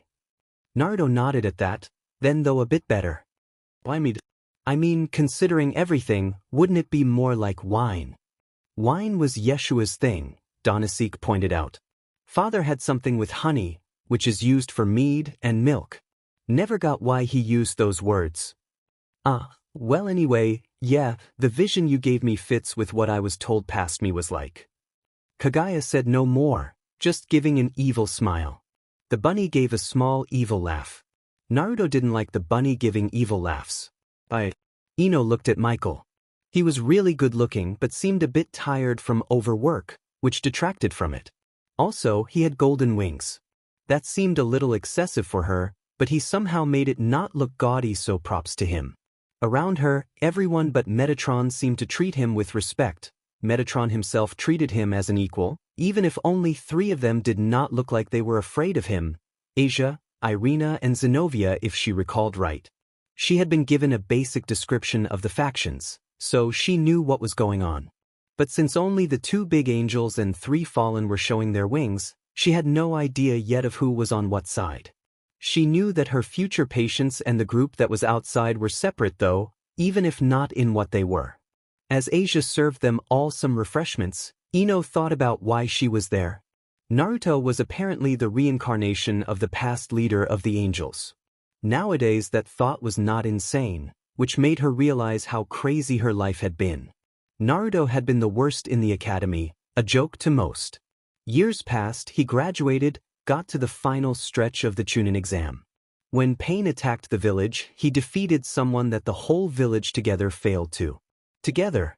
Dude was an improvement machine after he got started, apparently. Then the war, and she fought zombies that regenerated unless sealed. The strongest of which summoned a being that dwarfed, in size and in power, the Kyuubi, who could destroy mountains if it wasn't careful. And by the way, Naruto befriended the Kyuubi. Its name was Kurama and he was lounging on the side in a human form. Then the zombie came back to actual life more powerful than ever, because somehow becoming an immortal, untiring zombie was a step down for it, and only Naruto and her previous crush Sasuke had been able to fight it, after Naruto saved someone from certain death seconds after coming back himself and then regenerated a missing eye from someone else. In seconds. Then she was sent to a dreamland illusion together with the whole world, but from what Team 7 had said, and they had no reason to lie at that point, since everyone remembered Madara was holding his own against the whole world but them and even defeating the nine-tailed beasts in seconds, they had to fight an outright deity.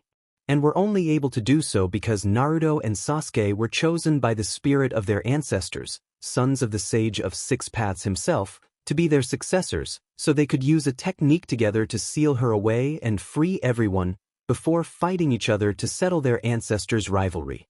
The point is, she had seen and heard of some things that made her current situation seem not so impossible.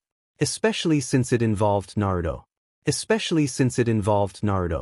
Anyway, some of his past self's followers were tricked by someone, groomed to abandon everything they knew for said someone and then turned into slaves and had their spirits broken for their new boss Sickfun. Naruto found out, killed the sicko and rescued them, but of course they needed some psychological help. Maybe even some physical, depending on the abuse. As one of Tsunade's students and a Yamanaka, she was the best one to send for this. But that wasn't all she had been sent for. Else they'd have asked for the girls to be sent to Konoha, where they could have more people to treat them and she herself wouldn't be away from missions for months.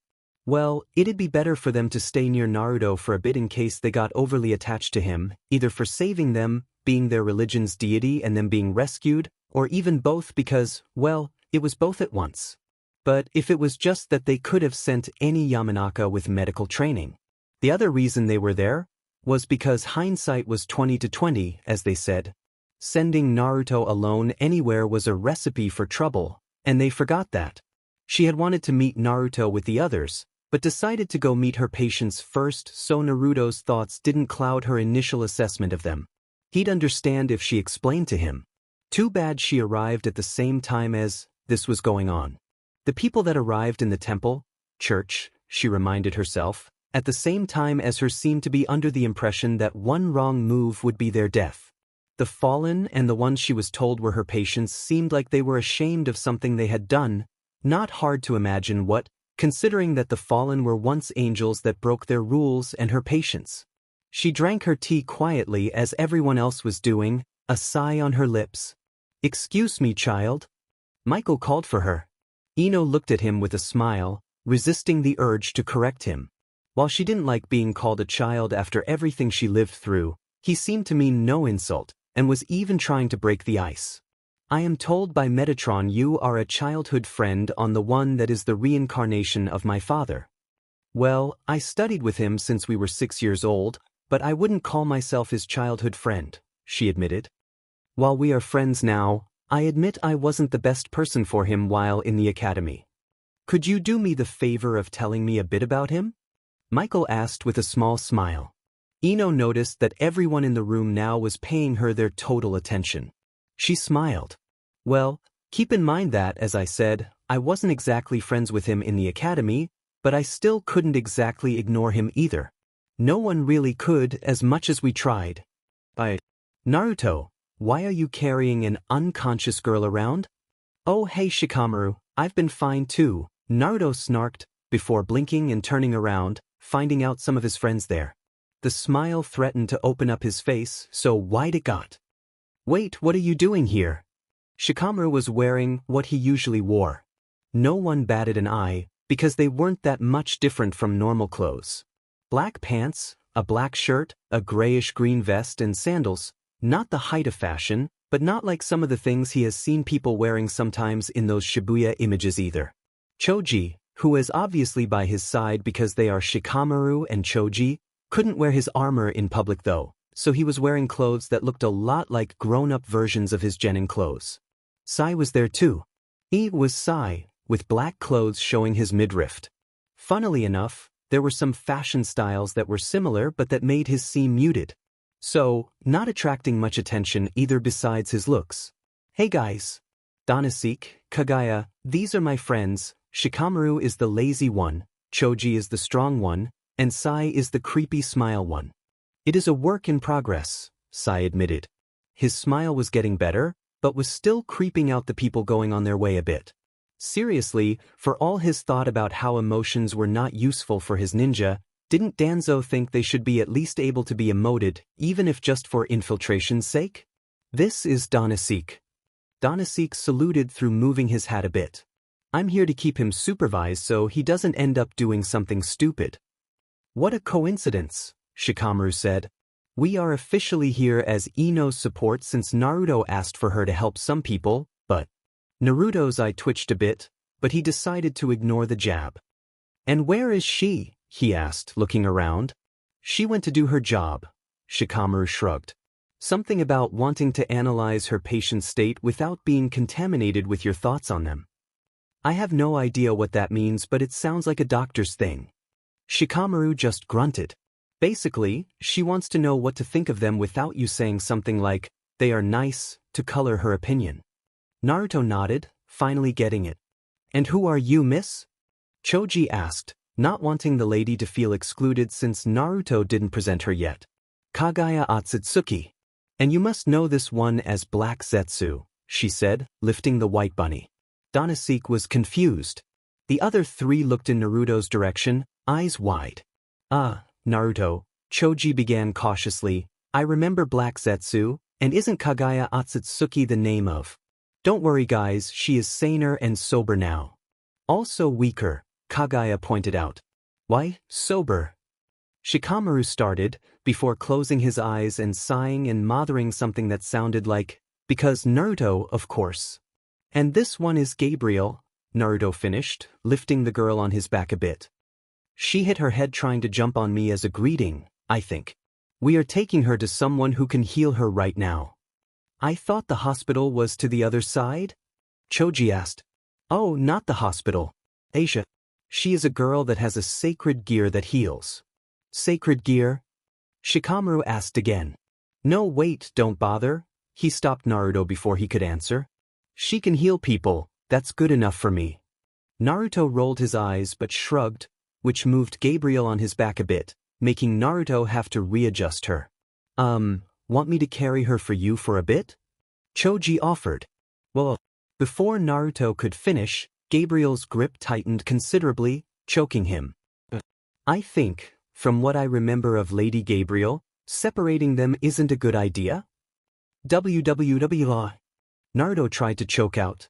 You'll see when she wakes up. Well, guess I'm carrying her then. He was finally able to say, and the grip slackened immediately. The two Team 10 ninja sighed. Sai smiled. Kagaya ate popcorn. The doors to the church opened loudly, but no one noticed, so engrossed they were into Ino's story. And I swear, as much as it annoyed us, it made us girls even more jealous. I still didn't meet a better-looking woman than that transformation. And to make it worse for us, from what we were told, he used this to get the opening needed to save everyone later. It was a male variation, actually, Naruto admitted, entering the room with Gabriel on his back. And of the harem jutsu, a mix of Oiroke and shadow clones to create multiple versions with slight differences but hopefully equally attractive. That I remember, Kagaya admitted with a blush. Even Zetsu released an approving hum. Hey guys, hey Ino. Telling them about my old pranks. Yeah. I still can't believe that Oiroke thing was useful. Naruto laughed. It was useful even then. Did no one tell you how I graduated? Mizuki was a traitor and tricked me into stealing the forbidden scroll from Hokage Gigi, saying it was a secret exam. When Gigi found me, I thought it was part of the test, so I used it, and he was knocked out just by the view. That's how I learned the shadow clones, and then used them to capture Mizuki. Wait, the third passed out because of it? Ino repeated, eyes wide in surprise. And that was what happened to Mizuki-sensei? We all thought he was just sick or something the day of team announcements. Yup, that's why I have an old Hittite. Irika-sensei took it out of his own head to give it to me, Naruto told her, before he approached the guy with golden wings. I think this is yours, he said, pointing with one hand over his shoulder. Gabriel waved to him, a smile threatening to split her face. The next second, a blue blur and Zenobia was glued to his legs, glaring at the angel on his back. Gabriel glared back. Oh, come on. Uriel just laughed at me and said it was just a copy of his flames, but they aren't. They are concentrated sunlight, not flames. They burn when I hit something, but that is because it is concentrated. Stop moving your arms, Ino complained, shining a light on Gabriel's eyes to heck if she was concussed. You are definitely related. No wonder you look like his Oiroke. Naruto nodded at that. Yeah, I didn't tell anyone, but it was based on how I imagined an older sister would look like at the time. You know, orphan stuff. I'm just glad you remembered me, even if you didn't know it, Gabriel smiled, giving him a hug, while still sitting on his lap. She had been talking for a while about people of heaven Naruto didn't know but at the same time knew. Like, he didn't need a description to imagine a dark-skinned Raphael or a ginger Uriel swinging a sword of flames. But anyway, this energy you are telling me reminds me of JoJo's Ramen. Yes. I really tried to recreate Ramen. I'm still not able to do most of the things they do, but I think I'm doing a good job. You are, Naruto said, rubbing her head and making the angel close her eyes with a smile. I wonder if she'd be so happy if she knew what kind of pranks were done with the Oiroke. Ino teased. Naruto paled. Well, I always made sure not to harm anyone but their pride and never do anything permanent, so it's not like I did anything really bad. Oh really? Ino asked, her smile turning predatory. Then there is no problem in telling her? Naruto started sweating cold. Gabriel looked at her, curious. Meh, I doubt she is as clean-shaven as. The bunny was quickly knocked out of Kagaya's shoulder by a flying shoe. Don't worry, mother. The bunny isn't even dirted. Oh, okay then. Kagaya relaxed and went back to her popcorn, ignoring the dizzy Zetsu. I am, though, Gabriel said. I consider it a matter of hygiene. Silence followed her statement, before the devil girls nodded in agreement. Naruto blushed. Ino was pensive. Issei was thrown backwards by the strength of his nosebleed, causing the people nearby to be splattered in it. Naruto's eye twitched. He felt a bit bad for exposing someone like that for a prank without knowing, but it was overpowered by the sense of being surpassed with one statement. On the other hand, that was the perfect distraction Naruto needed to change the subject. He turned his attention to the other angel there. Well, not counting Metatron and the fallen ones. Well, a bit to Metatron. He had been filming them for a while with a small camera with Gabriel written on the side, because it is an important meeting, he had said. Michael shifted nervously, as unlike with Gabriel, Naruto's gaze was serious. He kept glancing from him to Gabriel, as if comparing the two. Sweating nervously, he wondered what exactly he had done wrong already to the young man that was the reincarnation of their father. Because if Metatron vouching for him wasn't enough, Gabriel's behavior certainly was. I mean Naruto-sama, it is Sama, right? I am sorry for not coming for you earlier. If I has even imagined. Are you the one currently leading the churches? The question was asked without any mirth. If Michael didn't know he wasn't remembered in more than small sparks he'd be heartbroken, but since he did he just winced. What? Yes, technically.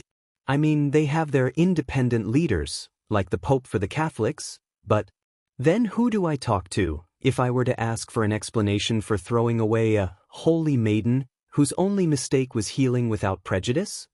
Michael winced again. Oh. The girl who was serving tea widened her eyes. Naruto-sama, there is no need.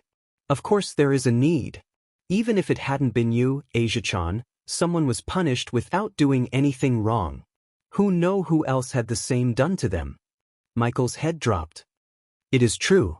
Asia Argento is not the only one who suffered unjustly.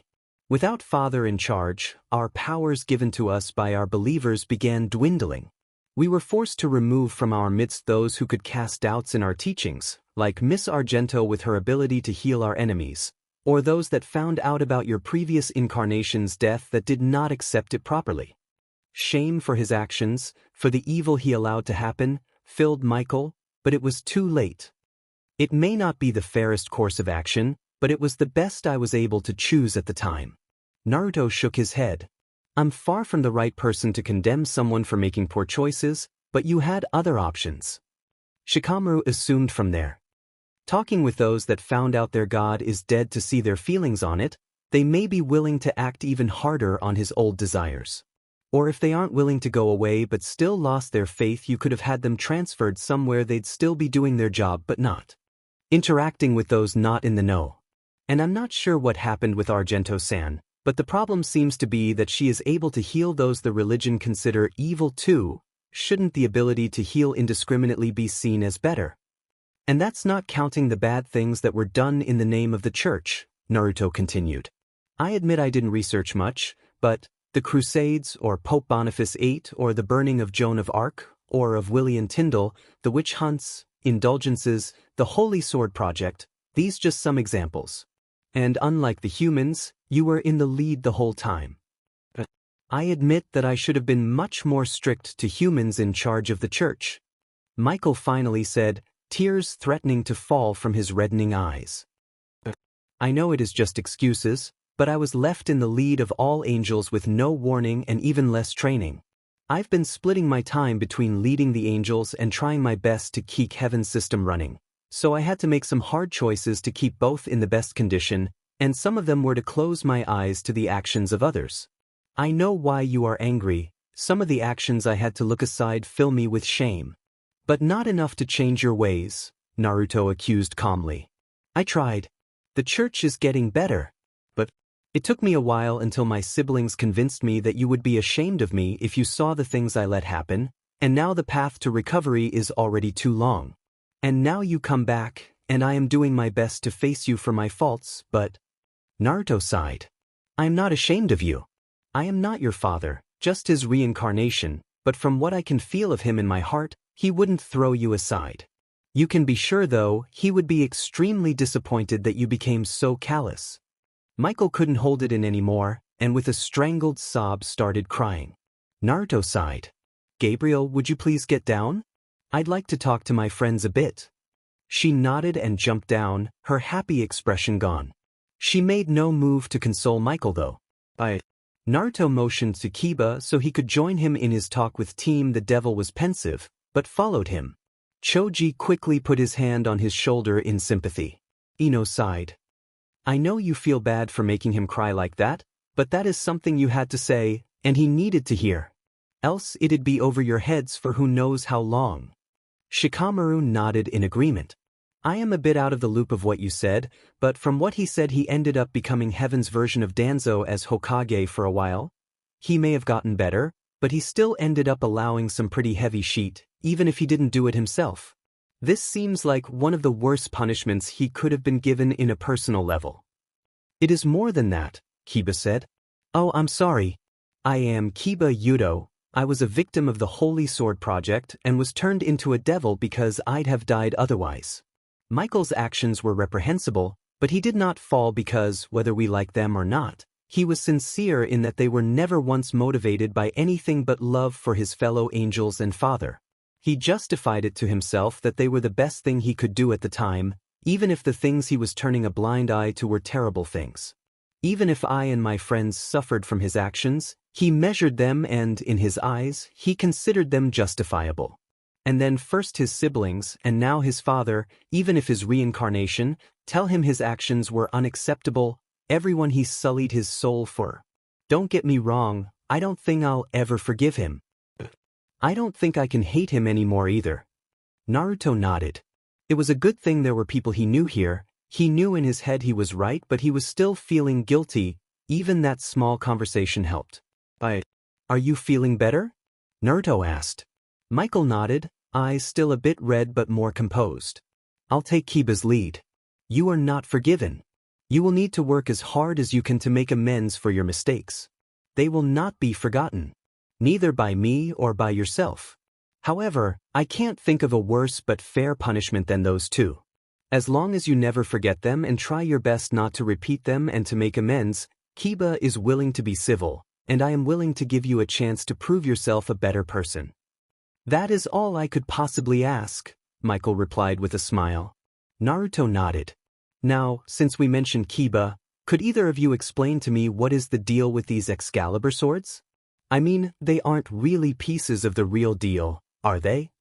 Michael smiled. That was a good topic for conversation, in his opinion. Ah, those? They were pieces of a sword, but not the Excalibur. We asked the Lady of the Lake herself, and she allowed us to use her techniques to forge a third and fourth swords, similar to Excalibur and Gallatin. Each of us 4 great seraphs gave our own contribution to the blades. There was just one problem. It was too strong and no one could wield it? Naruto guessed. How? It just makes sense. Since even the pieces needed someone to either be born able to use them or to go through a treatment, to be able to use all 7 in one blade. He shrugged. It made sense to him. As you said, the sword ended up too powerful for any human we knew of to wield at the time, so we broke it in 7 pieces and we reforged them into separate blades, each with its own property. The original blade was unnamed, but since we used the same techniques as the ones used on Excalibur itself, they became known as the Lesser Excaliburs. Eventually the story was mutated by the people and people started believing they were the original blade once. I see, and which was which? Naruto asked, curiosity clear in his voice. I myself did rapidly, which I personally consider the stronger one battle-wise, both in defense and attack. Raphael, since his specialty is healing, made blessing, which increases the strength of rituals like healing ones, and mimic, which can be turned in many tools, not just weapons. Uriel worked on transparency and nightmare, both which use illusions, to turn the user invisible or to cause fear. I have no idea why, since his area of focus are his flames, but he mentioned something about the sun causing mirages and hallucinations on deserts. I made destruction and ruler. Gabriel puffed up. No one I know says no to Gabriel when she really wants something. She either convinces you or beats you up then convinces you. Her blades clearly reflect that part of her. No one had anything to say to that. Oh, so you really are related. The others sometimes call it Naruto-kun's talk no jutsu when he isn't around to hear. But wait, I did. A bit more awkward silence later, Naruto cleared his throat. That is very interesting, but I was more talking about you saying you made a 3rd and 4th swords. So, which was which? Oh, Michael started, surprised. They were all the same sword. We actually forgot about the 2nd Excalibur. 2nd Excalibur? Kiba repeated, surprised himself. Yes, you see, Excalibur and Galantine were 2 sides of the same coin. Excalibur was related to the moon and Galantine was to the sun. So we had to forge a version of both too. Of course, being beings of light, we focused our followers on the Galantine, even though they eventually became known as Excaliburs due to that being the famous one of the duo. So all the Excaliburs are actually the 2nd Galantine? Kiba reinforced. Then what happened to the actual 2nd Excalibur? The Lady of the Lake is keeping it, Michael said. She assured us no one of evil heart would be the one to take it from her, and that when the next guardian of the blade found out about it, it would already know where to find her and it. She also assured me, though, that it would be its next guardian, not its ultimate wielder. Kiba and Naruto drew a breath and looked at each other. I found it, Naruto said. The right lake, I was because of feeling a draw to it when I met Kagaya. We can go together there later. Kiba nodded.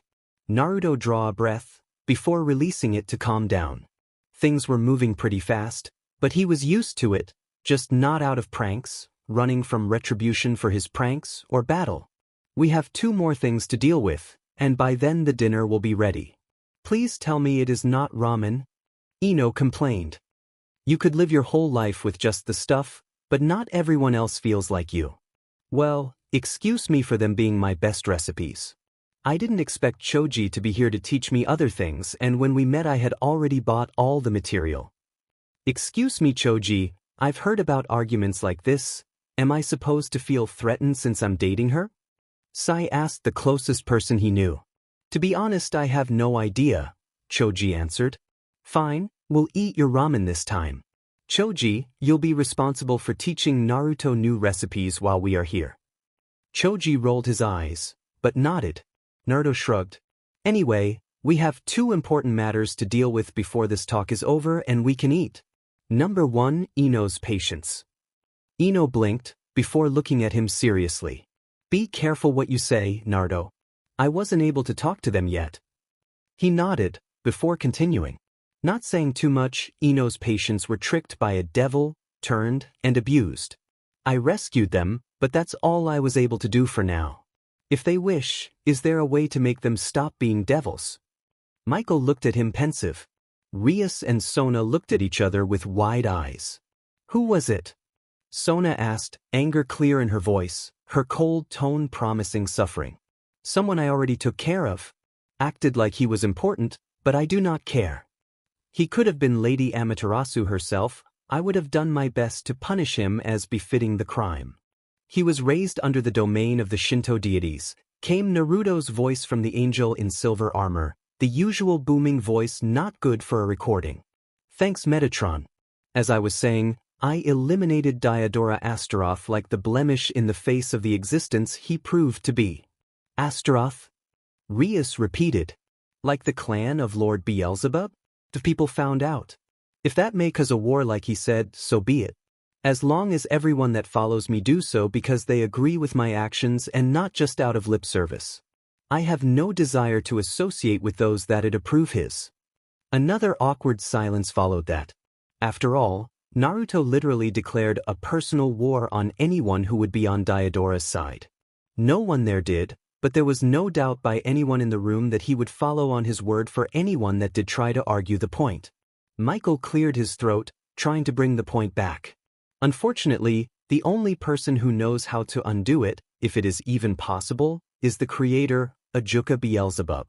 Supposedly Heaven's system could do it, but I am not knowledgeable enough in it to do so. As far as I know, the only one that would be able to use it for such would be Woyu. Naruto sighed. Okay, that's a bit disheartening, but is a good way to go to the second question. Heaven's system. How is it? Does it need much maintenance, and how hard would it be to fix a few errors and changing some rules? For example? Michael asked, thinking. Changing the rules for angels falling to not be so rigid, changing the rules about them going back to normal so it becomes easier, changing the rules so humans with sacred gears revived as devils from then on don't keep them. What? The two devil kings exclaimed. Naruto waved a hand. Don't worry, just the new ones. The ones already turned will keep them, since it is already a part of their sense of self. You can't do that. Sona tried to argue. That'd change completely the state of recruiting for peerages from now on, and not in a good way. Though, Naruto argued back. From what I gathered, sacred gears were given to humans to protect them and put them in equal footing to the other races. You devils used a loophole by turning them into devils and taking the weapons of humanity for yourselves. I am closing a loophole that was never supposed to be there. That is non-negotiable. Be glad I am willing to let those already turned keep them. But that's not fair. Rias tried to argue. Naruto glared at her. Rias felt a heavy weight bearing down on her, as if a wrong move could mean her end, and it was completely unrelated to him being the reincarnation of the God of the Bible. Do you want to know what else is not fair? Devils are stronger. Devils live longer. Devils can use magic easily. Humans only have sacred gears, and then devils came and took them for themselves without even giving them a choice in some cases. Sacred gears are weapons made for humans, and for humans they will stay. No one will get one who isn't a human anymore. And by that I mean that even if I can eventually do like was done to Enoch when he became the angel Metatron, the angel also loses it. That was how they were supposed to be. And so that is how I will make them be. Treasure the ones you have with sacred gears. Soon they'll be the only ones. Maybe, not so soon, Michael said with a wince.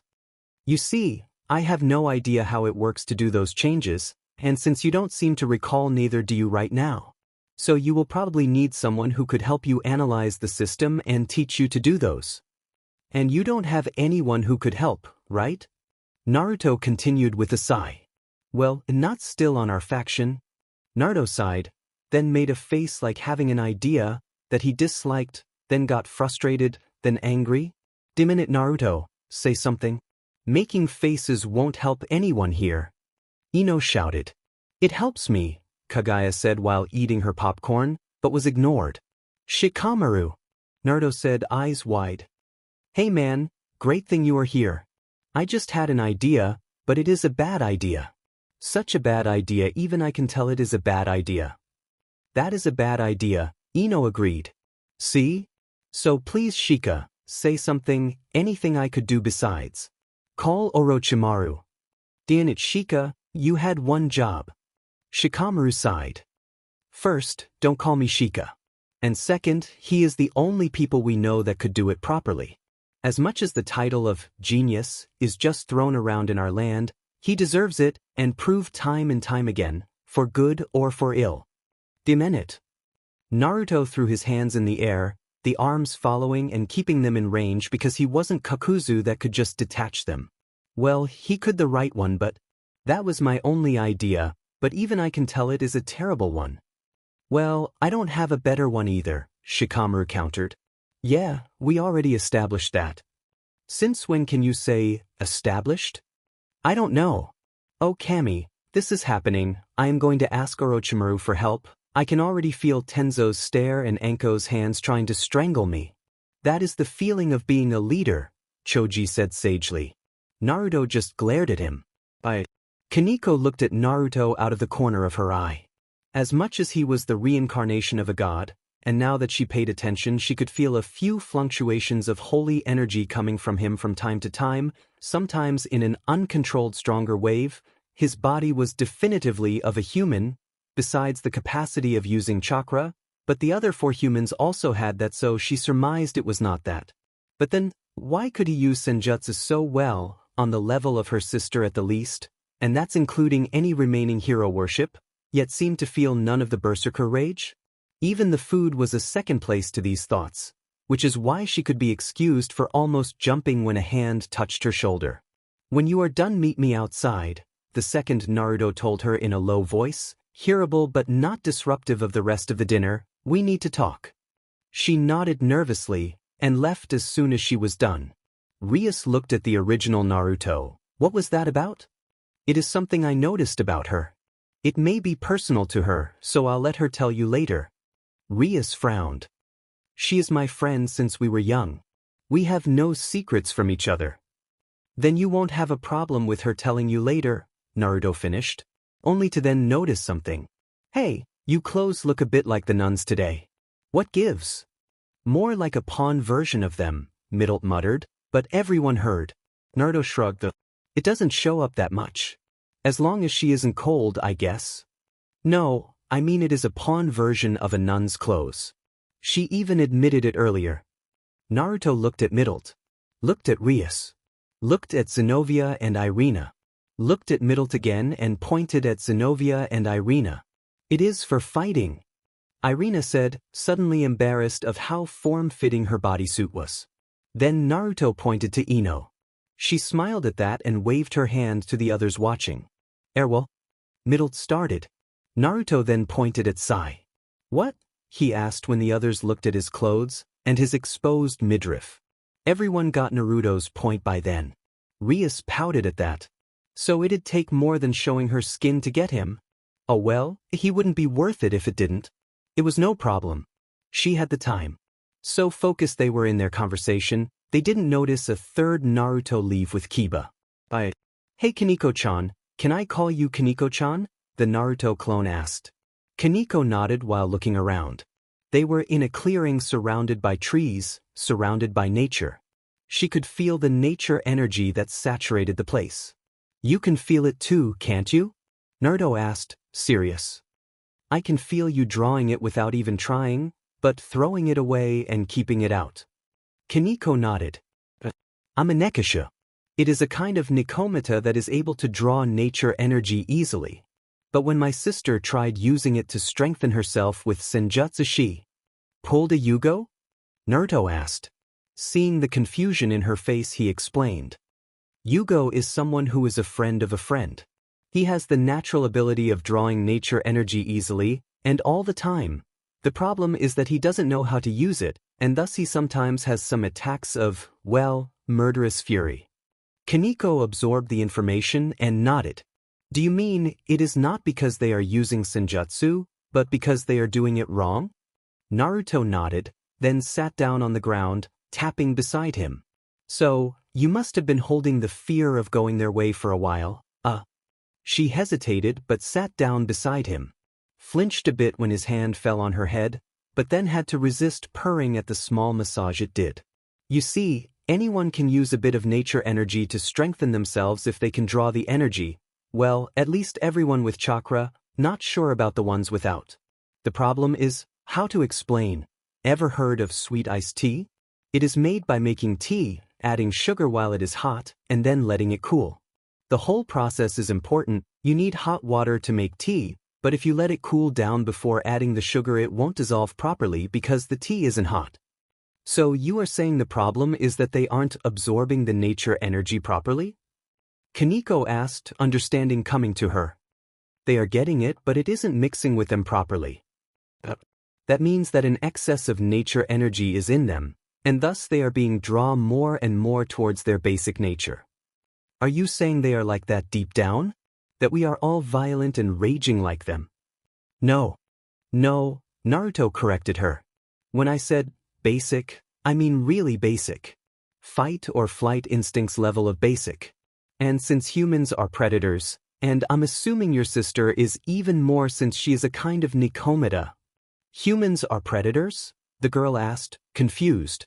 Forward-facing eyes, only predators have these, Naruto explained. We are something called pursuit predators. I'm not very good at it, but basically we outlast our prey. Kaneko nodded. So, since you said you only know that everything that uses chakra can use nature energy properly, does that mean that it has to be mixed in the chakra while molding it instead of added to it? Bingo! Naruto said. But it has to be done properly, else you'll risk becoming too much one with nature. Kaneko looked in his eyes in confusion, so she saw Naruto make a face. For example, when I was taught, it was with the training methods of the toads from Mount Mayaboku, so if I used too much nature energy in the mix I would become more and more toad-like, and would risk drawing more and more, until a point I'd become a stone toad with no way to turn back into myself. Kaneko shivered at that. Becoming a stone statue forever, of a toad, cat or anything really. This is why only those with large chakra reserves attempted the training. The proper balance becomes easier to get. I don't think you'll have too much problems. She almost tilted her head, but that could risk stopping his hand petting her. So she decided to speak. Why? Because you're a natural. Sure, you don't know how to mix it, but you very likely already draw exactly what you need. And that also solves another problem I had that you probably won't ever have. Which one? For someone to usually draw nature energy, they can't move. After the mix is made, you have until it is used up, but then you have to draw again. I got really good at drawing it, like I can mold a lot in less than a second compared to my old 1 minute to draw enough for 5. My teacher used to use toad summons that drew the energy for him. I can actually ask Kurama to do the same for me if I'm not able to get that second. But the point is, by myself I need that second to draw the energy. You may not. I see. And when I do it? Naruto smiled. Not if when. I like that. Yeah, when you do it, you'll probably be able to be a sage all the time. A sage? Kaneko couldn't help turning to him, surprise clear in her face. That's the name given to someone who can use senjutsu properly. Where I come from, at least. A sage. But, if you decide to learn it from me, I have to warn you, it may not be such a long road, since you're a natural and I was a quick learner, but it'll be hard. And painful. Painful? Kaneko asked, confused. The only way I know to push out excess nature energy is the one used to me. Hitting someone with a special stick that'll expel it all away. So it'll both hurt because of the stick and because the nature chakra will be pushed out by it a bit violently. When do we start? Naruto nodded at her serious expression. The original is a bit occupied right now, and he is the only one who can contact the toads to get a copy of the stick. He'll try to contact you when he gets it. Kaneko nodded. Wait for me for a minute while I get some money for ice cream for us? Kaneko nodded so fast, the smiling Naruto thought she was at risk of dislocating her neck. Does that change anything? The other Naruto asked Kiba. I don't really think so, Kiba admitted. While I once hated holy swords, especially the Excaliburs, Gallatin or not, now I made my peace with them. But I'd still love to see an actual Excalibur, though, even if not the original, he smiled. Call it a swordsman thing. Naruto nodded. While his meeting with the fourth Hokage was tempered with the knowledge that he was the one that sealed Kurama in him, and then later by the fact he was his father, he always wanted to spar against him and the third. And then he fought alongside them in the Fourth War. He guessed a swordsman seeing a blade on par with one of the strongest swords in legend would be on about the same level. What do you think she meant when she said that the future guardian would be the one that'd know where she is, though? Do you think it'll be my blade now but not forever, like Kisame used Samahata but it eventually chose Killer Bee? Or I'll just be the guy that'll carry it to the next person? I guess you should ask her that personally, Keiba said, shaking his head. He got the gist of the example, but didn't know what the names meant. Good point. I'd like to go as soon as possible, but the boss thinks that most people he is going to talk to soon, including her, he should talk to personally, not through us. Keiba nodded. Makes sense, I guess. That means we aren't going right now, though. Keiba shook his head. Thanks for thinking of me, but this is important, but so is everything you are doing right now. Naruto nodded. Hey, wanna spar a bit? He asked suddenly, pulling out a kunai. From what I gathered, your sacred gear is already very useful for many things, and it got even better, right? Show me how many different ways you can think to use them in middle of battle. Keiba looked at him, and 2 swords formed in his hands. You're on. So, how's life? Naruto asked before flinching from the awkwardness of the question. To be honest? Michael answered, not noticing it. Life has been a mess ever since you died. I mean, I know I made a lot of mistakes, but I wasn't ready. I wasn't meant to shoulder the authority and responsibility. I'm not made to be the boss. Never wanted to. Second in command is good enough for me. To be honest, I was very depressed and was mostly going through the motions, which is the real reason I took so long to come check why Metatron wanted me to visit the town, to be honest. I'm pretty sad about our talk, both that my mistakes were pointed out and I had to admit to them and that was all we talked about since Gabriel had been able to tell you whatever you wanted, but I'm also relieved there was a talk to be had, since it meant you are here. Well, she actually started talking before I could ask anything. Naruto reminded him. Also, being second in command means taking over when the first isn't there, but I can see that you just lost your leader and father, had no training and had no idea there was even a chance of it happening. And I doubt you guys would accept anyone else but him leading you, so it's not like your stay would be temporary either. Michael nodded. Pretty sure that, just like quite a few falls were by father's death affecting them emotionally, he paused, noticing the guilty looks of 3 of the fallen present, save for Donasek. I know that me presuming to take his place was the cause of some more. But now, you are here. You guys understand that I'm not him? While I may have his soul, I have my own body, my own mind, I am my own being. A shadow clone is closer to the real me than I am of him. I know I acted like I would just a few minutes ago in the heat of the moment, but why do you think I should lead you? Why do you think the others will follow me? We don't, replied Gabriel. I can feel it, your soul is his, and also Yeshua's. The will of Father changed yet strengthened by Yeshua's kindness learned on his time as a human like iron combined with carbon to make something even stronger than before, and all of this forged and tempered in a hard but good life. I mean, there is something in there that makes you your own person too, but your connection to Father is undeniable. Also, your hugs feel so much like him. She then threw herself on him and started rubbing her head in his chest. Instinctively Naruto petted her, and she smiled peacefully. What Gabriel means is that we do not expect them to just take you as Father, Reincarnation, or not, even if she did. However, aware or not, we all can feel it. I am sure the fallen felt a connection to you as soon as they were talked with, even before they realized it, but while the connection is there, you, as you said, are your own person. Even if you were pure Father, you had your own life experiences. When you mean Yeshua? No, he continued, shaking his head. We do not expect them to accept you right away. But, if you talk to them, convince them to give you a chance. I am sure they will. Naruto sighed at that. To be honest, I don't like the idea of leading you guys just because I was born with his soul. I mean, I want to be Hokage. It is a position only for the best in the village, and you need to both be strong and accepted by the forces. Something I spent years trying to get with my own effort. And now you guys want me to take you over because of how I was born and not of what I did, and want your forces to be made to accept me right away instead of us interacting and them actually learning about me beforehand, because of something I had no control over. What are you doing, Metatron? Metatron had been slowly approaching him as he was talking. I don't know how the zoom works in this and did not want to mess up trying to guess on a live feed. Oh, that makes sense, live feed? Yes, I did tell you this was an important moment for us angels. Right now only heaven is receiving the feed, but we'll edit it properly later and give copies, and I'm sure the fallen will have one on their hands pretty soon. They just saw me saying I didn't want to lead them, because you thought it would be unfair.